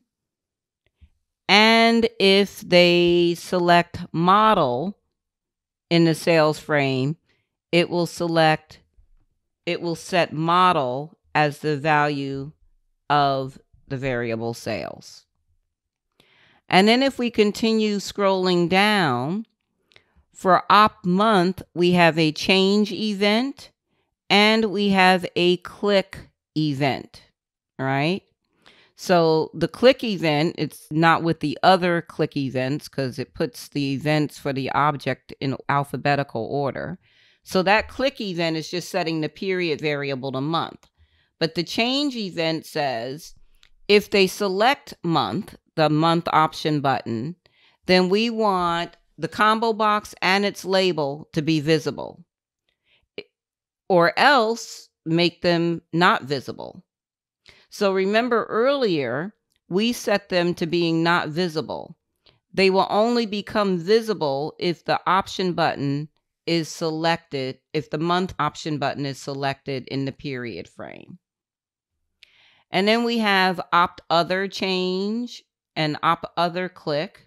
The change event for the other option button is if they select the other option button in the period frame, the start date and end date text boxes will be enabled.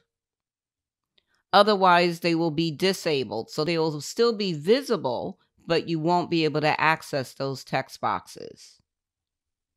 And then, again, there's the other one where they assign the value of salesperson to sales when that option is clicked in the sales frame. Go ahead and save and then switch back over to your form. We're going to do one thing in the properties window over there before we test these changes. So on your form, I'm going to select the start date text box. And I'm going to change its enabled property to false. And I'm going to do the same for the end date text box. And so they will only become true and accessible if the user selects other in the period frame. So now let's go ahead and do F5 on our form. And the first thing I'd like you to do is notice that the label and the combo box for which month is not visible.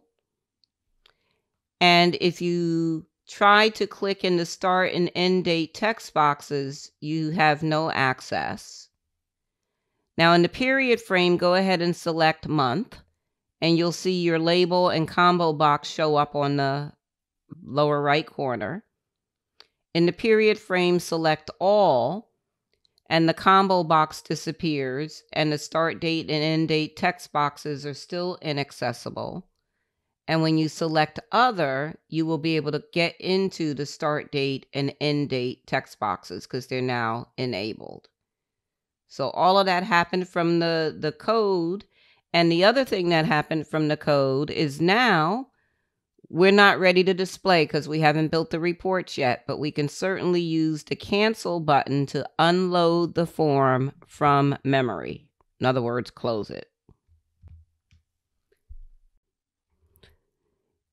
So we have one final thing we want to do with this form, and that is to be able to execute it programmatically without really having to do F5. Now, later on, we'll even make that process more efficient. But for right now, what we want to do is over in Project Explorer, we're going to right-click on the Modules folder, and we're going to choose Insert Module. And then rename that module Mod Reports. Already is there. Well, you don't have to double click it to get there. And in here, we're going to just type a very short sub procedure.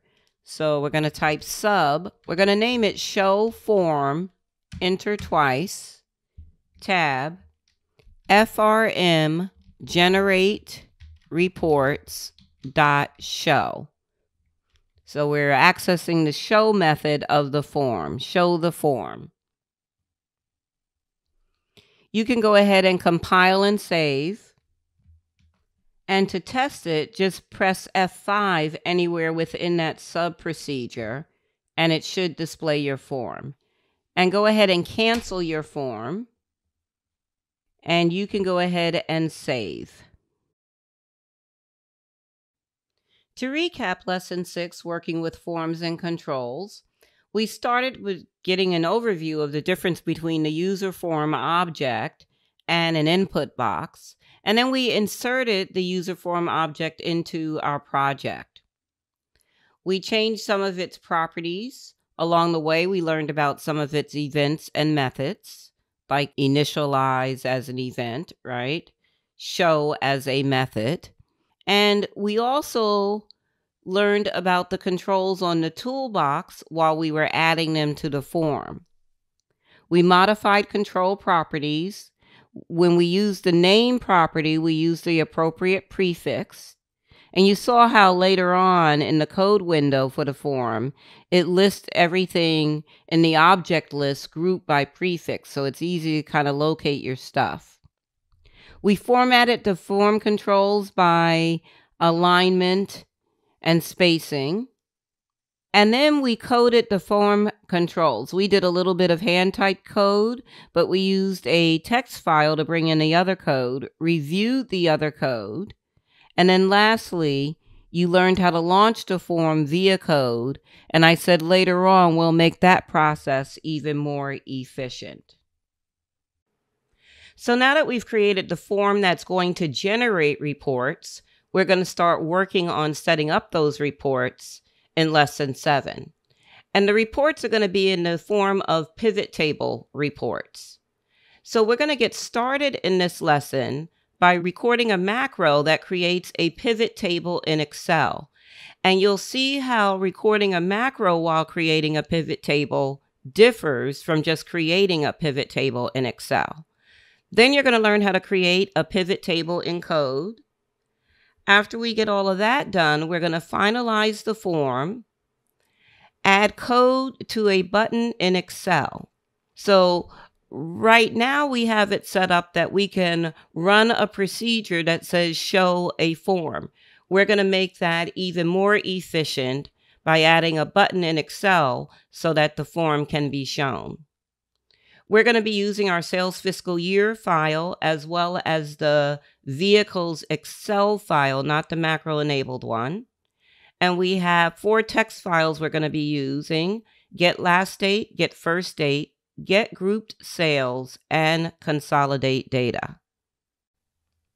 So pivot tables allow you to summarize data from a worksheet or external data source and create reports. You can decide the data to be analyzed and how to summarize the data in the reports. And then after the pivot table is created, you can pivot the data to look at it in different ways.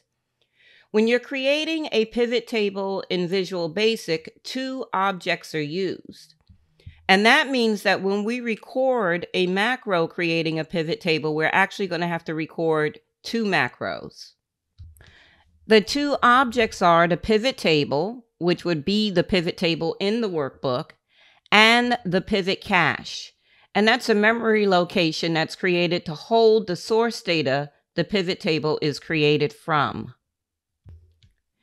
The pivot cache object needs to exist before a pivot table is created. And the create method of the pivot cache's collection object is what's used to create a pivot cache in Visual Basic. And I have the syntax on the screen. So it's pivot caches, and you use the dot notation to access the create method. It has 1 required argument, source type, and 2 optional arguments, source data and version. The source type argument has 5 options in the form of Excel constants, which are showing in the table. So Excel consolidation would be multiple consolidation ranges in the spreadsheet. Excel database would be the data on an Excel worksheet. External, data from another application. Pivot table would be the same source as another pivot table report. And scenario would be data based on scenarios that are created in Scenario Manager in Excel. The source data argument is the data for the new pivot table cache. And the version is the version of the pivot table. If used, it can be one of the source type constants. Once the cache is created, the create pivot table method of the pivot cache object is used to create the pivot table. The create pivot table method has 4 arguments. Only the first is required, and that would be table destination. And that would be the upper left cell of the pivot table's destination range. The table name is optional. Read data argument is optional, and it's either set to true or false. True indicates that a cache will be created containing all the records from an external database. And default version allows the default version of the pivot table report. The pivot cache and pivot table can be created in the same procedure. And then after all of that is done, the fields populating the pivot table have to be set up separately within the pivot fields collection. The pivot fields collection is a member of the pivot table object and contains the columns of data from the data source. Its orientation property is used to populate the report. Field names are assigned to the values in each column based on the column headings. And we're using Excel constants here again. So Excel row field would be the row labels in the pivot table. Column field, column labels. The page field constant would represent the report filter. Data field would be the values. And then you have another one, hidden, which is used to hide a field. And at the bottom, I have the syntax of the orientation property. So you can kind of see what it looks like. In the sales fiscal year file, I'm on the 26th of August sheet tab, and I'm going to click anywhere within my data except on the sum of the selling price in column I. I'm going to use my status bar to start a macro recording, and we're going to name it Create Pivot Table. We're not going to fill out anything else in this box. Go ahead and click OK. And now we're going to go to the Insert tab of the ribbon. The first button is Pivot Table. I'm going to click the upper half of that button. So choose the data that you want to analyze. Select a table or range is the default option there. And it already has your data selected. And you can see on your spreadsheet there's a border around all of your data. Lower half of the screen, choose where you want the pivot table report to be placed. You typically want your report on a new worksheet. So we're going to leave that default and we're going to click OK. So it creates a new sheet. It puts the framework of your pivot table on it. And then over on the right, you have your pivot table field list. Because we're recording a macro, we need to stop the recording now. We have to record 2 macros to complete the pivot table. So go ahead and stop your macro recording. So the macro we just recorded set up the pivot cache. Now we have to record a macro to set the fields. So let's start another macro recording, and we're going to name it Set Fields. We're not going to put anything else in the box.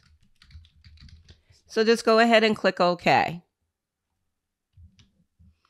In the upper half of your field list, you're going to click and hold on the year field and drag it down to the filters box on the lower half of the field list. And you'll see your pivot table report on your spreadsheet has already started to populate. It doesn't look like much now. In the field list, we're going to drag classification down to the columns box. We're going to drag make to the rows box. And lastly, drag selling price to the values box. So now our pivot table report is populated with the fields that we want, and we are going to stop the macro recording. Let's switch over to the editor window, and we're going to rename Module 1 to Mod Sheet Pivot.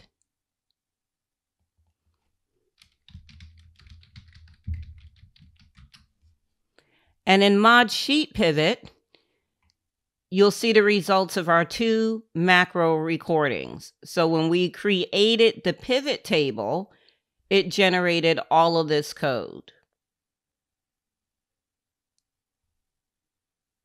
And when we set the fields, you can see those Excel constants in there with the orientation property, right, for the pivot fields. And so the page field, we put year down in that filter box. We put classification in the column box, make in the row box, and we put the selling price in the value box, and the default calculation is the sum function. We're going to switch back over to Excel and delete the sheet that has the pivot table on it. And you can go ahead and save your file. Now we're going to create a pivot table in Visual Basic Code. So I'm going to switch back over to the editor, and we'll be working in mod reports. And we're going to click at the end of the end sub statement and press enter twice. We're going to create a sub procedure called create pivot.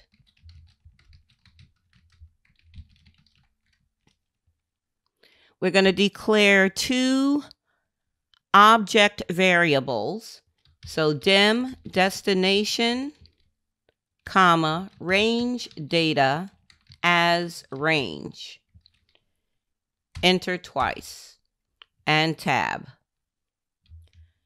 So now we're going to use the set keyword to set the values of our object variables.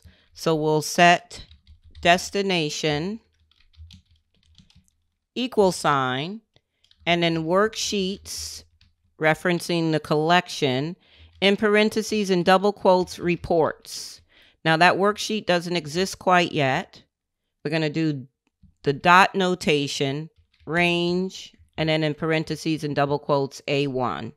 So we're going to want the pivot table to be on a reports worksheet starting in cell A1. And that's what we set the destination object variable to. Next line, we're going to set range data to equal range, in parentheses, double quotes, A1, comma, this time we're not closing the parenthesis, and then we're going to type range, and then open parenthesis, double quotes, J1, close your quotes, close that parenthesis, dot, end, and then open paren, and you're going to select XL down constant from the list, and two closing parentheses at the end of that. Press enter a couple of times. So the range data object variable has been set from cell A1 through the last populated cell in column J. So now we're going to use the pivot caches object, and we're going to type active workbook dot pivot caches dot create, and we're going to use our line continuation character of space underscore, enter, and tab. Open parenthesis. Now this time, we're going to do the syntax differently. This is just another way of doing the same thing we've done before, where we actually put the argument name. So we're going to type source type. That's the first required argument, the only required argument. We're going to do a colon, space, and an equal sign. So when you're referencing the name of the argument, you have to follow it by a colon, space, equal sign, and then your entry for the argument. So we're doing Excel database. We're using an Excel list for our data, our source data. And we're going to do a comma. The next argument is source data, colon, space, equal. And we're going to make that equal our range data object variable. Close the parenthesis, do a space and an underscore for a line continuation, and enter. Now we're going to use the create pivot table method of the pivot caches object. So we're going to do dot create pivot table space table destination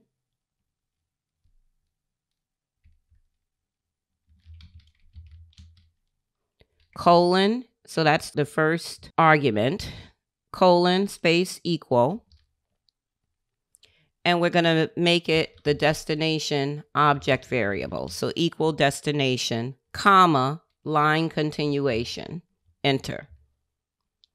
And now we're going to use the table name argument, colon, equal. And in double quotes, we're going to name the pivot table sales pivot. and then press enter. So we declared our two object variables and set their values. And then we used the pivot cache's create method to create our pivot cache with a Excel database source type, range data as the source data. And then we used the create pivot table method within the pivot cache's object to create our pivot table. And we told it the destination by using the destination object variable. And we gave the pivot table a name. So now that part 1 is done, let's go ahead and compile and save and switch to Excel. In Excel, I'm going to right-click on the 26th of August sheet tab and choose Insert, double-click Worksheet, and I'm going to name that new sheet Reports and press Enter. And then I'm going to go back to the 26th of August sheet, be anywhere within my data, and I'm going to do Alt F8, and I'm going to run the create pivot procedure. So now if you go to your reports tab, you should see just the framework. Now let's switch back to the Visual Basic editor so we can write our code that will set the fields for our pivot table. The first thing we're going to need to do is declare some public variables. So at the top of your mod reports module, click at the end of option explicit and press enter.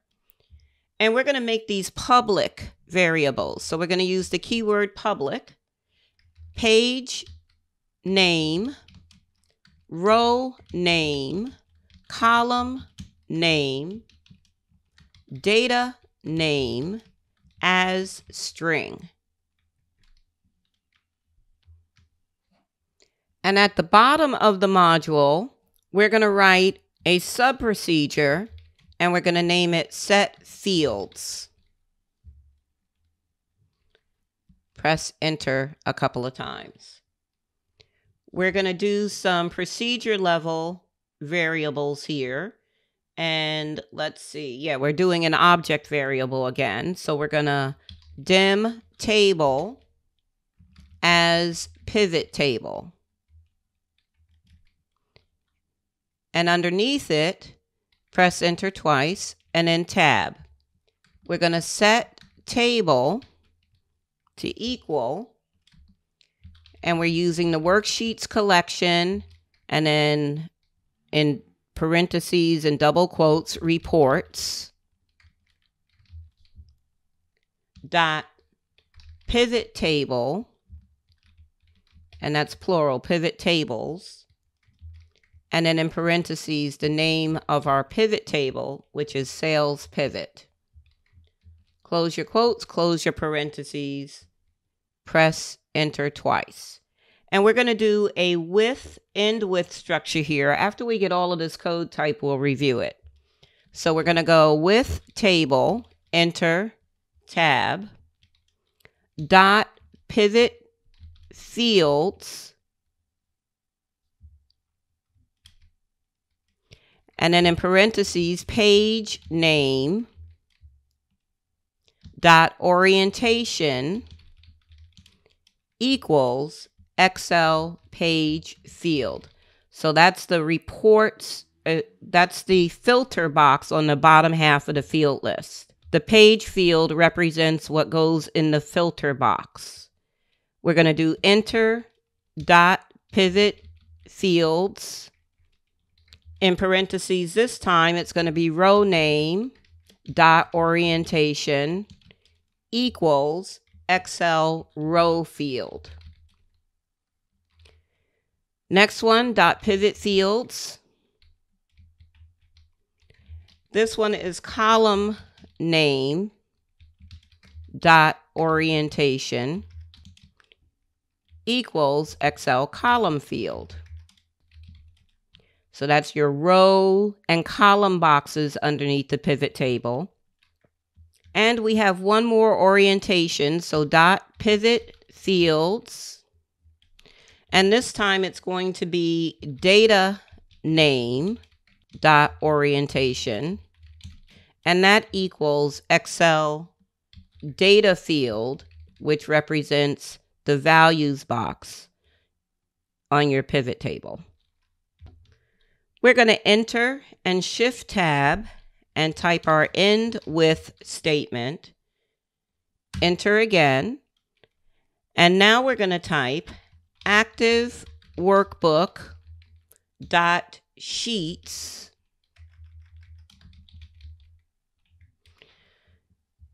and in parentheses, in quotes, reports dot activate. Enter and tab. Table dot pivot select space set of empty double quotes, comma, Excel data only, which is on your list. Enter. Almost there. 2 more lines. Selection dot number format equals, and in quotes, $, comma, pound, 0, close your quotes, enter. And we're going to shift tab and type range, and in parentheses and double quotes, E1 dot select, and enter. So we set an object variable table as a pivot table, and then we gave it the value of our sales pivot table, which will end up on the reports sheet. We use the orientation property of the pivot fields collection to say what our page name variable, row name, column name, and data name variables are going to equal. And then we told it to activate the report sheet and select the pivot table. And the only thing we wanted to select out of that pivot table is the values field. And then we're giving the value a number format. And then we want it to go to cell E1. We're not quite ready to test this yet. So let's go ahead and compile and save and switch to Excel and delete that reports worksheet. And then come back to Visual Basic Editor. So before we test our set fields sub-procedure, we're going to do some other finalization stuff for the form. Specifically, we're going to create code that will generate the pivot table reports based on the selection the user chooses in the forms. So we're going to be distributing our user responses onto the correct procedures. So we're going to create code so that when the user activates the display button, the form will be hidden. The period option selected will be evaluated, determining the month or the start date and end date of the report. The sales option selection will be evaluated, and the variables containing the field names will be populated. The source data will be pulled from the workbook and placed on a new sheet. And then the data is going to be moved to a new workbook, and the pivot table will be created. Now, when I did the overview for this lesson, I misstated a file and I updated it on the slide. We're using this file during this lesson, as well as another file called reports, and they need to be in the same directory. Reports is an Excel file. I said the vehicles file, but it's actually a file named reports. So I just wanted to make that correction. So let's get started on what we're going to be doing here. Let's go to the code window for our form. So I'm going to just double click the form here. And then double click on the form to get to that code window. And we're going to go to the object list at the top where it currently says user form. And we're going to select CMD display for our display button. And it defaults to the click event, which is what we want. I'm going to click at the end of the private subline and press enter twice. And I'm going to tab. And I'm going to type me.hide. So when the display button is clicked, the form is going to be hidden, is what this is saying. Now we're going to go up to the declaration section, and we already have public sales period as string up there. Click after period, type a comma and month. So we're adding another variable declaration. At the end of as string, press enter.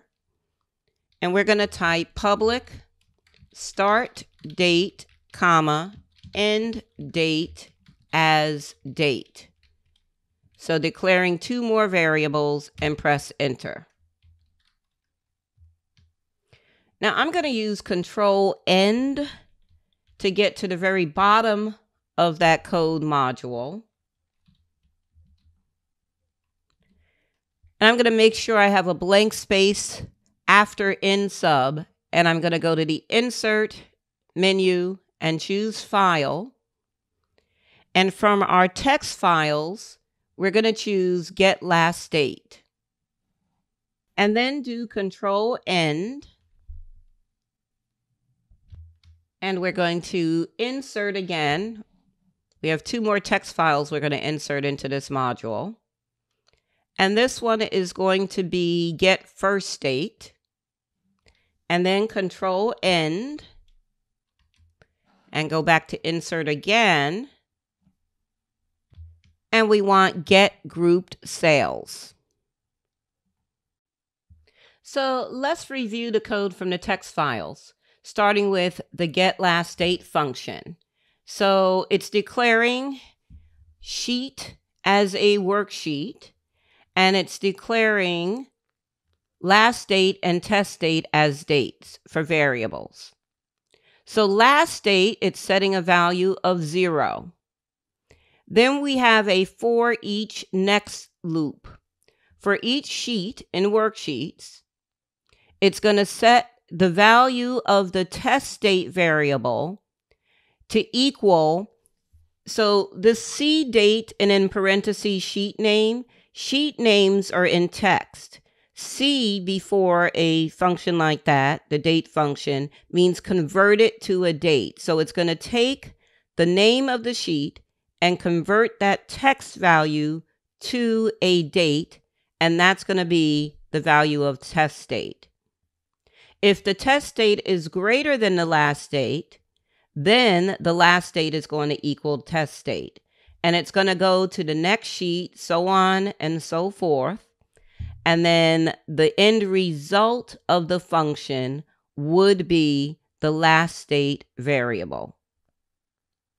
And then first date is really the opposite of last date. It's setting first date as 5 nines, huge number. And then it's going to convert the sheet names to a date. And if the test date is less than the first date, then the first date will equal the test date. Goes through every sheet. Then we get to our sub procedure called Get Group Sales. And this is assigning values to that orientation property for the fields collection. So if a user selects salesperson in the sales frame, then it tells it the page name, the row name, the column name, and the data name. If they select model, it does the same thing. If they select classification, it assigns what goes into the pivot table fields. We'll compile and save when we're done. Let's navigate to Mod Reports and go to the bottom of the module. We're going to insert another text file here. And this one is called Consolidate Data.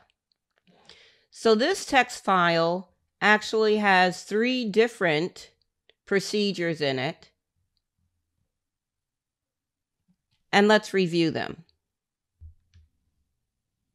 So the consolidate data sub-procedure is going to create a temporary worksheet in the file and name it reports.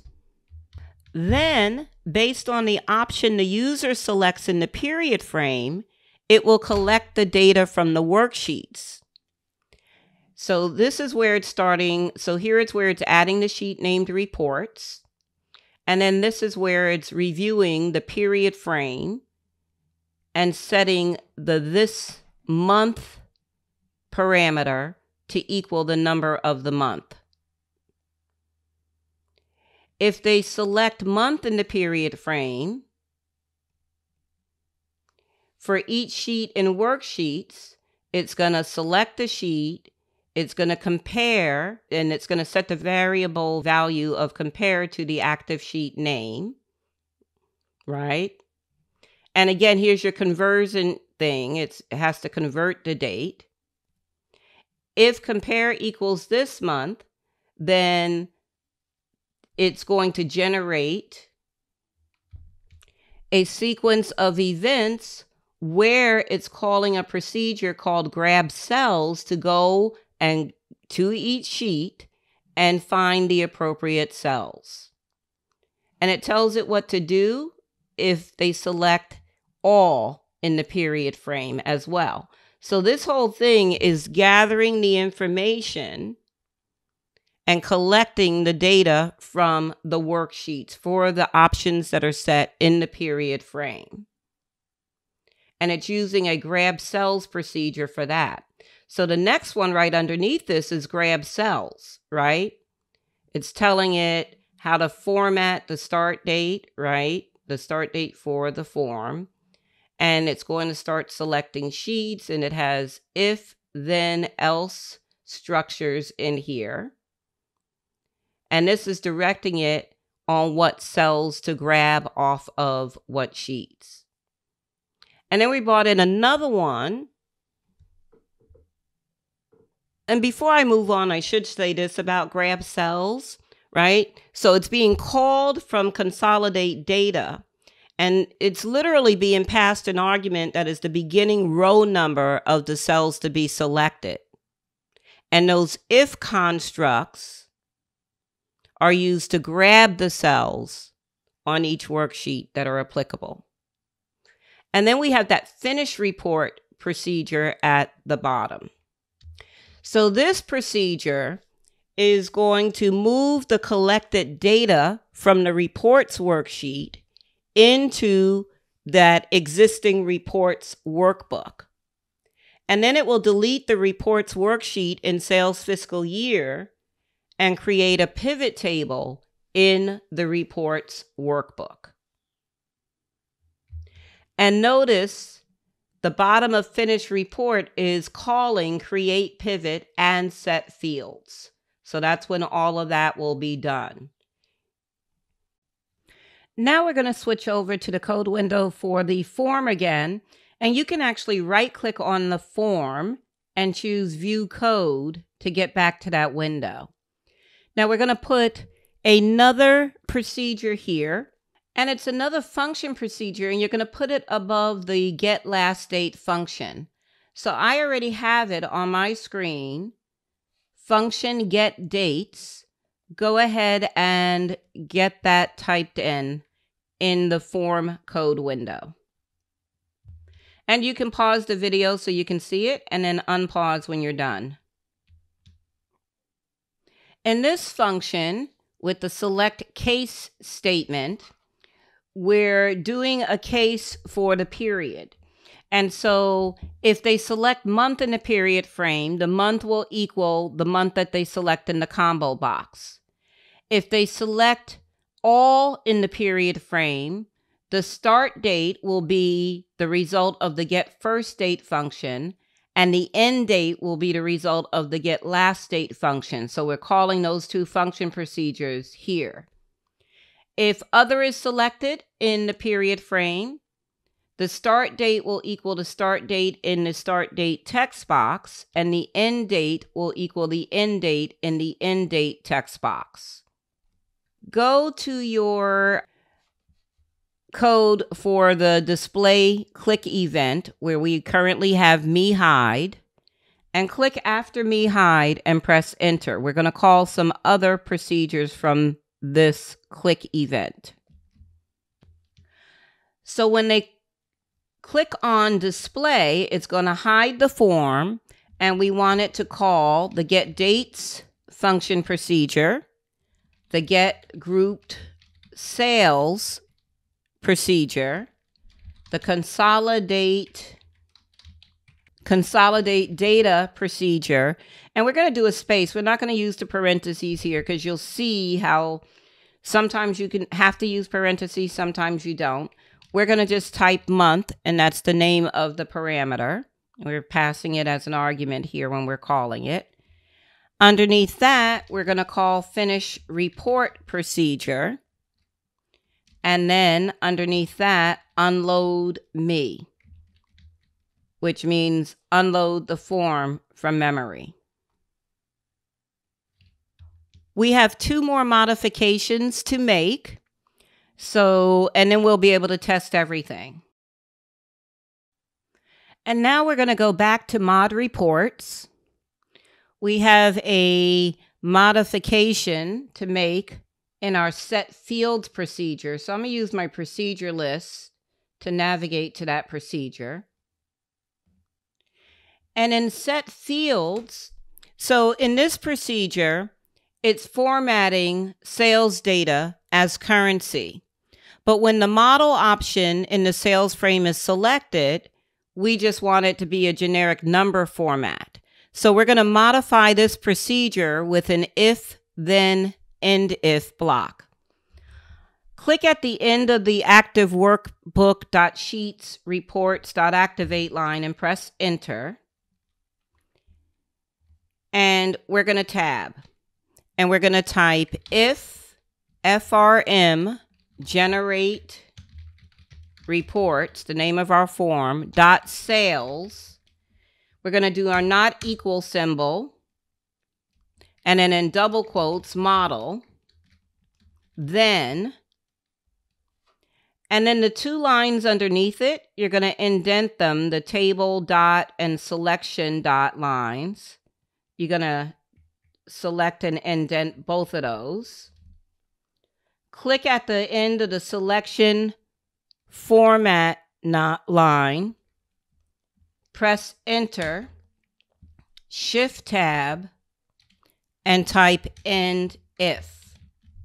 So they will only format it as currency if model is not selected in that sales frame.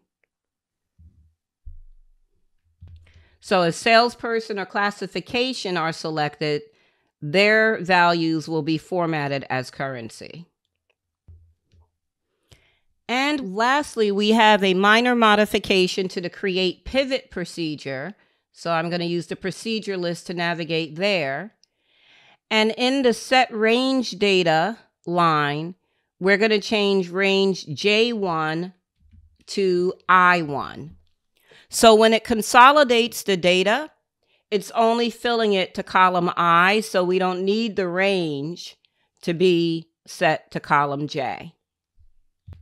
And now we're finally ready to compile and save. Just go ahead and compile and save for now. And we can switch to Excel and get to our Alt F8, our macros dialog box. And we're going to launch Show Form. Now, remember, you should have deleted that reports sheet that we created earlier that had the framework of our pivot table on it. So that doesn't need to be in your workbook. And go ahead and run your Show Form procedure. Let's select month in the period frame. Go to your combo box and select July. And in the sales frame, select model. And go ahead and click your display button.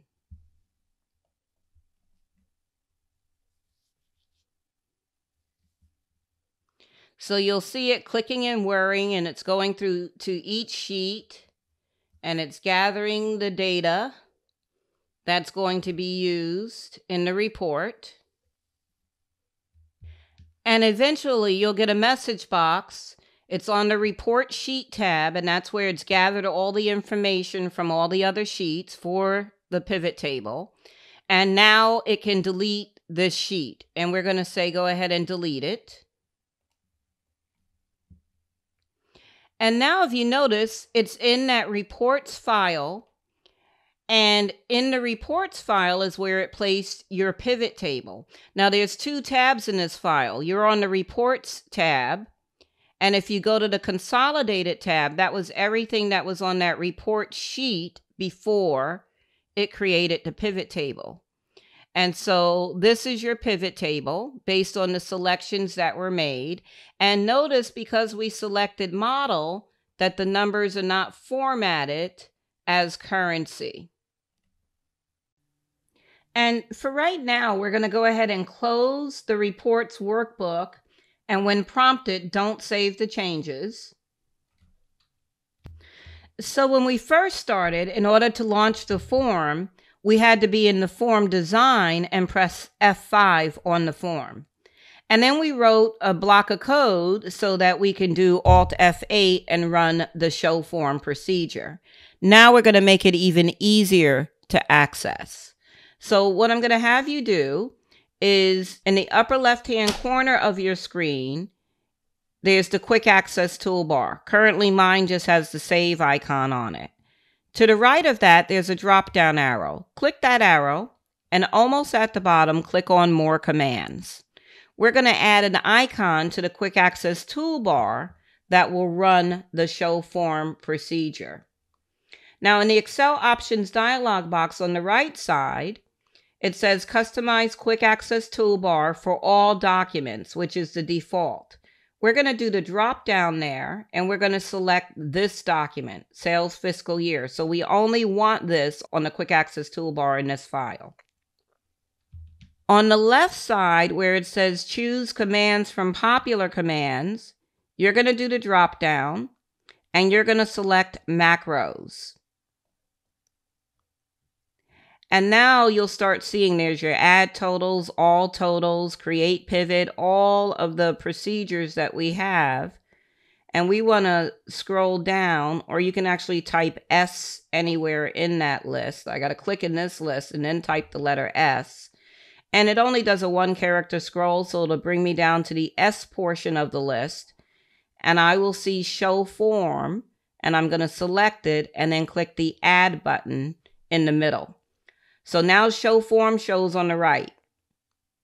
Now down at the bottom, underneath where it says show form on the right, you're going to click on modify and select whatever icon you'd like to represent that show form macro. It doesn't have to look like the macro in this case or anything like that. You can just select any icon from that list that you like.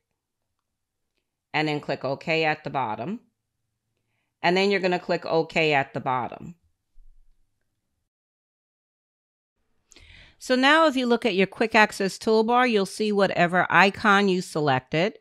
And when you hover over it, it will say show form, and you're going to go ahead and click it, and it will display your form. So we can test. We'll test for a couple of reports. In the period frame, let's select month. In the sales frame, let's select model. And then the for which month combo box, we're going to select June. Now remember, the data in this workbook goes from June till almost the end of August. So we don't want to select any months outside of June, July, or August. You'll also notice, because we selected month in the period frame, that your start and end date text boxes are disabled. Go ahead and click display, or press enter to make it happen. And you'll see that it's going to click in Word. It's going through every sheet. It's consolidating all the data, grabbing all the appropriate cells based on our selections in the form. And eventually you'll get a pop-up. And notice it's on the report sheet. So it brought all the consolidated information over to the reports tab that it created. And now it wants to delete that report sheet. And we're going to go ahead and confirm the deletion. And now you'll notice that at the top you have that other file is open, reports, the reports file. So it took everything that was on that report sheet and it copied it and pasted it into the consolidate sheet in this reports file. And that became the data source for the pivot table on the reports tab. And I just want to point out here, because of that if then block that we put in, we did this report based on the model, and you'll notice that the numbers are not formatted as currency. Now you're going to close the reports file and not save the changes. And now we'll do another test. So we're going to go ahead and use our icon on the quick access toolbar. This time, let's select all and classification. And notice when you select all, your for which month text box and label are not showing. And we're going to go ahead and press enter for display.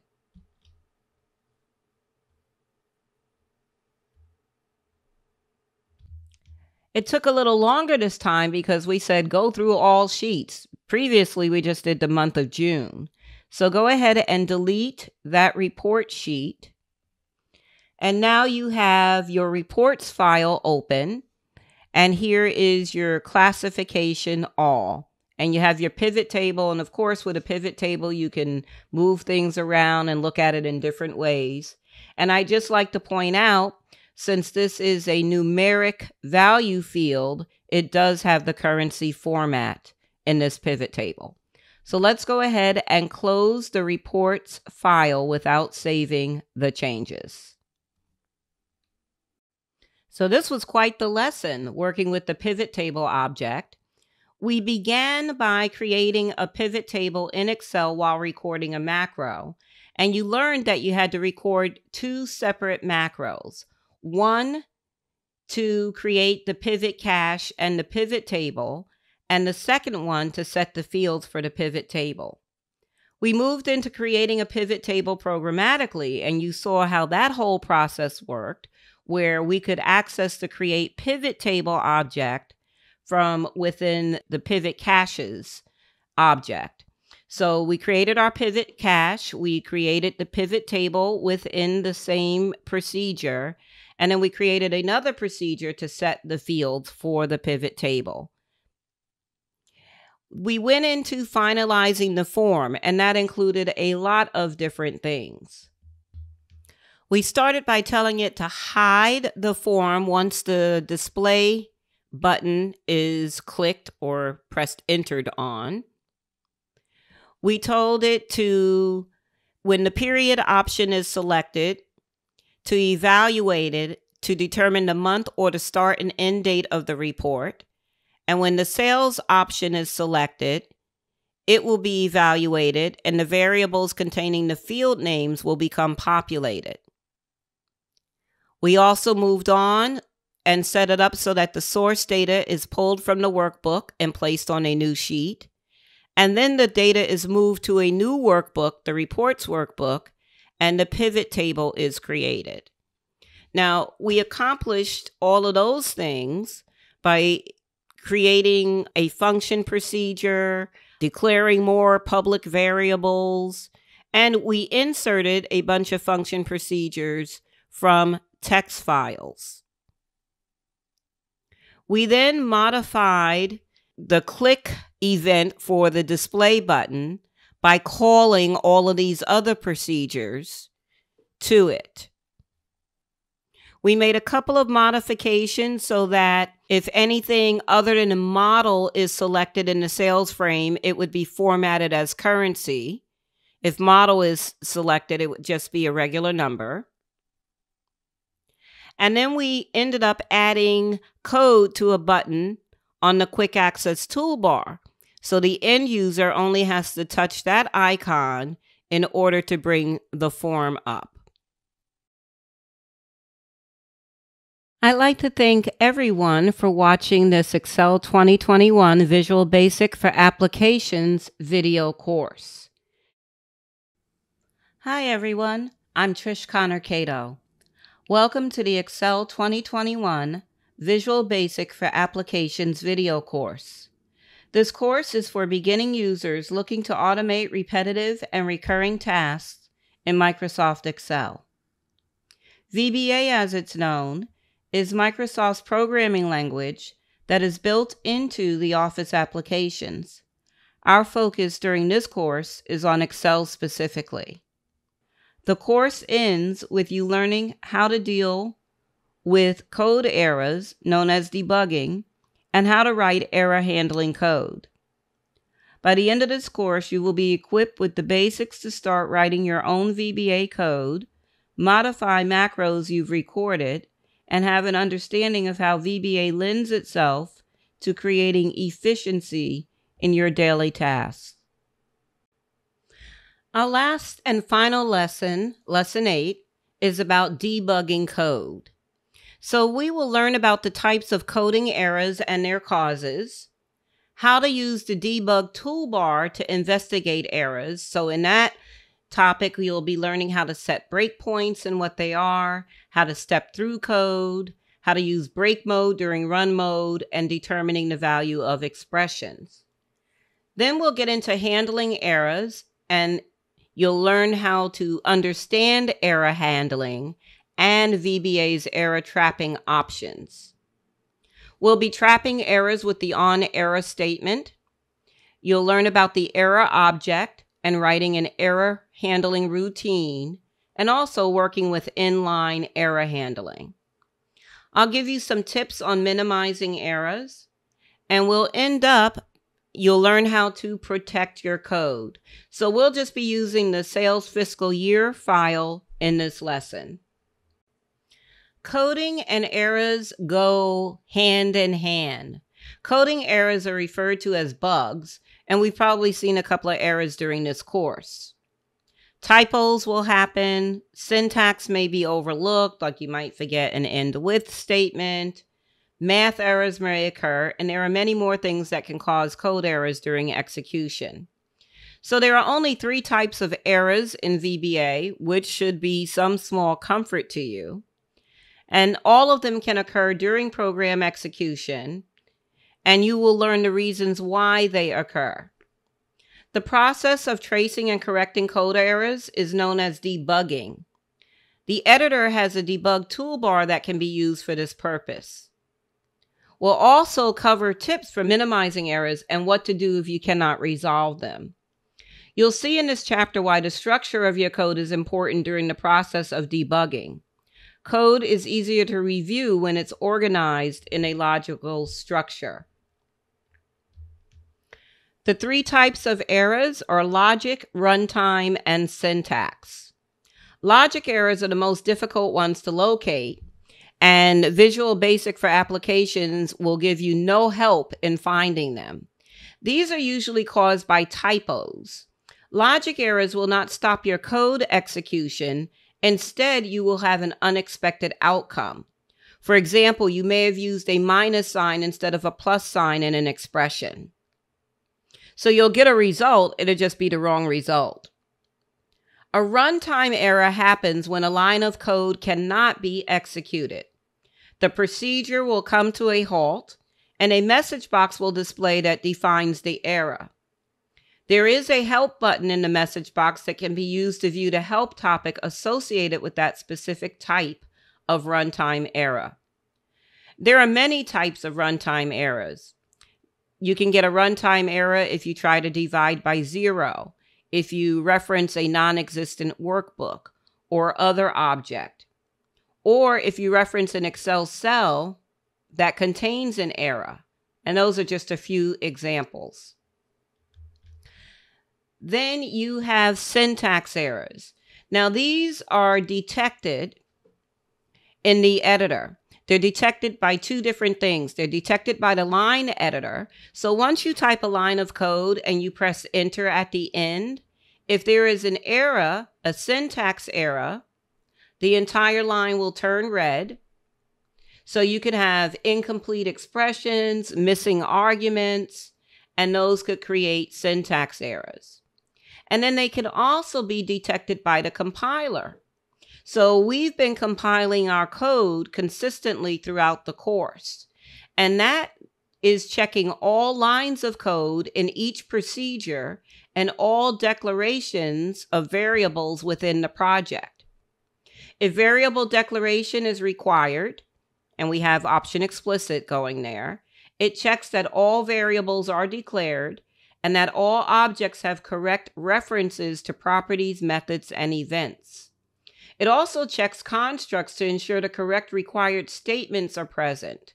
So when you have a with block, you need end with. When you have if, most cases you need end if. The compiler will display a message box that describes the error if it finds a syntax error. When we start debugging, we will be using the debug toolbar in the editor to investigate our errors. So just to get you a little bit familiar with it, the tools on the debug toolbar can be categorized as follows: tools that help you manually execute the program, tools that suspend the execution of the code, and tools that assist in determining the values of expressions. So the first set of tools on the debug toolbar, you have design mode, you have your run sub user form icon, which is also on the standard toolbar. You have break, which is pause, and you have reset. And then the tools that can suspend the execution of the program would include toggling a breakpoint. Now, we saw an example of stepping into code because normally a procedure will run the entire block of code, or you can step into it and have it execute line by line. We've seen that happen before. You also have the ability to step over code, which executes one procedure or one statement at a time. And then stepping out of code can overlook a called procedure and executes the remaining lines of the calling procedure. And then you have your windows group. So you have a locals window, immediate window, watch window, quick watch. And those are used to determine the values of expressions. I have a slide here that has all the details, including the shortcut keys for the options on the debugging toolbar. Most debugging is done when the application is suspended, which is known as break mode. An application is in break mode when a runtime error occurs, a breakpoint is manually inserted into the code, or a stop statement is entered within the code.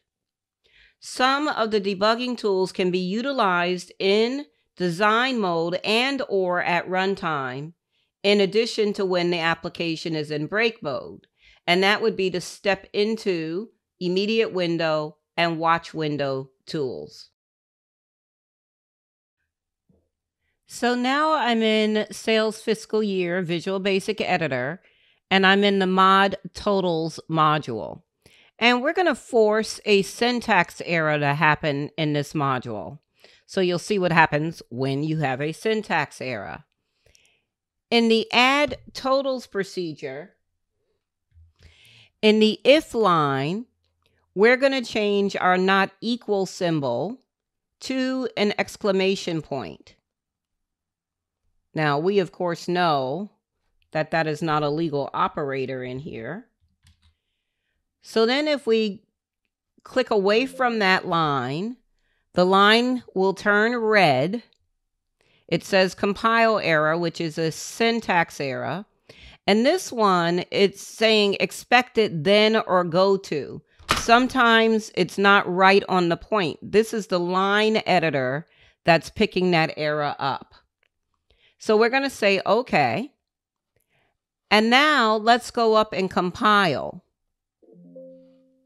So this error is something different. It says compile error, syntax error, but it doesn't give the wrong detail. We know why this error is occurring because exclamation point is not a valid operator to use. So we're going to click OK. And go ahead and change your exclamation point back to the not equal symbols. And then compile again. And now let's switch to the code window for our form. And we're going to create another error in that window. So go down to the opt month change event. And in that event, delete the end if statement. And now compile. So this one is right on point. Block if without end if. Click OK. And you can do Control Z, undo, to get your if end if block statement back. And now if you compile, you won't get the error, obviously. Now we're going to use the debug toolbar to set a manual breakpoint in our code. So let's switch to mod reports and navigate to the bottom of the module where you see the finish report sub procedure. And let's go to the view menu and hover over toolbars and click on debug. So it comes up as a floating toolbar. And you can see the groups of icons like you saw on the slide. In that finish report sub procedure, you're going to click in front of the line that says cells.select. Click in front of that line. And on the debug toolbar, you're going to go ahead and toggle a breakpoint. And that's the hand. So it turns that line like a maroon color and it puts a maroon oval in the margin gray box to the left of it. And so we set a manual breakpoint. When we run our show form procedure and we make selections, it's going to run everything and it's going to come to a halt when it gets to this line. So what I'm going to do, similar to what we did when we stepped into code earlier, I'm going to decrease the width of the Project Explorer and Properties windows, and I'm going to arrange my windows so I have Excel on one side and the editor on the other. And now in Excel, we are going to go ahead and use our show form icon. We'll do month again so it doesn't take as long, and we'll do classification, and we'll do it for July. And go ahead and display.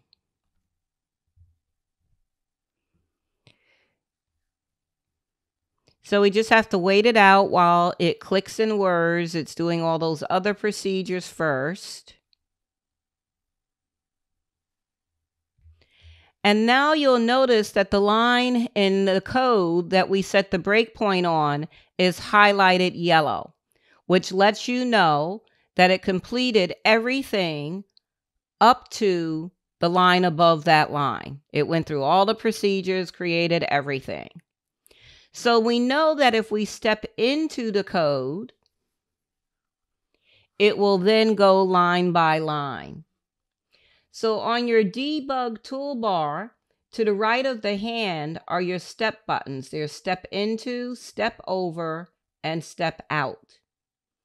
And we're going to choose step into. So now you'll see that it selected the cells. Remember, stepping into, it's going to be doing the line above whatever is the yellow line now. You can press F8 to step into the next line. So it's activating that reports worksheet. And we're going to F8. So now you're seeing the reports workbook. And it's telling it to paste. So we're going to F8 again. And it did the paste and it selected A1. And then we're going to F8 again. And it's activating the sales fiscal year 1. F8, and now you see sales fiscal year again. And now it's on the application cut copy mode equals false statement. So if you F8 here, You don't see any visible effect. And now it's on the selected sheets delete. So it's on the report sheet. When we F8, this is when we get that prompt that it's going to permanently delete the sheet, and we're going to confirm the deletion. And now it's telling it to activate the reports workbook. Now at this point, we're not going to use step into again. You want to find the step out button, which would be Control-Shift F8. So remember, step out can overlook the called procedure. The two lines under the yellow line are calling procedures. So let's see what happens when we click step out. So it went past those calling procedures and it took us right to unload me, right? So it bypassed those calling procedures. And so you can see the difference. Step into is line by line. Step over, you'll see in just a moment. And then you have step out. Now, what we want to do is we want to reset our project. So if you ever get a runtime error after you resolve the error, you're going to want to reset. So what we're going to do is we're going to click the reset button. It looks like a stop button on the debug toolbar in the editor. And in Excel, we're going to close the report sheet without saving the reports file, without saving the changes. And we just have our sales fiscal year in the Visual Basic editor open here. So now let's maximize our editor window and drag your divider bar so you can see Project Explorer and Properties windows. And if necessary, let's go back to Mod Reports because we never removed our manual breakpoint, right? So we reset the project, but that does not remove any breakpoints you set manually. So we can remove it one of two ways. We can click in the line where our breakpoint is set in the Finish Report procedure and click the hand, or you could have double-clicked on the oval in the margin. So now that that is done, let's go back to the code window for our form. And we're going to use this display button click procedure to highlight how you can step over code. So when you step over code, it's executing one procedure at a time or one statement at a time. So right now, when we execute this, it does, like every other one, it's just executing everything. It's a bunch of, we have me hide and unload me, but everything else is called procedures. Now we're going to say we want to execute them one at a time, really, one statement at a time. So let's click in front of me hide and set a breakpoint, manual breakpoint, the hand again. And now we can arrange our windows side by side again. And we're going to run our show form procedure.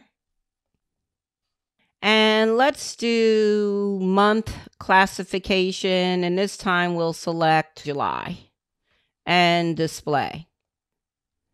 So now the form isn't even hidden yet because it's in that command display, right? And it hasn't executed that me hide line yet. So on the debug toolbar, we're going to find the step over icon, and that shortcut key would be Shift F8, and we're going to click it. So it goes to the next called line, get dates, step over that. So this one is really functioning like a step into, but these are different procedures. These are called procedures. And so you can continue stepping over them. And now it would complete the process.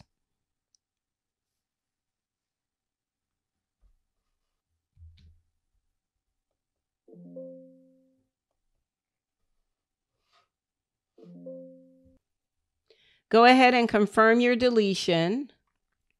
Close the reports workbook without saving the changes. And now we need to switch back to the code module for the form. And actually, it's just one click in the margin. Remove your manual breakpoint. And go ahead and save your file.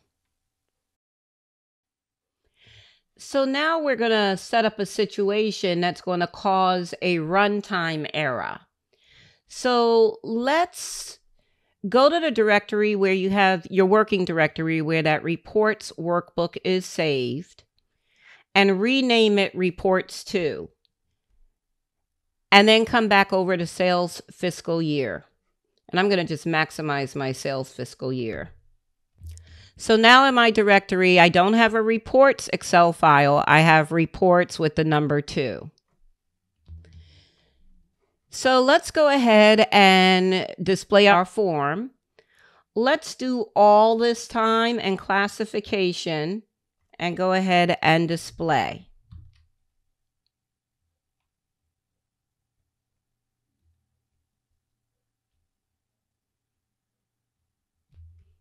And again, it's going through all the sheets, so it's going to take a moment or 2 or 3.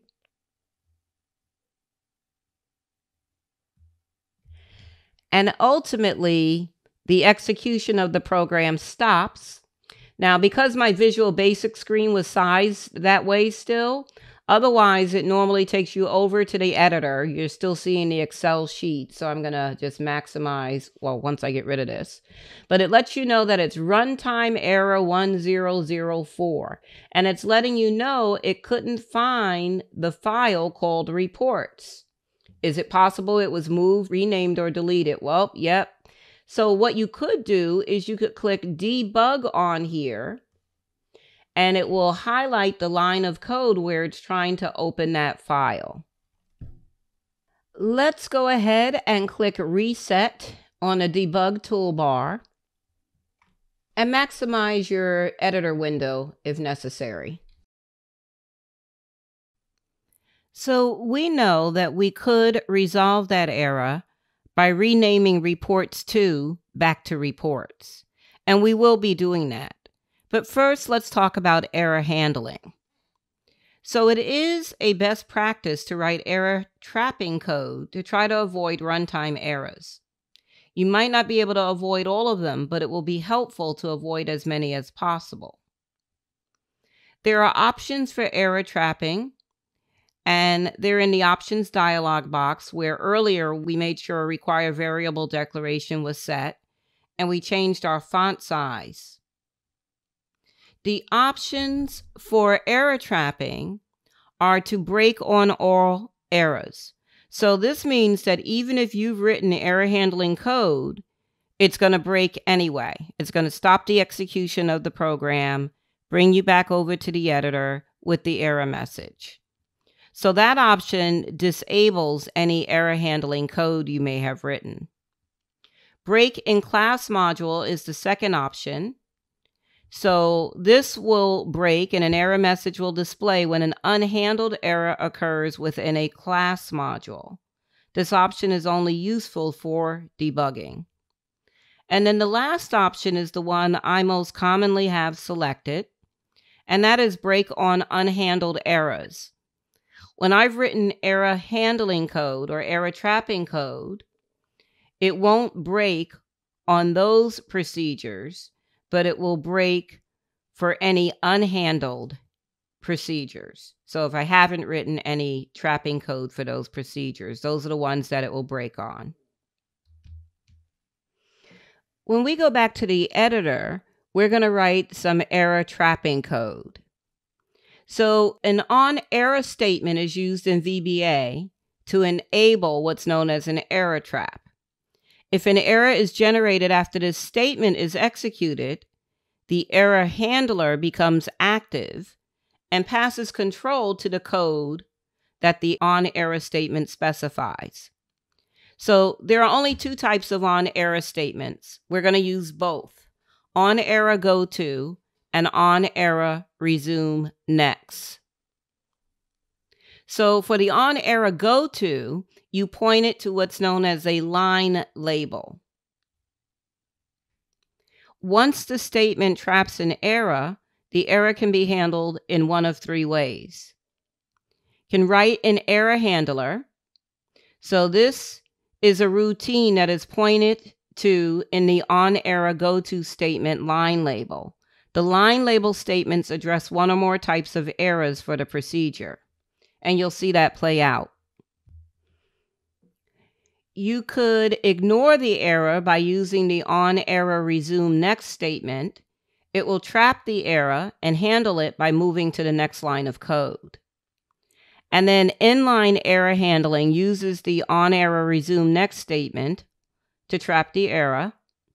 And then code is entered in the procedure to check for errors after any statements that are expected to generate errors. The error object in VBA can be used to examine information about an error that has just occurred. The error object has a global scope and has properties and methods that are useful for finding out information about the current error, clearing error information, and generating errors. The properties contain information about the error that just occurred in the current procedure. The number property is the identification number of the most recent error. Numbers represent different types of errors. We saw we had a certain runtime error with a number. And the property's data type is long. Description property describes the error and corresponds to the error number. It and the source are string data types. And the source is a name that identifies the component, module, and/or procedure that generated the error. There are two methods for the error object, clear and raise. Clear will reset all the error object's properties to 0 or 0-length strings. This method is used automatically when any on error statement is encountered. And then the raise method generates a runtime error that can specify the number of an error defined by VBA, Excel, or another application such as Word. Now, this course is all about Excel VBA, but again, you have Word VBA, Access VBA, so on and so forth. So now I'm in Sales Fiscal Year, and I deleted the Reports Sheet tab, and I'm going to switch over to the Editor window. In the editor window, let's just check and make sure our error trapping options are set correctly. So we're going to go up to Tools, Options, and we're going to click on the General tab at the top. You'll see on the right side you have your error trapping frame, and we want it to be set on Break on Unhandled Errors, which in my case it is. We're going to click OK. And now, if you need to expand your divider bar, we want to navigate to Mod Reports. And we're going to write some error trapping code. We're not going to change the name of the workbook quite yet back to Reports, because we want to see how the code we're getting ready to write will handle the error. So we're going to click at the end of the variable declaration line, and we're going to press Enter a couple of times. And we're going to type on error go to, which is one word, and we're going to give it a line label of error handler. And you can make that pretty much anything you need it to say, the line label. So on error, go to error handler. Click at the end of the set field statement, press Enter, and type exit sub. And we'll get all of this explained after we get it typed in. Press Enter twice and type error handler and a colon and Enter. And we're going to do a select case construct. So select case, and we're going to reference the error object and the dot notation, and you get a list of its properties and its two methods. We want the number property, and we're going to press enter, tab, case 1004, enter, tab, and we want it to display a message box. So let's set up our framework for a message box. And it's going to say the reports workbook is not available.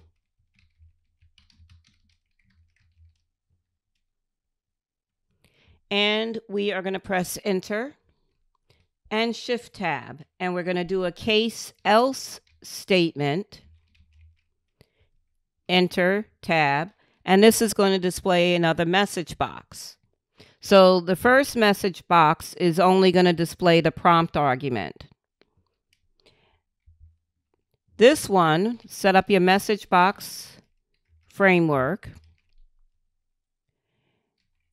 And in the quotes, you're going to put error number, and that's plain English. We're going to do a concatenated statement here. A colon, space, close your double quotes, space, your concatenation character of ampersand. Then we're going to reference the error object again, dot, and its number property. Space, another ampersand. We're going to tell it to go down to the next line in the message box by using VB capital LF. So Visual Basic Line Feed. Another space and an ampersand, space, and the underscore for the line continuation character. We'll finish this on the next line.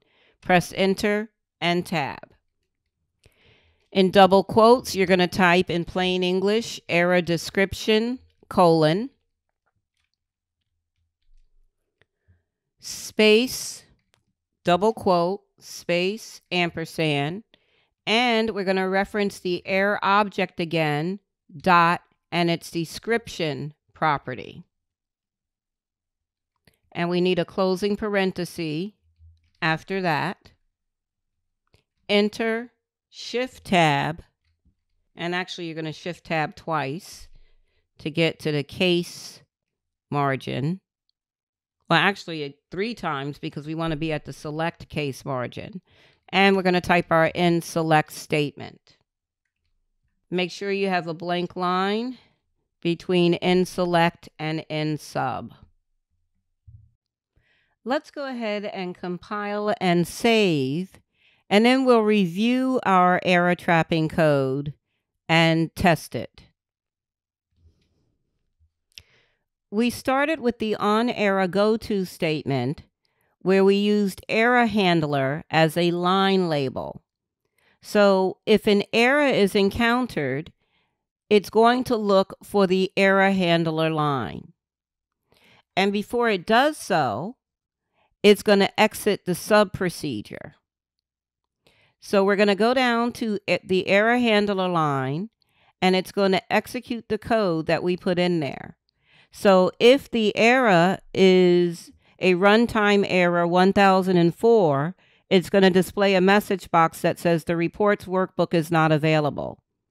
If it's a different runtime error number, it's going to display a message box with a concatenated statement that says error number, colon, followed by the actual error number. And then on the next line, it will say error description, colon, followed by the error description. Let's go ahead and switch over to Excel. Launch your form. And make sure you don't have a report sheet tab in here. And we'll do all and classification and display.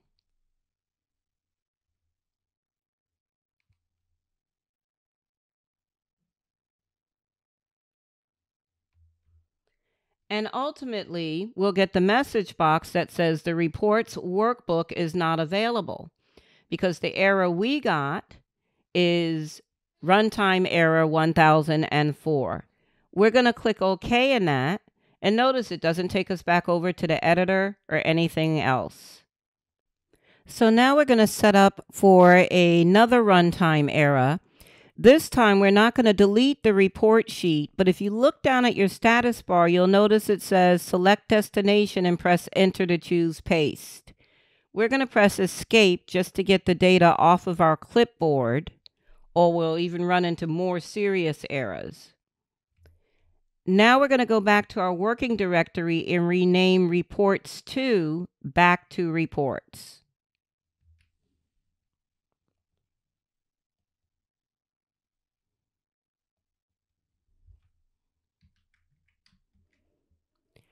And I'm going to just go back to my sales fiscal year Excel file. So at this point, we know that if the file name is wrong or the file is missing, we'll get the message box that lets us know the workbook is not available. But now we're not going to delete the report sheet, and we're going to launch our form again. And this time, let's do month, and we'll select July. And we'll do model in the sales frame and display. So we get a runtime error 1004. That name is already taken. Try a different one. We're going to click on debug. Because we haven't written error handling code to trap the error, it's going to break the execution of the program. And when we debug, we see the line that's causing the error. So it just added a new sheet, and it tried to name it reports, but there's already a report sheet in the workbook. So we're going to do reset on the debug toolbar. Go back to mod reports. And in the consolidated data procedure, after the variable declaration, so I'm going to click after dim sheet as worksheet, press enter a couple of times. And we're going to type on error, resume next. Click at the end of the active sheet.name equal reports line that was highlighted and press enter.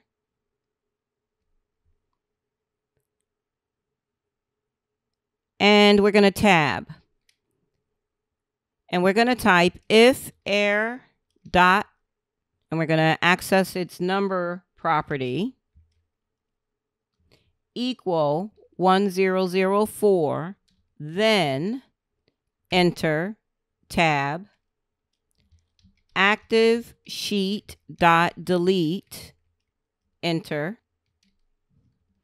sheets, and then in parentheses and double quotes, reports dot cells dot select, enter, selection dot clear, enter, air dot clear. So we're accessing the clear method of the air object.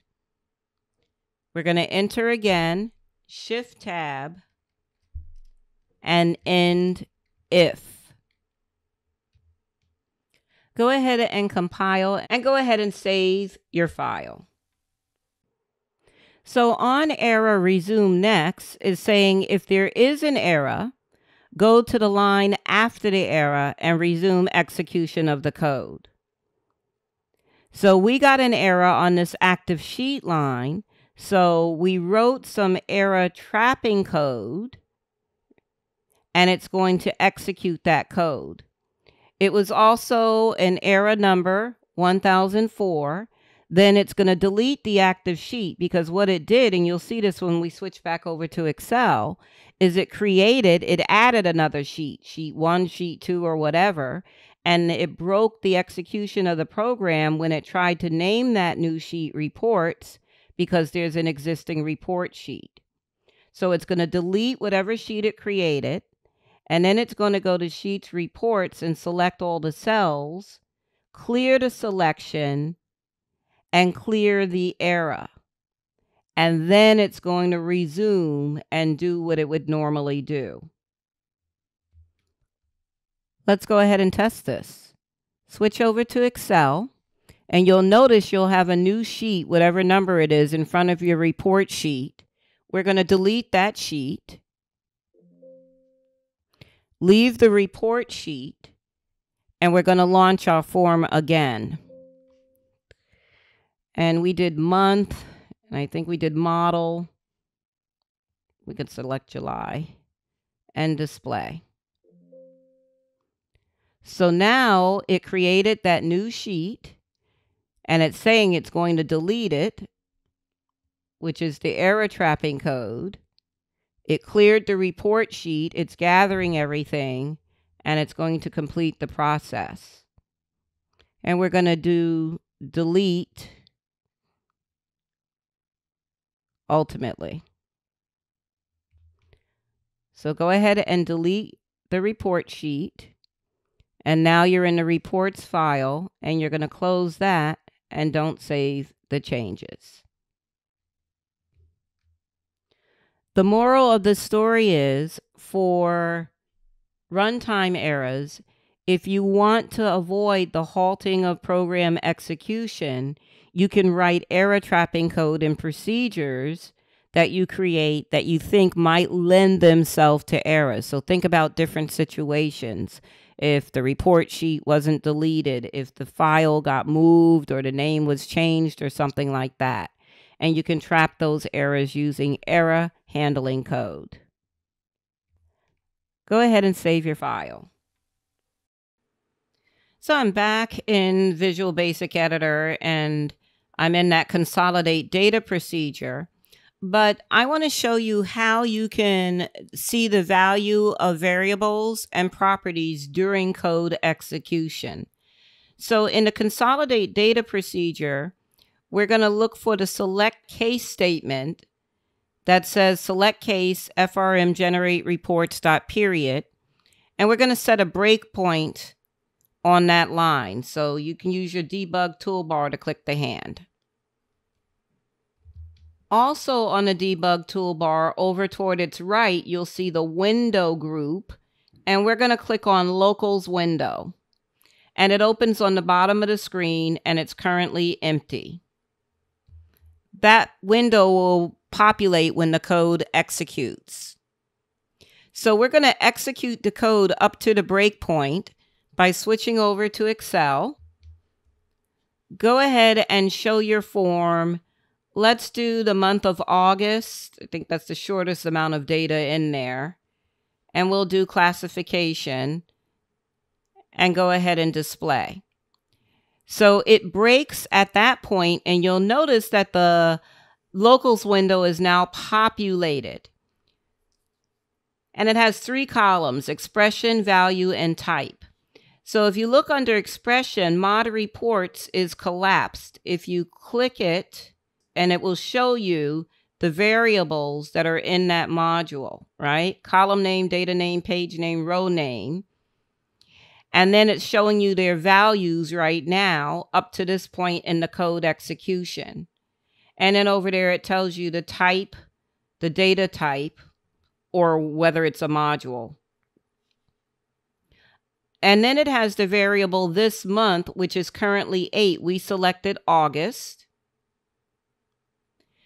And been there and compare from some of those inserted procedures that we used. So as the code executes, values of variables change over time. And at this point in the execution of the code, these are the values of our variables. And I should say under mod reports, those are the public variables declared up at the top of the screen in the declarations section. I'm going to drag the divider between my locals window and my code window down just a little bit. And notice in this select case statement, there was already an on error resume next statement, one that we didn't do. It was built in. This is one we brought in from a text file. So what we're going to do is we're going to use our step into shortcut key of F8 until that on error resume next line is highlighted. And now you'll notice that the value of sheet has changed to reports, and sheet is collapsed. You can expand it, and it's showing a bunch of other stuff in there now. So the name of the sheet is report, so on and so forth. And if you take a look at the line underneath the yellow highlighted line, at the end of that line and at the beginning of that line, there's a variable named compare. If you hover over it, you'll see what the value of that variable is. So it shows in the locals window, but when you halt program execution, you can actually see the value of variables by pointing to them on the screen. Now, in that same compare equals line, you're going to select the expression starting with CDate through the first parentheses after compare. So you should have selected CDate, open paren, compare, close paren. On your debug toolbar, your watch window is available now, as is Quick Watch. Go ahead and click on Quick Watch first, and that evaluates the value of an expression. And we're going to cancel that. So your locals window will show you all of the variable and their values at the point of program execution. The Quick Watch window will just evaluate one expression that's selected. And now I'm going to show you how to use the watch window. So I'm going to show you how you would be able to use a watch window. First of all, at the bottom of your screen, on the far right side of the locals title bar, you're going to do the X to close the locals window. And we're going to reset on the debug toolbar. And then we're going to go back into mod reports. And we're going to get rid of our breakpoint. So the watch window is used during program execution. We don't have a really good example of it. I'm not going to be able to demonstrate this, but I'm going to show you how to set it up. So on the debug toolbar, go ahead and click on watch window. And the difference between watch and quick watch, once you select an expression and go in there, it evaluates the value of that expression. And the watch window, you have to manually add expressions. And while the program is executing, you can see the values of those expressions. Now, you could set a breakpoint and then see the values of the expressions at the watch window when it hits that breakpoint. So if we go to, let's do this. I'll show you an example. It's not a good example. In your consolidate data code, let's select that CDate compare expression again. And then in your watch window, you're going to right click and choose add watch. So it's already populated. It tells you the procedure, the module, the project, watch type, it's a watch expression. And we're going to click OK. So right now, the value of that expression is out of context. But if you were to select the right things, the right combination of things where that's going to kick in, then it would change, just like you saw it change in the locals window. So I mostly use Quick Watch, and I use a lot of the locals window. And oftentimes, like we did earlier, I'll test the value of variables in the immediate window. You can go ahead and close your watch window. So I promised you some tips for minimizing errors in code. we've been fairly consistent adding comments to our code. It's likely that you'll not be the only person using the workbook or having access to the code. So comments describing the intent of the code are helpful even if you're not debugging. You can ensure that your variable names are descriptive and assign the correct data type. Ensure your procedure names are descriptive. Make your procedures as short as possible. Break them up by related tasks. When you're using division in an expression, be on the lookout for the divide by zero situation that causes a runtime error. And require variable declaration. Implicit declarations can lead to logic errors. If you're requiring variables to be declared, you can avoid these types of errors. And again, an implicit declaration is you don't write a declaration statement, you just use the variable. But if later on when you go to refer to it, you mistype it, it thinks you're declaring another variable. And you can see how the system can get confused by that. Here are some things that you could do if you can't resolve an error. Be patient. I have been frustrated so many times trying to hunt down an error. You may spend more time trying to decipher errors than you do writing code. If you're stuck trying to find an error, take a break from the code for a while and return to it later. My favorite is ask someone else to look at your code. I have a friend, and we often do this for each other. Sometimes a fresh set of eyes will spot what you may have spent hours looking for. Another benefit is that as you explain the problem to someone else, the solution might become clear for you. And last but certainly not least, you can search the internet.